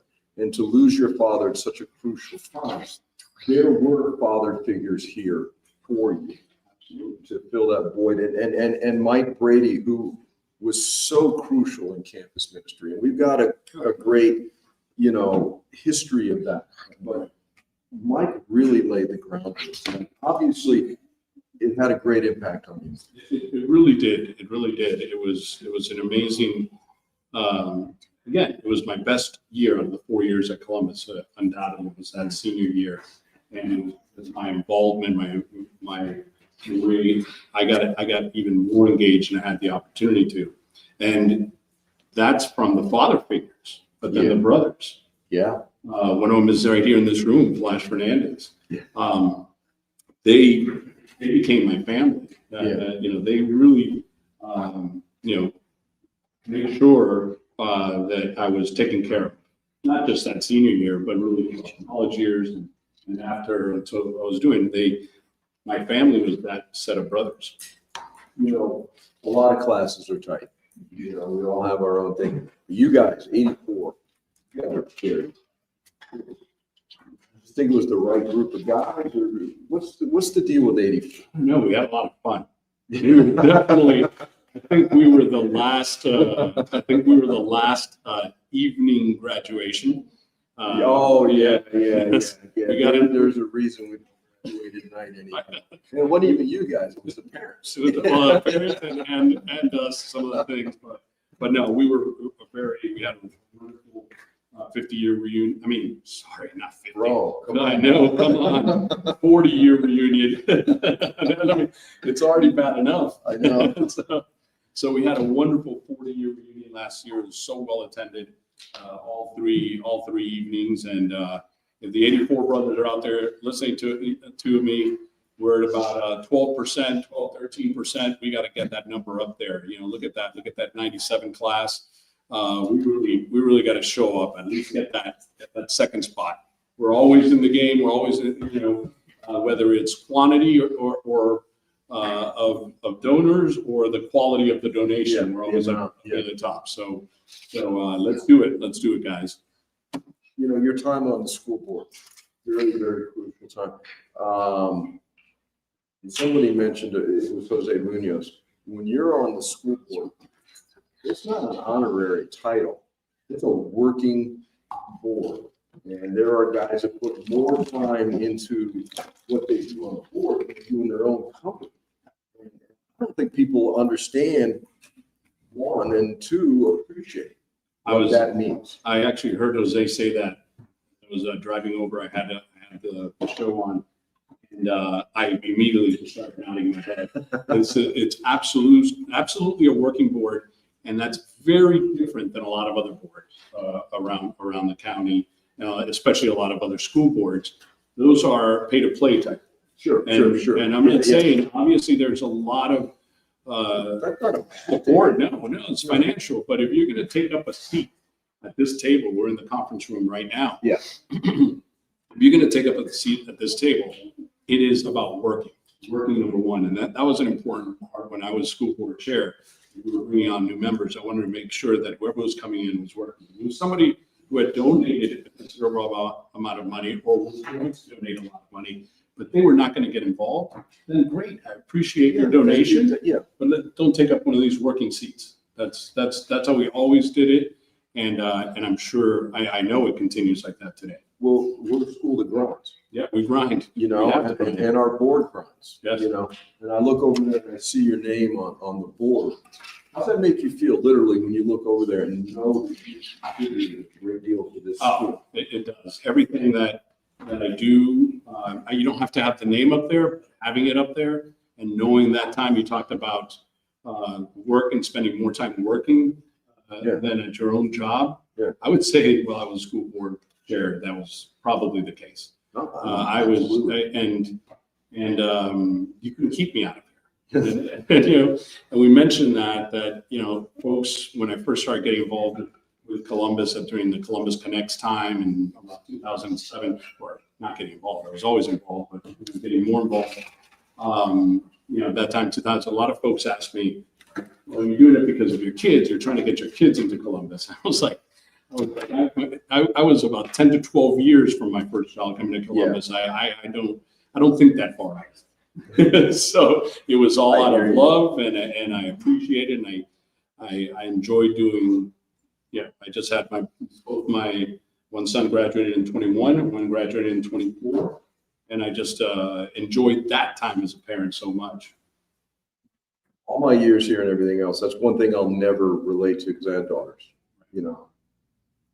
That feeling gotta be, well, it can't, again, it's like going to school here. That can't be described, to see your sons go through same, maybe not the same, but a similar experience to what you had with a lot of the same people you had. Yes. You talk about full circle. It's amazing. I'll never forget. Well, I'll call her Mrs. Rams, but Mrs. Boyle.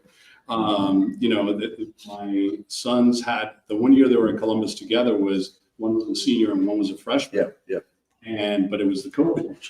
I would be working from home and I would hear her voice, in the morning, and then a few hours later, her voice again. And I'm like, she was never my teacher.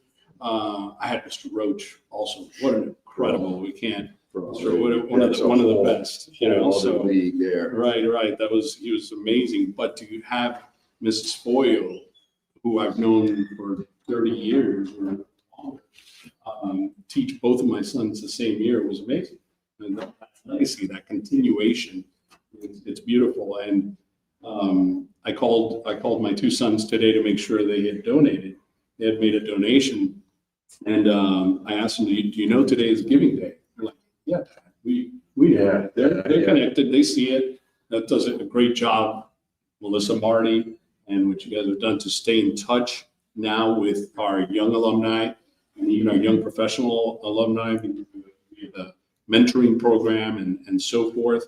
It's amazing. It's better than it was before. And we came back. So I'm thinking these, 10, 20 years from now, it's going to be amazing. I hope we're around to see that. Yeah, we will be. Listen, men of a certain age. Men of a certain age, that's what we're gonna stay with for a while. JB, I'm sorry. I can't thank you enough for everything you've done and continue to do. And I deeply appreciate your friendship and support. And thanks for coming on. Absolutely. It was great, man. And John, thank you for everything you've done. Nick, Tom, Flash, the whole team, everything, Marissa, you guys have been good. This is really an incredible, you see this all come together. It's beautiful.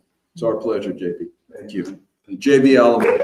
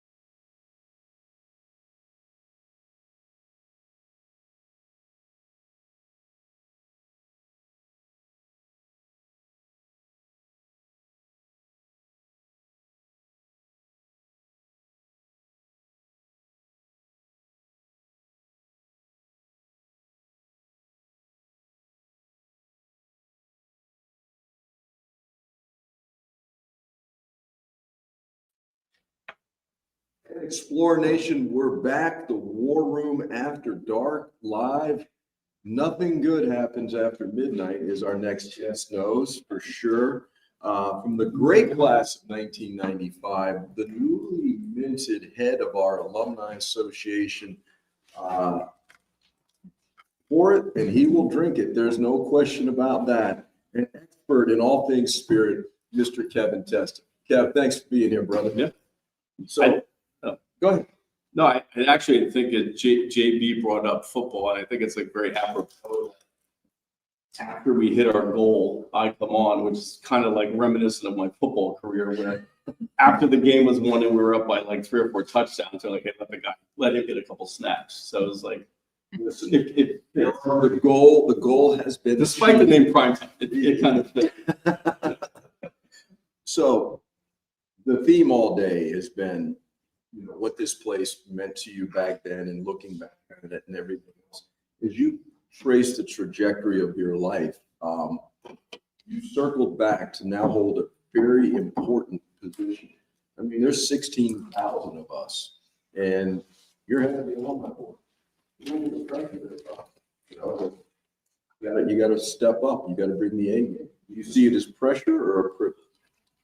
Yeah, I mean, it's I guess like similar to like, you know, JB was saying, it's guys do things for different reasons, right? Yeah. So there's people that come around at different times in their lives. I think someone asked me the exact same question. And by the way, I think you set the tone for everybody here, what a war room actually is. Like, they know what's going on around here. People knew what was really going on in here. It's some things I've never been in a war room, so I mean, like a draft day at the NFL, like it's exactly what you think. Like, there's pizza, there's bottles of booze, there's kids running around, like it's everything that you love in a war room. Hence the title. Yeah. I think like, I mean, it's certainly a privilege, and like, and I've been back for almost, I think I moved back, it was like 15 years ago. So moved back 15 years ago, and, you know, everyone asks, there's different ways to get involved. And so everyone always asks me, they say, well, how'd you get involved? Right. And I said, well, if you're in the alcohol business, you know, it's easy to get involved because the school needed help with events and stuff like that. But yeah, and it's truly a privilege. There's, I think we talked about like podcasts. There's so many guys, you know, that have so many great ideas, and there's so many ideas, right? And so it's harnessing and it's taking all that and bringing it all together. I think like for the Brotherhood for good, right? It's just like there's a million different things we can do, and I kind of always use a fishing adage, right? Like, you can take a boat out of the harbor and go anywhere on the ocean, but you should probably go on coordinates for a reef, right? Because there's probably fish there. Yeah. And I think like for us as an alumni association, there's a million different things that we can do, right? But like, let's at least go fish first on coordinates where we know there's things and there's initiatives that we need to get done, and then we'll go get creative. You know, the thing about this school is so many people want to help. The bad news is people want to help, and coordinating that and getting everybody on the same page, or at least maybe in the same chapter. Anyway, that could be like herding cats sometimes, because Columbus guys do have strong personalities. They do have strong opinions. So how do you balance that, you know, where you've got to listen to this guy, but you're going to do this or you're going to do that and not listen to that guy? That's not an easy science. And I imagine the time you have spent in bars over the years, you've learned how to communicate with people of all walks of life. And, you know, booze is a common thread at this school. So how have you tied those two things together? That's a great question to navigate. But I think like the old adage is to the first part of the question, right? Is I'm here from the government. I'm here to help, right? Like is probably like rings true here, right? So I think is what's been, you know, having been around here for 15 years now. And again, I think we talked about this on the podcast. Like, is if you don't have a plan, you got to listen to everybody because you don't have a plan, right? And the difference, I think, definitively now is like we have a plan. Like, we know exactly where we're going. Yeah. And it's saying, hey, look, that's a great idea. We really like that. but we're doing this right now, right? Is to the fishing adages. We're gonna go fish these 3 reefs. After we get done with that, we might listen to that. Because we have a plan, we have a direction, we know what we're doing. Right? And if you're running a business, if you're doing anything in life, if you don't have if you're driving somewhere and you don't have a map and you don't know where you're going, you're gonna make a lot of lefts and a lot of wrong turns. We know exactly where we're going. And so now is just fitting them into our stops along the way. Yeah, a goal without a plan is a wish. 100%. Okay, and we're not living on wishes here. We've got a game plan. We know what direction we're going in, and that's forward. So you've been involved in every event that can happen at this place. Are there everybody's got things they prefer. What are some of your favorite events? The things you really look forward to? Yeah, I mean, I initially got started with Ernie Castro, right, with Food and Wine, just because that was like the no-brainer. Sure. But I mean, honestly, like I remember, I think to me the most fun, if I think back, is I think about the run that we've had over the last like 7 years. The first state championship that we got back into in Orlando, we lost that one. Yeah. But then it was like right back to the state championships, and then the basketball run. I mean, I'm proud to say I've been at every single one. I flew to Indianapolis and went to the national championship with the basketball team. But doing those tailgates and doing those parties for those events, to me, watching us on the court, on the ball game, that was like the Inter Miami Stadium state championship football party was legendary. Off the chain. Incredible. It really was. Really special, yeah. Yeah, I mean, one way to cap that out. Yeah. And looking back, because the other thing you were doing is if you tell your 14-year-old self, well, now being the age you are now, and that this isn't imaginary, what surprises you about what Columbus has become in your life at this stage? Yeah, I think when we're talking to everyone tonight, right, is in what I come to realize, and we kind of use that vernacular now with the Alumni Association, is we're not soliciting donations, right? Like, this is an investment into a community. It's an investment for your family. It's an investment for your sons, your daughters, your spouses, etc. And if you know really how, and we know, right? But if you know how powerful we are as a community, the investment and the donation that we're asking you for, $20, $50, $1,000, $10,000, whatever you can give, is really minuscule. If you really think about the value derived from the relationship that you've had with Columbus, that amount of money is minuscule, right? Penny on the dollar. Did one of us introduce you to your husband? Did you start a business with one of our guys? Did you get an internship? Did you get a job? Did you end up somewhere around the world because of something that we did? That's the Columbus community. And again, it's not a donation. That's an investment, right? So we see it all the time, whether through the Alumni Association, through our chats, right? Is if you're on those chats every day, if you're a part of the Alumni Association, every day it's, I need a plumber, I need an electrician. Yeah. Hey, I need a substitute, I need a tutor for algebra. I need this, I need that. That's the community, right? If you're on those chats and you're asking those types of questions every day, mom, dad, alumni, and you haven't given us money today, it's time to go look in the mirror, right? That's our community, and that's what you use every day, right? And have you made an investment in that community? It's a great way of looking at it, and I think the only way. It is. It is the only way. Yeah, and our group chats, they're very helpful. Yeah, but it's time to pony up. That's right. I'm usually the time talent guy. I leave the treasure to you and Nick, traditionally to Tom, but today's the day. Today's the treasure day, right?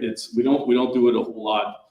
And again, we're not asking you for a donation. This isn't going into the black hole where you'll never see where this money went. You'll never see how it's used. If you're not sure how this money is being used, first of all, there's 6 different buckets you can choose of where you want the money directed to. Yeah. But if you're really not sure about our community, like, you haven't driven around Miami, you haven't been in one of our chats, then honestly, you're not tapping into the community enough because it's so powerful. It's an investment into a company, just like buying shares in Apple, buying shares in Nvidia, whatever it is. We pay enormous dividends. Oh, yeah. And you are not using us effectively. That's well stated. And Fired up. I can feel it. Listen, I look forward to working with you, you know, as the head of the Alumni Association. You had the perfect answer. It's not pressure. It's a privilege. And I know you're going to carry the banner forward. We're going to do great things. And man, it's always good to talk to you. You know, you've seen the world because of booze.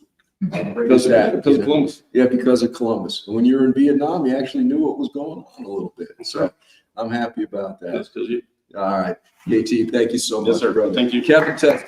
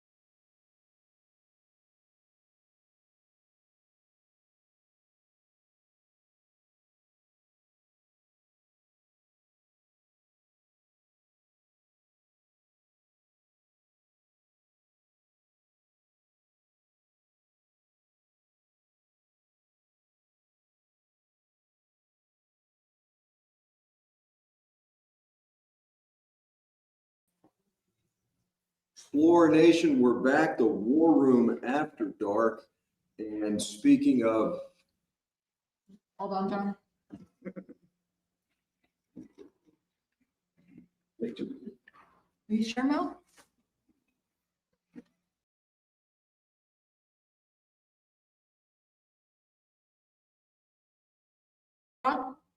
test 1, 2, test 1, 2. Hey, hey, 1, 2. Got nothing? Somebody from the class of 97 told me.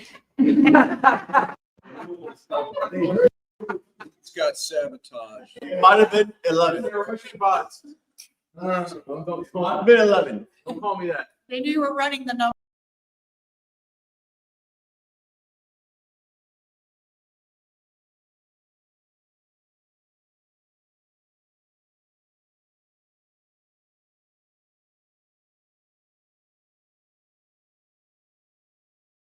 We could try. I don't know. I see the mic moving around. See ya. Are you sure? You got nothing? Hold on. Let me see something. Are you sure it's not your headphones? I see the mic moving, the sound.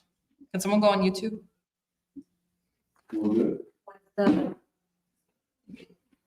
All right, you want It's been going. Don't worry. even better. Way to go, Adrian. Okay, even better. All right, the dangers of live television, but we are back in the War Room After Dark, and it's a real pleasure to be joined by this gentleman from the legendary class of 98. You guys remind people of that all the time. You're proud of your class, as you should be. You have been involved with the school in every way you can be. You've been board chair for 5 years, on the board for 7 before that. So that's a dozen years of your life on this school board. And of course, I'm talking about our current chairman, the one and the only Adrian Alfonso. Good to see you, bro. Thank you, John. It's great to be here again. I'm glad we're doing this, but before we start. Yes, sir. You've got an issue, don't you? So these numbers up here, I'm not a numbers guy. No, you are a numbers guy. But class of 97 has 37% of the alumni that have given at 700 or so, which means they've had about 280 of their classmates. That's pretty good for a guy who's not a numbers guy. Yeah, that doesn't sound right. What do you call it? I don't know. I think we need to have an audit of these numbers. I'm not sure who would do that. But I think somebody needs to audit these numbers and make sure that everybody that's on the class of 97 actually graduated. You got it. Oh. They can run numbers over there. So Nick, let's. I vote the finance committee. That's fine. Just give us the names and we'll figure it out quickly. And then PETA's right behind, class of 2011 at 20%. So we'll see what happens. You're not pulling any punches here, you know? I'm just, it's tough. And I can't see. 98. Oh, you're right. Number 7. You're right behind the old guys from 78. Yeah, 1990 came in. We're gonna get to 1, but You're just saying. I remember class of 97. Question.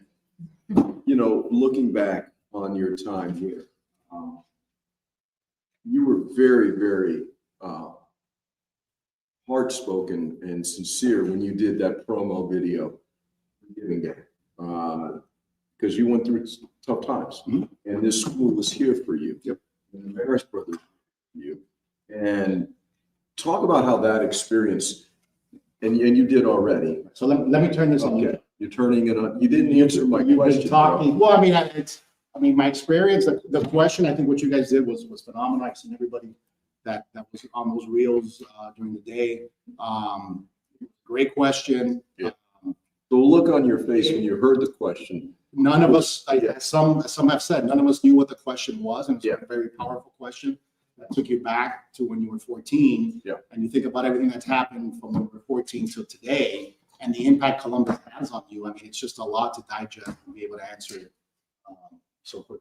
So I want to turn the question on you, and going back many years, to when you were 14 years old. Yeah. What impact has Columbus had on you? I think it's fair to say that Columbus has been the trajectory of my life. Without this place, I wouldn't be the person I am. And it's been a great journey. I think one of the biggest things, Adrian, that I appreciate, I think as you get older, you appreciate things. It's part of life. I look back and did I enjoy every second here? You bet. I couldn't wait to get to school because something stupid was going to happen on any given day, either from the students or from the teachers. But you know how that was. But as I look back on it now, maybe because I became a teacher, the amount of extra effort and care the men I had as teachers put into what they did. Was I grateful then? Sure. Did I understand how important it was? No. Not at the time. And do I wish I could go back to some of those guys, many of whom have passed on, and really say thank you? Absolutely. I was fortunate enough to get to work with the guys that taught me, with the guys that coached me. That meant everything. But if there was one thing I would change, how do you get a 17-year-old to appreciate the part? I would be more grateful for what those guys did, what the Maris brothers did. I think having the opportunity to pay that forward with guys like you in class, that was the payoff for me. Coming back to work here. Hell, I knew what I wanted to do when I was 14 because I caught a bruise. And I got a chance to do it. How many people can say that? So, So if you're flying out of Macon, Georgia for whatever reason, yeah, somebody saw you at the airport and saw you with a Columbus seal and asked you, what is that? How would you explain it? How would you describe it? What's the essence of Columbus? What would you tell that person? Well, what I would say is the C stands for the greatest place in the world to go to school. Okay. How could I explain that? I don't know. You can't explain it. It can only be experienced. I can't tell a blind man what the color red looks like. Okay. So you can't tell someone that hasn't been here and walked these halls and had the experience of what it's like. That's very difficult. But I would say this C stands for the greatest place in the world to go to school. And the benefits that come out, I don't have to tell you. Everybody's got a buddy from Columbus. This connection, that connection, you can connect the dots all the way around the city, the state, the country, the world for that matter. Everybody knows a Columbus guy. From Columbus. But yeah, that's it, man. It's One of greatest the line best speeches I heard of all time. It was short, to the point, and it was great. Yeah, it was. So you've had a long day. A little bit. What's the highs and lows? What's been the best part of your day? Oh, without question, when those buffoons came in for That's 97. for Brewfest. Yeah. I mean, when you got guys wearing lederhosen and Andrew Harriman dressed up as Fred Floyd, I mean, come on, that was good stuff. So should we waive the audit then, since it's To be determined. Okay. waive the audit? Just waive it. Forget it. Peter's over there saying, of course he is. Of course he is. He's right behind that. 20%. That's pretty impressive, Pete. Your class too, I'm just gonna say that. Your class too. True. So I like answering questions instead of asking. You got anything else? Of all the jobs you've held here at Columbus, it's been a lot. You've been a coach, you've been a teacher, you helped out. Now you're helping with Nick and his team, you're in the administration. Which job did you love the most? The one I didn't want. The Last thing I wanted to be was Pete. I thought it was the stupidest guy. McKeon or? I mean, it starts there, okay? No, I enjoyed the classroom. You know how much I enjoyed the classroom. And at the time, I was teaching World War II, and I just started that. I was 5 years in, and I finally had it down. Really worked it. So the dean thing opened up, and I'm like, it didn't cross my mind. One of those feelings when you know that this conversation's not going to go well. I was over by the media center between, B and C over there. I see Pew and McKeon. They go, hey, come here. I said, what do you want? And they corner me in the Catholic Guild. They played that pretty good. Listen, you need to be dean. I said, no, I really don't. No, you need to be dean. I said, you know, people in hell need ice water too, but that's not gonna happen. I don't want to be. And you're Chris. Listen, it's a chance for us to work together. We can do things. Come on, you can do it. Pew's going, words you hate. I need you to do this. I'm going, man, I don't want to do this. Think about it. Go home, talk to you. So reluctantly, I said yes, and I could not have been more wrong. Greatest job ever. How many years were you dean? 7. And it was fantastic. And you left, you went to Macon, Georgia, you were working Yeah, at the house. yeah. It's the Allman Brothers. Yeah. You were helping us out here a little bit. Yeah. What made you decide to come back full time? I've always said, you know, I never would have left Columbus, just moved Columbus to Macon. You know, that was, it was not Columbus, just didn't really want to be in Miami anymore. But the lure of this place is so strong. And you know, when they get the hook in you and they start reeling, you know, I think it's called founder syndrome. When you've done something your whole life and you're concerned about, you know, where it's going and what's going to happen, the opportunity to do this ended up like being dean to a certain extent, fundraising and all that stuff. But the chance to connect with all these people out there, it's fantastic. You seem to be happy in a very good place with what you're doing. Yeah. You have a great team. The best team. Brother Kevin over there looking at his phone, was looking at his phone earlier to see who's giving. I got a call from Brother Kevin this morning at like 8 in the morning, making sure I was going to make a donation towards this. He's persistent, isn't he? He's someone, it was actually 3 calls within 2 minutes. But, I'll drop, so he didn't know. you have Nick, you have Marissa, I mean, it's a great team that you have. What do you enjoy most about what you're currently doing? What I enjoy most is I like being part of a team. When I was coaching, I love being on the staff. You know, when you get a good staff, when you get a good group of people, it makes going to work worthwhile. Because you look for, you may not always agree, but it's you can feel the chemistry, and it's exactly what we have here. You know, you've got the right combination of experience, youth, energy, new ideas.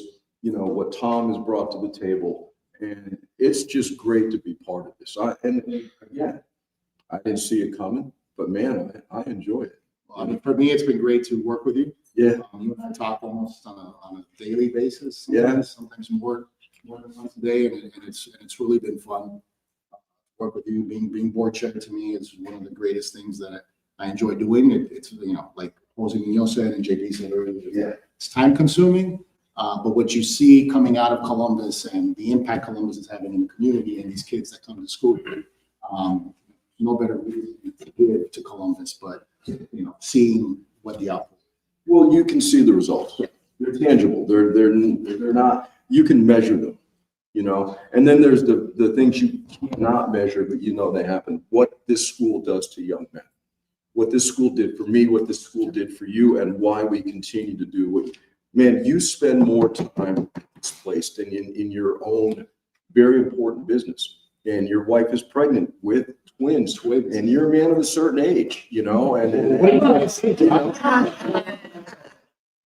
facts are facts. You're a little bit old. But we got the boy. But we got the boy. It's going to be very, I mean, I might pull up in a wheelchair.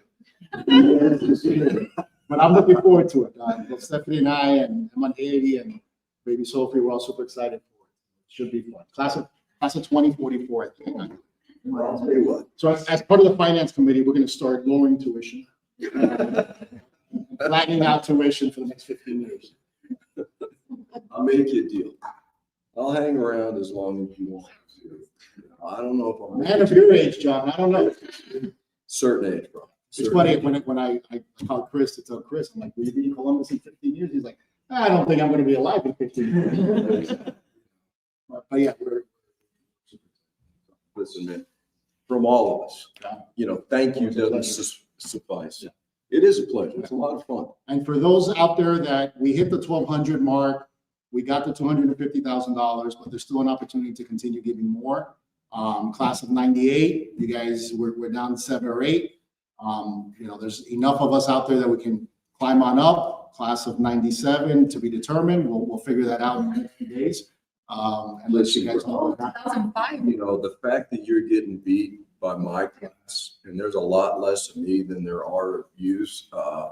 You should be ashamed of it. I'm hoping it's encouragement for our class. This has the feelings of the Gore Bush election of 2000. There'll be hanging chads. Yeah, there could be hanging chads everywhere, yes. Anyway, my brother. All right, John, this was Thank great. you. Always a pleasure.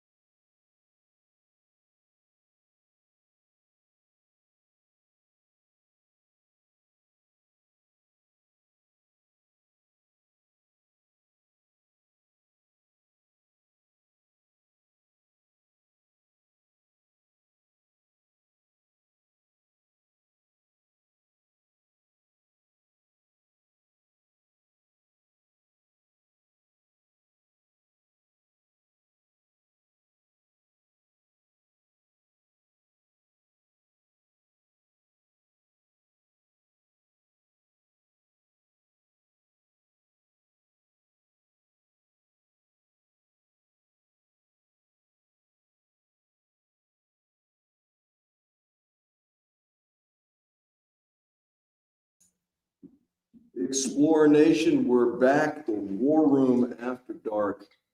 Two very special guests, kind of going full circle from earlier today. The sister of my dear friend and teammate, Julio Portella. Lourdes Jimenez has joined us. She's going to talk about her brother's legacy and what it means to all of us. And as an added bonus, her husband, he needs no introduction, from the class of 1972, tremendous basketball player. And now we all know what position he holds. Congressman Carlos Jimenez, thank you guys both for being here today. Thank you. Absolutely. You know, we've been talking a lot about Julio, 50 years, which is, that in itself is hard to wrap your head around. But it's important, and I know it's important to you, that, okay, what happened that day happened that day. You know, it's, the details are irrelevant to how he died, doesn't compare to how he lived. And I think if you can cram a lifetime into 15 years, he did. And the impact he had on us, on your family, it can't be measured. And so when this notion came up that we create this endowment for Julio, that was a no-brainer. It was, you know, where was the money going to go? You know, me and some of the boys went to Fox's one night and we were talking about this, and it was Albert Hernandez who said, oh, service. It's got to be service. Because Julio was all about serving others and serving a greater good. So talk about that, if you would. For 15 years old, he was an old soul.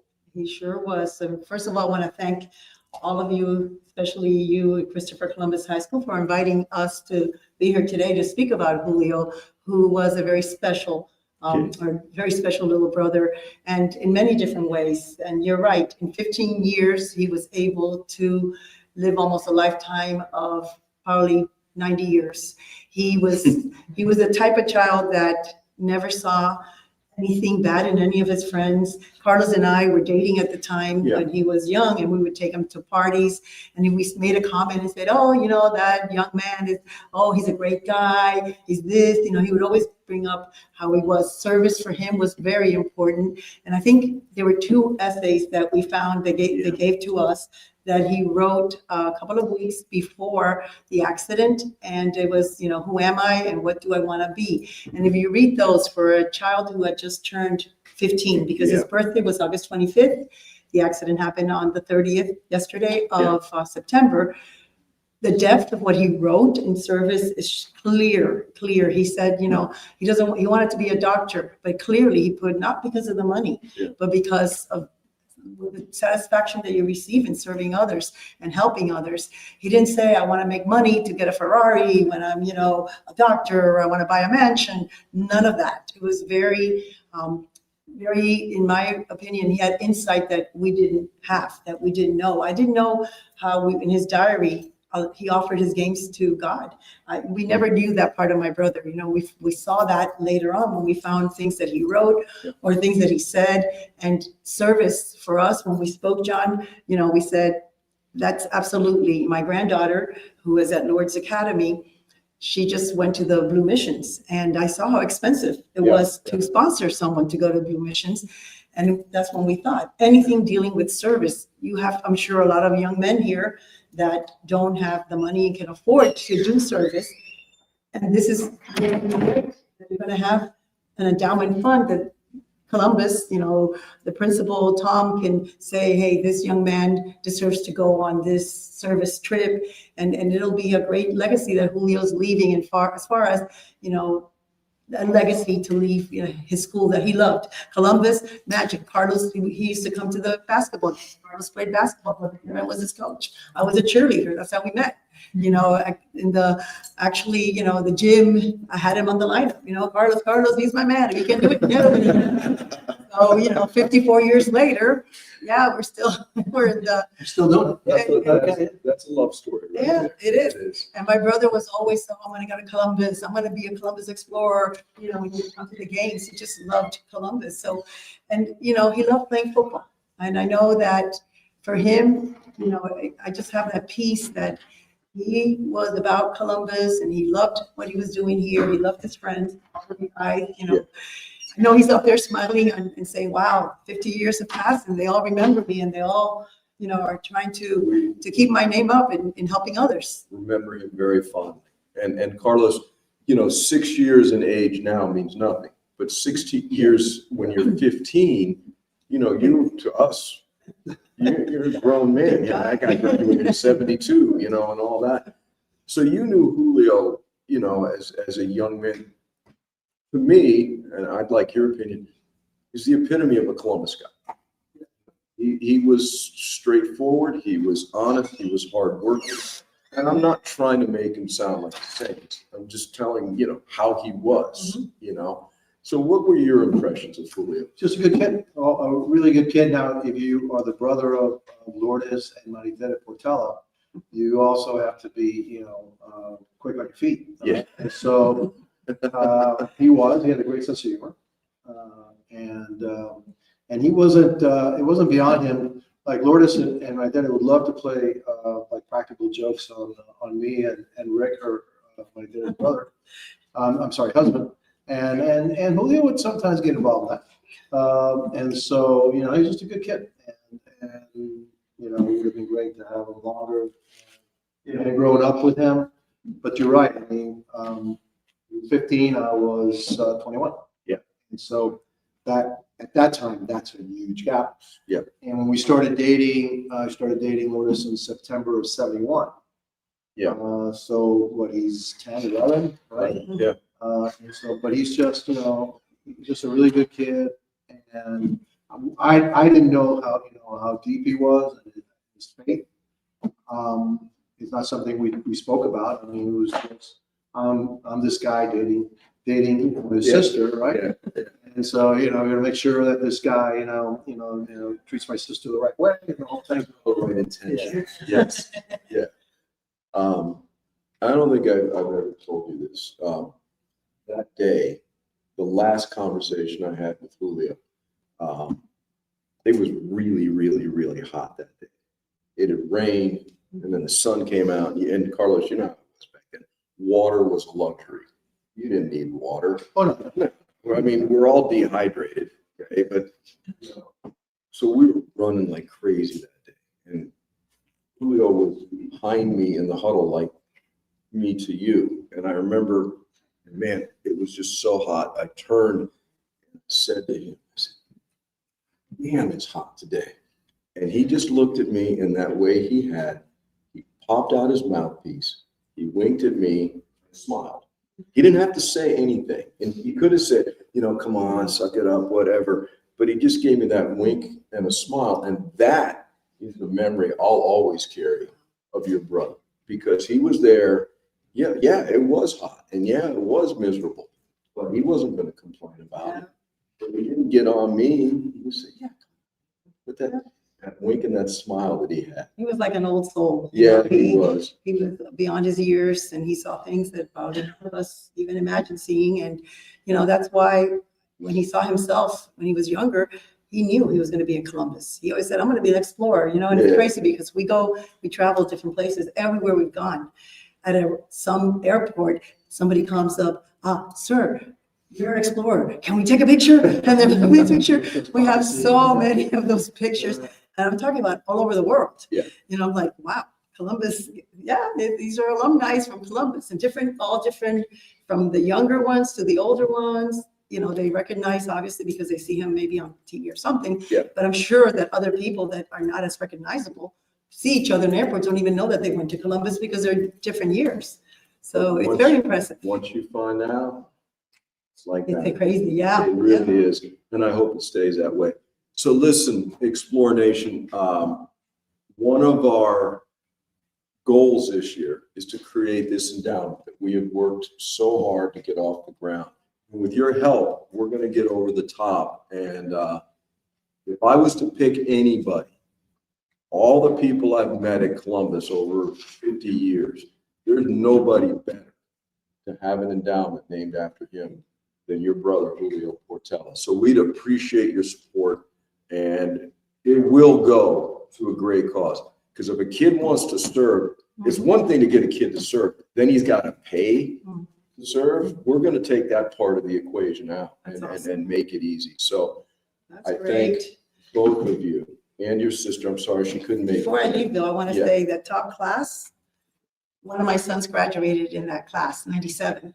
Yeah, well, those numbers are suspect. I want 78 to beat Yeah, yeah. 97.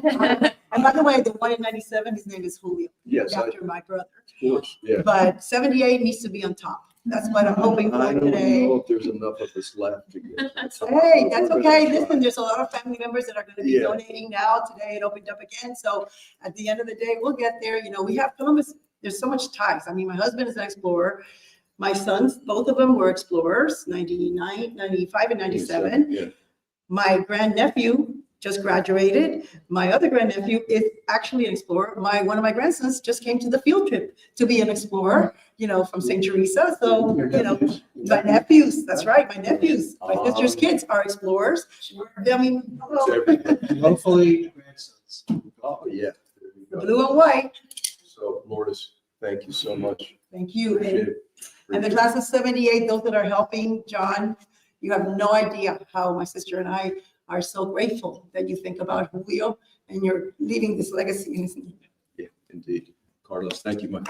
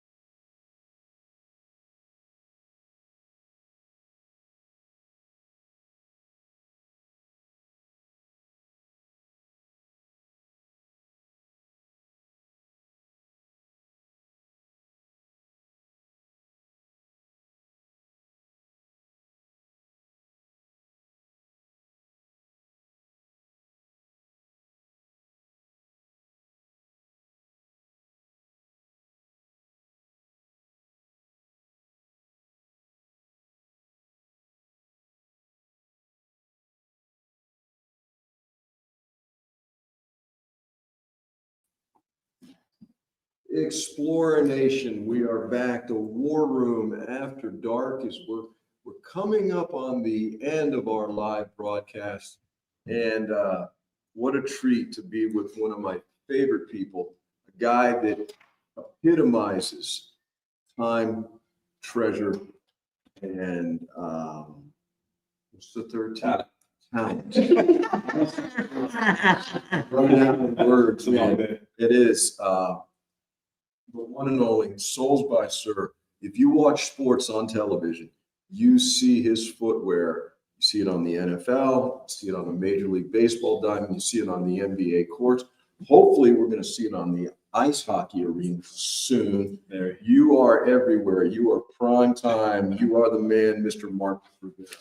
I'm great. And listen, I just wish you could come with me everywhere and just open up for me this way because you are amazing. You're amazing. Listen, man, it's easy when it's true. And it is true.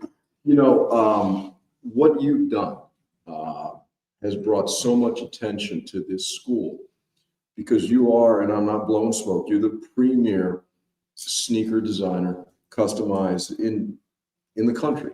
You know, no doubt about that. And so everything that you do reflects back on this place, and you have made no bones about how much this school influenced you and has helped in some way propel you to the level you're at now. And what I admire about you, you've never forgotten the lessons you learned here in these hallways. And, you know, talk about your work ethic is off the chain. You don't sleep. But like you said, if you love it, it's not work. So just talk about what Columbus did to get you on the trajectory to where you are now. It's wild. So Columbus was amazing. I always laugh because when I was here, I loved it. It was the time of my life, but I never realized how it molded my life moving forward.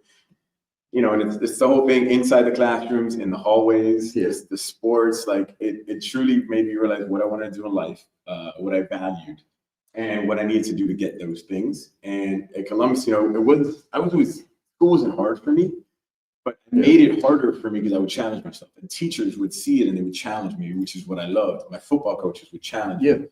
And then I decided to have a business somewhere in between that, which left me with no time. But school truly is like, it's wild because I heard you speaking before.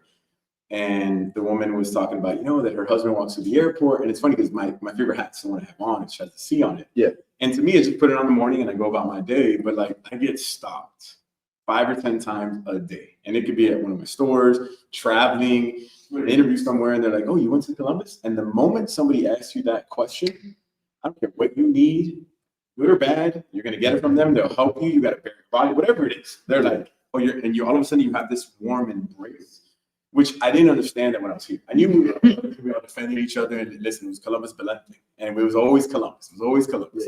But when you leave, it becomes like us against the world type of thing. And if we're in a room, I've been in so many rooms that meetings and pitching stuff. And the moment somebody realizes you're in Columbus, the temperature just drops. It becomes so much easier. And this school gave that to me. This school taught me how to like do what I do now at a smaller scale, but it set up all the foundation for me moving forward. You know, that instant connection, it's amazing, isn't it? I mean, that fuse gets lit and all of a sudden, oh, you had him? You know him? What happened to him? What about this? What about that? And boom, you're lifelong friends in an instant. Absolutely. And to your credit, your name is always in that group. Your name is one of the pillars of the school because it's like, oh, did you have Lynskey? Was he your coach? You had him in clue? Did he throw a chalkboard at you? Did you ever sleep? Did you ever sleep in his class? Your name is up there. And it's so true. The moment you say Columbus, you put up the C, you see anybody wearing any Columbus gear, it's like you're instantly attracted to them. And it's just like a bond forms. And it's that bond is like, again, it's a good and bad thing. Because I tell people like, it's whatever you need done, you're going to get it done. It's just, we're everywhere. It's what's amazing about it. I got a buddy from Columbus, you know, I got a guy. We're good. I got a guy. If you're in those chats, I mean, I had a customer one time tell me, hey, are you in these Columbus chats? I had no clue what these chats were. It's a WhatsApp group. With 1,000, you can ask in that group, I need a one-legged plumber. 1992. 2. And I'm like, which one am I going with? Are you eating that group? So I love it. No, it's awesome. And what's got to be very gratifying for you is you're now designing custom cleats for Columbus guys in the NFL. I mean, go figure. That's the one that always gets me. Because like when I was here, I came here, then I coached a little bit. And, yeah, you know, so I've seen like the Deion Bushes of the world come through. But like recently, like he's a Columbus grad. He's the first guy that told me, do whatever you want on the shoes. So I said, it's only right to put a Columbus cleat because it's never been worn, it's never been done. Yeah. So I didn't tell him. I just started designing shoes for Columbus Explorers on the shoes. He gets them, he loves them, he's been wearing them all year. And it's like at the greatest stage, I get to connect with him, not because he's a client, et cetera, but it's like we shared the house. We weren't here at the same time. It was decades in between us. But it's like we have this brotherhood that we're just like, we're Columbus guys. No matter where you went to college, it will always come down to where you go to high school in Miami, and it separates us. Yeah, and I mean, he's found a home in Philadelphia. Very happy. Great kid. I call him kid now because I feel he's a great guy, intelligent, and just he personifies exactly what comes. Get on the phone. He's so gracious. He's so thankful. He's not entitled. And you would think in his position he could be. No, he's exactly what a Columbus guy is. Well, you know, we talked about that. You know, the good news is you get to work for famous people. The bad news is you get to work for famous people, and they want everything yesterday without a question. Yeah, and that's an art form to deal with people like that. It is. And I think that's part of being a Columbus guy. Yeah. Columbus guys know how to negotiate. They know how to work their way through things. And definitely, and I know you can attest to that, we know how to fake it till we make it. You know, and act like, oh yeah, I got this. I don't have a clue. 100%. You know, how many times did you study? Absolutely, all night. Get into the test, and I'm just like, all right, I need to figure out how to write something without writing anything. Yeah, we just say something by saying nothing. You know, I never forget. I had a teacher, philosophy teacher here. We had to write these papers every week, and it was so frustrating because it was one of those classes that made you think. And one of the excitements, class made you think we can't have that now. No, we can't. He literally told us one of the assignments was like he puts why question. That was the assignment, and I remember going home and I was like, I'm gonna nail this one. I knew what I'm gonna write. And I started writing. I'll never forget this kid in my class, super smart valedictorian. He turned in his paper. Why not? Why not? Kid got an A+. I got like a C-. And it was just like it forces you to think differently. It's just you gotta fake something. Yeah, it worked.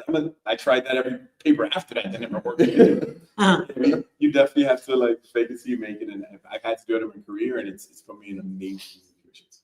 And one thing I admire about you, bro, as busy as you are, you never say no. No, you never say no. You find the time, and time is a commodity, particularly in what you do. But you always have time for us. I felt bad asking you to do this, knowing you got things going on at work, you know, and here you are. There's certain things that I will always say yes to. It's like my family, like things are important to me. And the school is family to me. Like, and at the end of the day, I never forget where I came from. These 4 years I spent in the school molded me into like the man I am with my parents. And so it's like the school needs me to like take the shirt off my back. It's like, all right, with no questions asked. Because like I always say, what would I have wanted when I was that kid? And what would I have wanted when I was 15? I didn't know what I was doing in life. And I was 14. I was selling sandwiches. Like, what would I have wanted? And it's like to somebody have to come back and tell me all these things and be like, hey, listen, this is going to be the best 4 years. Enjoy it more. This is what you need to do. If you need help, I'm here. And that's what I told myself. All right, well, that's what I'm going to do. You just said something that struck me. When Adrian Alfonso was on earlier, he asked me, you know, do I have any, and I look back on, do I have any regrets? I have zero regrets. I loved every minute I was here. The one thing I wish I'd done a little bit different was show a little more gratitude to the people who helped make me what I am, because I realized they went out of their way. They just didn't teach the geometry or the history. They were concerned about the person. Yeah. And you know, you've got to go the extra mile to do that. And that's one thing I wish I could do over. It's crazy because the teachers here, I didn't have a bad teacher. I always had amazing teachers, and I had teachers that like would put me in check. And like, you know, I was good at school. I was good at sports. I was doing stuff in the hallways that I shouldn't have been. And I always had teachers that cared about me. And they, you know, and they had no problem reaming me, and they had no problem giving me the best accolades for stuff. Like, and that's what it was honest. Like teachers I knew, I had football coaches coming in Moscoso, I'll never forget.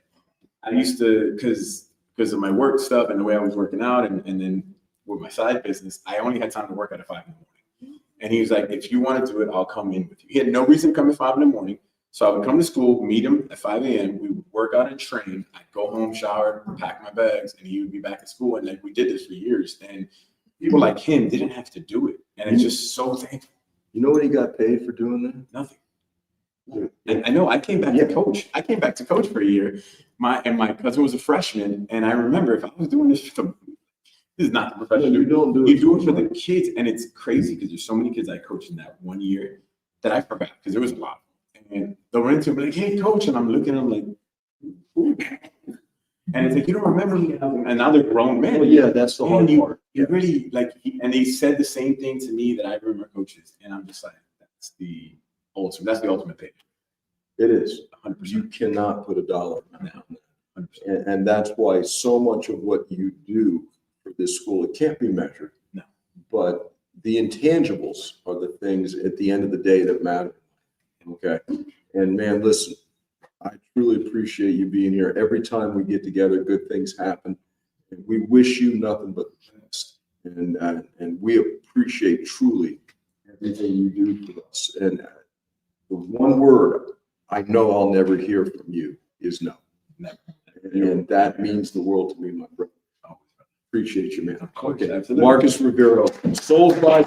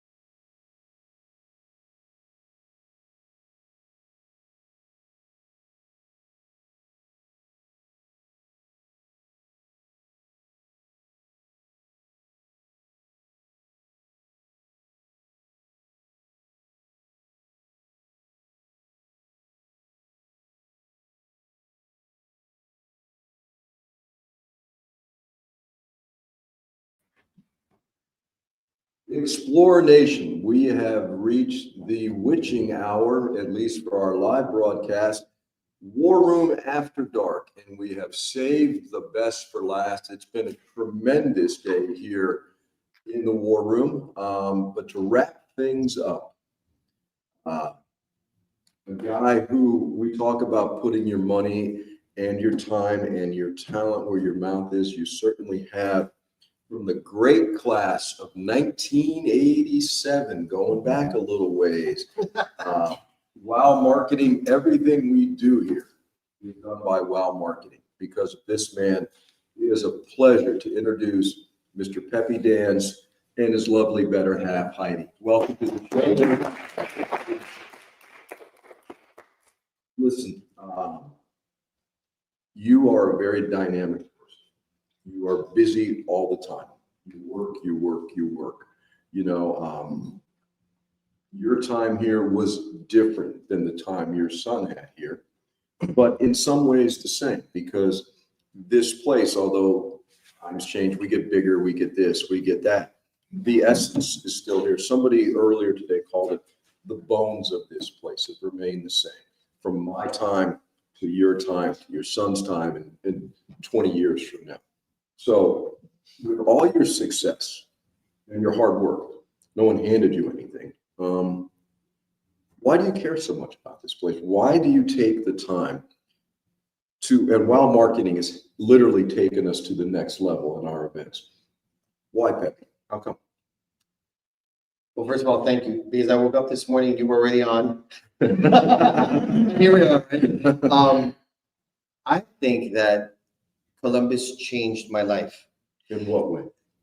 When I started in this school, I was a little bit of a basket case, right? I was at a different school, and you know, it was either you better do well at Columbus or you're off to some sort of military boarding school, right?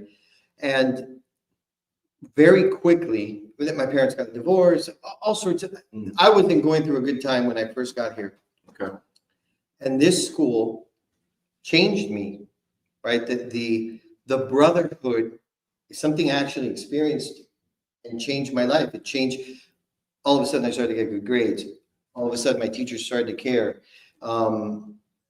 It was just an I have a lot of faith, and I think that God puts you in places that you're supposed to be in, and you don't even know why, and you don't even know what's happening until later. I graduated from this school, and I never realized what this school did for me in my life until my 30-year reunion. I left. I went to go work. I went to go do things. I was just going, trying to succeed. And a group of friends called me for the 30-year reunion and said, "Come on, Pepe, come back." Right? And when I came, and my son was going to start the school. Yeah. And then that's when I realized, man, these people are like my brothers. Man, I haven't seen them in such a long time, and they're still right there, standing right by me. It changed my life. It changed the way I treat my family. It changed what I thought success was different. After I got to this school, I realized what success really meant. It helped me meet God.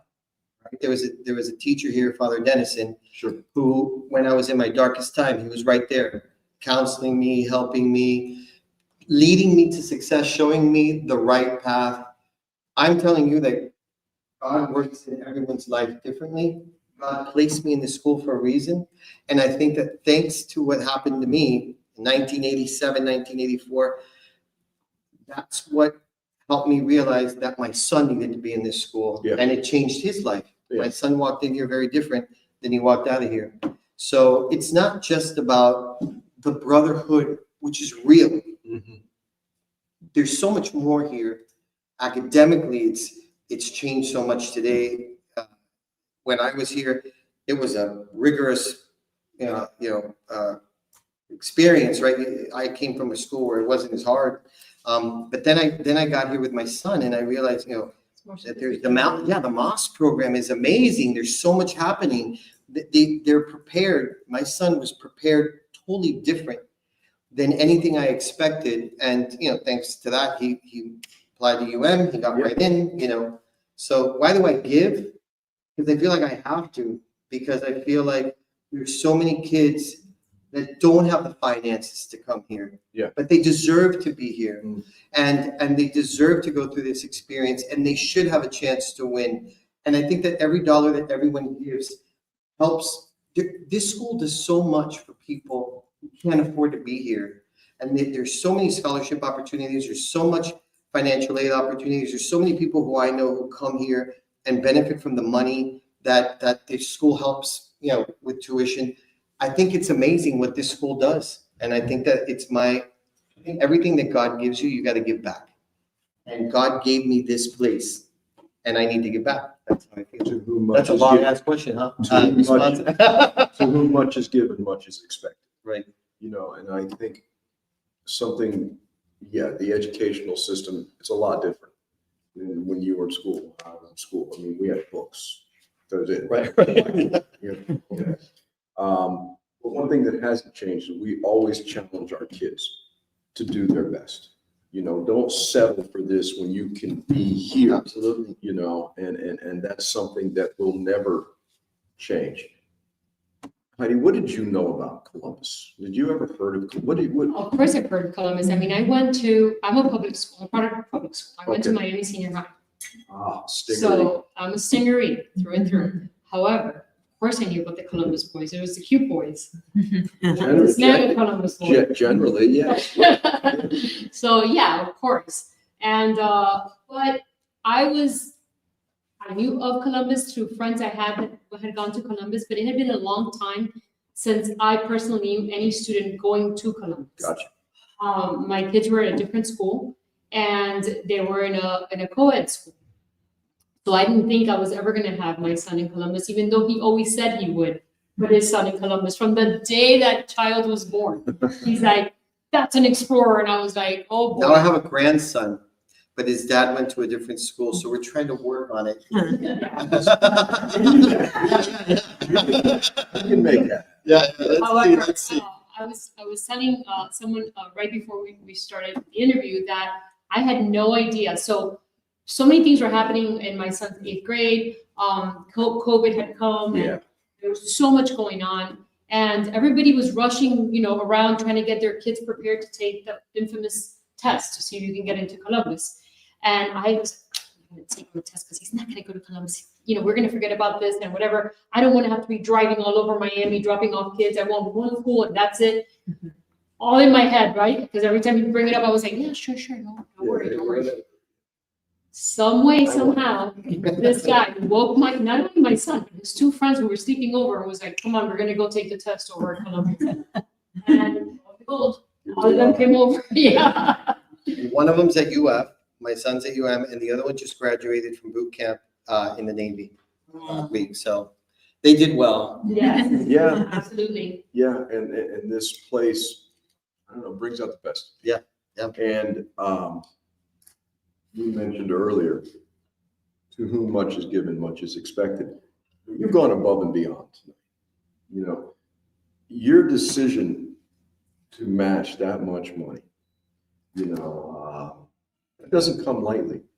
Because with that kind of money, you could do a lot of things. You guys chose to put it here. How many lives we can change? Forget all the things we can do with the money, like all the lives that you can change. Yeah. And all the experiences that kids can go through. I think that's the most important part. I think that if you're an alumni and you don't give back to the school, like what the hell's wrong with you? Right? Like there's so many kids that need the help. Yeah. Well, I gotta say, Get online, at least $25, man. I think that more than anything, it's like when you have something good that gave you so much as a child and as a student here, you want to protect it. You want to make sure it flourishes, and you want to bring it to the attention of others that are in the community that say, hey, you know what? I went to this school, and he always says Columbus was my university, because when he left here, he had to go straight to work. And he went to Miami-Dade. We were in Miami-Dade together. But then he couldn't continue to a higher level education because he had to go to work. There was a lot of things pending on him. Yep. And I feel like everything that he learned, not only academically, but in life, his base was Columbus. And now I see that in my son. Because my son came in here like most freshmen do, scared little puppies, like, oh boy, we're in an all-boys school, and these teachers are gonna like, let us have it, whatever. But really and truly, the boys that I saw graduate in that graduation in May of this year, Yeah. they were men. And a lot of them, I was like speaking with them, and I was like, my goodness, like whatever the recipe that you guys have here, and I say you guys as teachers, the faculty, like the administrators, Tom, everybody as a whole, the counselors. Yeah. There was not, during that Common App, which is happening right now with my daughter in another school, during that month, there was not a day that his counselors in the MOS program did not communicate with me. And that's sheer madness. That It is is crazy. madness during that Because we're not stretch. talking about a small class. We're talking about a class of 400, almost 500 kids. And those counselors are on it. They make sure that those boys are on it. The responsibility that happens in those 4 years, that these kids that they're taken in as these scared little boys and they graduate as these men, it's incredible. It's some sort of formula that a lot of people haven't been able to figure out. But I gotta tell you, it is magic. Yeah, it is magic. And it made me a believer. So When you get the mom to believe, yeah, it's worked. Yeah. It really has. You said something that made me think, what separates us from everybody else? We take ownership of this place. We look at it as ours. It's not where I went. Yeah, it was where I went to school, but I own part of that because part of that place stays in me. And you made me think that that's why we own this place. It's ours for forever. And after we're gone, it's still going to be here. I think that's what separates us from everybody else. And I understand perfectly why you guys were so generous. And it means, man, you nailed it. How many kids are going to be helped through your generosity? And that you cannot measure. How many kids are going to be helped through the generosity of everyone that's given? Yeah. We're up to, $455,000. That's a lot of that's a money. lot. And there are so many kids that this is their only choice, like their only option for a private school, right? A faith-based school. Because some of the other schools are priced totally out of control. It's crazy. I mean, what we pay for my daughter's school is massive. The one thing that this school has been able to do is stay affordable. And I know it's a Marriage Brothers, I don't know if it's called a rule or what you guys, but you make it affordable, right? And even still, some kids can't afford it, but they deserve to be here. Yeah. And this place is blessed. And I think that, when kids walk in here at 14 years old, they may or may not know how blessed they are, but when they walk out, they know. My son knows. I mean, we're a Christian family, not a Catholic family. I was Catholic, turned to Christian. That's all another podcast for another day, right? But my son came up to me and said, I want to get baptized. I want to have my first communion, and I want to have confirmation, and I want to be Catholic. I'm like, what? This is a nice. Yeah, we're a Christian family. And he said, yeah, I believe in Christ too, but this is what I want to do. And that faith, that desire to get close to God came from this school, what he learned here, what he experienced here. And I have a funnier story. And for those that are Marvel fans and that like superheroes and whatever, he comes home one day, he's like, Mom, are you going to call the church, the Catholic church? So Epiphany, I want to join the catechism classes. I want to do this. I'm serious. I'm tired of giving, Father the Wakanda. And I said, the Wakanda? He goes, yeah, every time that I got to go up, everybody gets the Holy Communion. I got to do the Wakanda forever. I'm tired of doing it. And I was like, yes, Jake. And he did it. He did it. He went through his catechism classes. He did baptism, communion, and confirmation. Wow. All of it. By the time he was a senior, he was able to go up and no Wakanda for him. It was amazing. Yeah. And I'll tell you, I used to tell him all the time, and I tell everyone who's watching this podcast that has a son or that is watching this and that they're here, that they're in school right now. The one thing that I feel like I should have done different while I was here, I should have experienced more, right? I should have gotten involved in more clubs. I went through Columbus and I was like trucking. I knew what I wanted to do, right? I wanted to become a senior and get out of here and go do what I needed to do. And I didn't stop and enjoy it as much as I should have. And I told my son, I tell his friends, take advantage of everything Columbus has to offer. Yeah. Take it with you, man. Those are experiences that you take for the rest of your life. Get involved. I wish I could have gotten more involved. Well, you know what? I think you've made up for it. Yeah, I was gonna say. You know, I think you have made up for lost time in that regard. And listen, on behalf of everybody here and everybody watching and everybody that's ever gone to school, you have made tonight an overwhelming success. And that's helping kids at the end of the day. That's why we're here. Buildings are great, you know, fields are great. It's all about people. Yeah. You know, that, my friend, you can't put it up. Yep. But again, Thank you, thank you man. so much. Thank you so much. It's been Thank you. so much fun doing this. What a way to wrap up. Thank you. Heidi, when you've got the wife and the mom told, we've done something. Thank you for joining the team, you know. Now we gotta work on the son-in-law. Hey. That little boy, we gotta get here. So to wrap things up, Jose and Heidi Dans, let's hear it for them.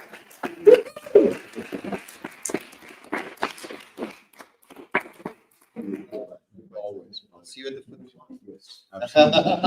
Little plug for the food. Okay. Thanks. You're welcome. Are we done?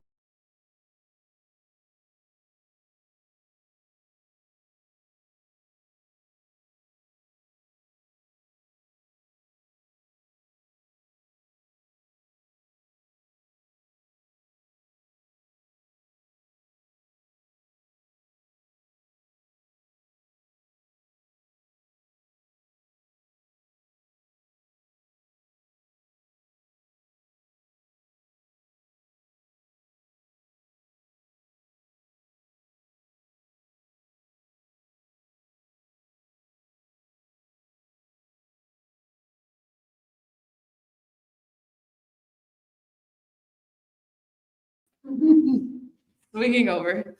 The other time I did it the other way, but ready, 1, 2. Perfect. Now let me go. Let me see. My lips starts to shake, so you gotta tell me. All right, I'll count you down. 3, 2, 1. Perfect. Thank you. Thank you. When I was 17, that didn't happen. I know.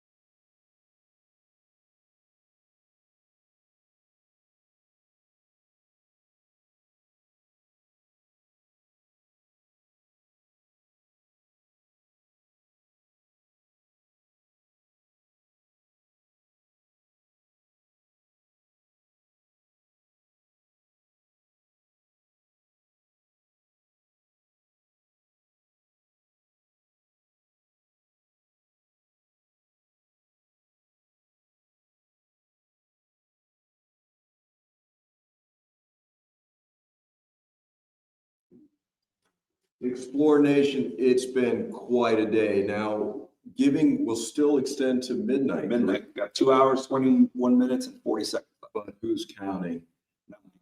But I tell you what, we can do some counting today. Been absolutely tremendous generosity, the participation, the involvement, the concern, the love that all came out today. And Tom, I know you've got some thank yous. Absolutely. A lot of people we want to say thank you to. And first of all, my friend John, thank you. You were tremendous today. It was a lot of fun. There was a lot of Mountain Dew involved. Yeah, that's good. Probably too much Mountain Dew involved, but that's okay. But thank you, John. This was a great day. We had a lot of fun today. It was great. Nick, thank you to your team, to everybody here, to Marissa, Isa, Flash, Vivian, Brother Kevin. Did I miss anybody? John, you said at the beginning, no, it's been a great day. It has been. You know, when I first came to Columbus, one of my priorities was to develop a culture of philanthropy. And I think tonight just kind of underscores that we're well on our way there, not only from the participation of our alumni and our families and our friends, but just from the support of the school community. You know, we had multiple faculty administrators in here kind of all rallying for the same cause. And it's great to see us work in coordination and together, and it strengthens the institution. And it just, it underscores kind of what we're here for, what the mission is. And it's for the young men of Columbus and to continue Mayor's mission. So just a great day overall. And one more thank you. Absolutely. Thank you to Melissa, who's our stage manager, producer, et cetera today. Thank you, Melissa. Thank you to all of you who came by today. I know we saw a lot of you. Our board chairman's been here for a few hours as well. We thank Pam for being here. Everybody who came by today, thank you. This made it a really fun day. It was a fun day. It was a great day. And you know what was great? Guys take time out of their schedule. I mean, that's right. They've got jobs, they've got responsibilities. Somehow, some way, they get here. They do, and they make it worthwhile. And especially thank you to all of you who gave today. Yes. Every dollar makes such a difference to us, and we appreciate everything that you do for us. We appreciate your time, your talent, and your treasure. And thank you very much for making this an amazing day of giving. It really was. We own social media today. We were everywhere today. So thank you all for being here. It was indeed Buenos Tiempos today, you know, and same time next year. What do you say? First Wednesday of October, 2025. That's October 7th next year. Let's do it again. Johnny, thank you all. I'd be remiss to not join John Lynskey in a celebratory. Here we go. Here we go, Tom. See? Nothing gets you through like the dude. Cheers, Cheers. boys. Cheers. Well done. Well done. Oh, that's terrible. Yes, it is. But there's nothing like it. That's terrible. So Next year we'll be sponsored by Mountain Dew, I promise. we better be. I can't wait for next year already. It's gonna be good. Thank you, my friend. All right. Thank you, Explore Nation. Explore Nation, Buenos Tiempos, and Adelante.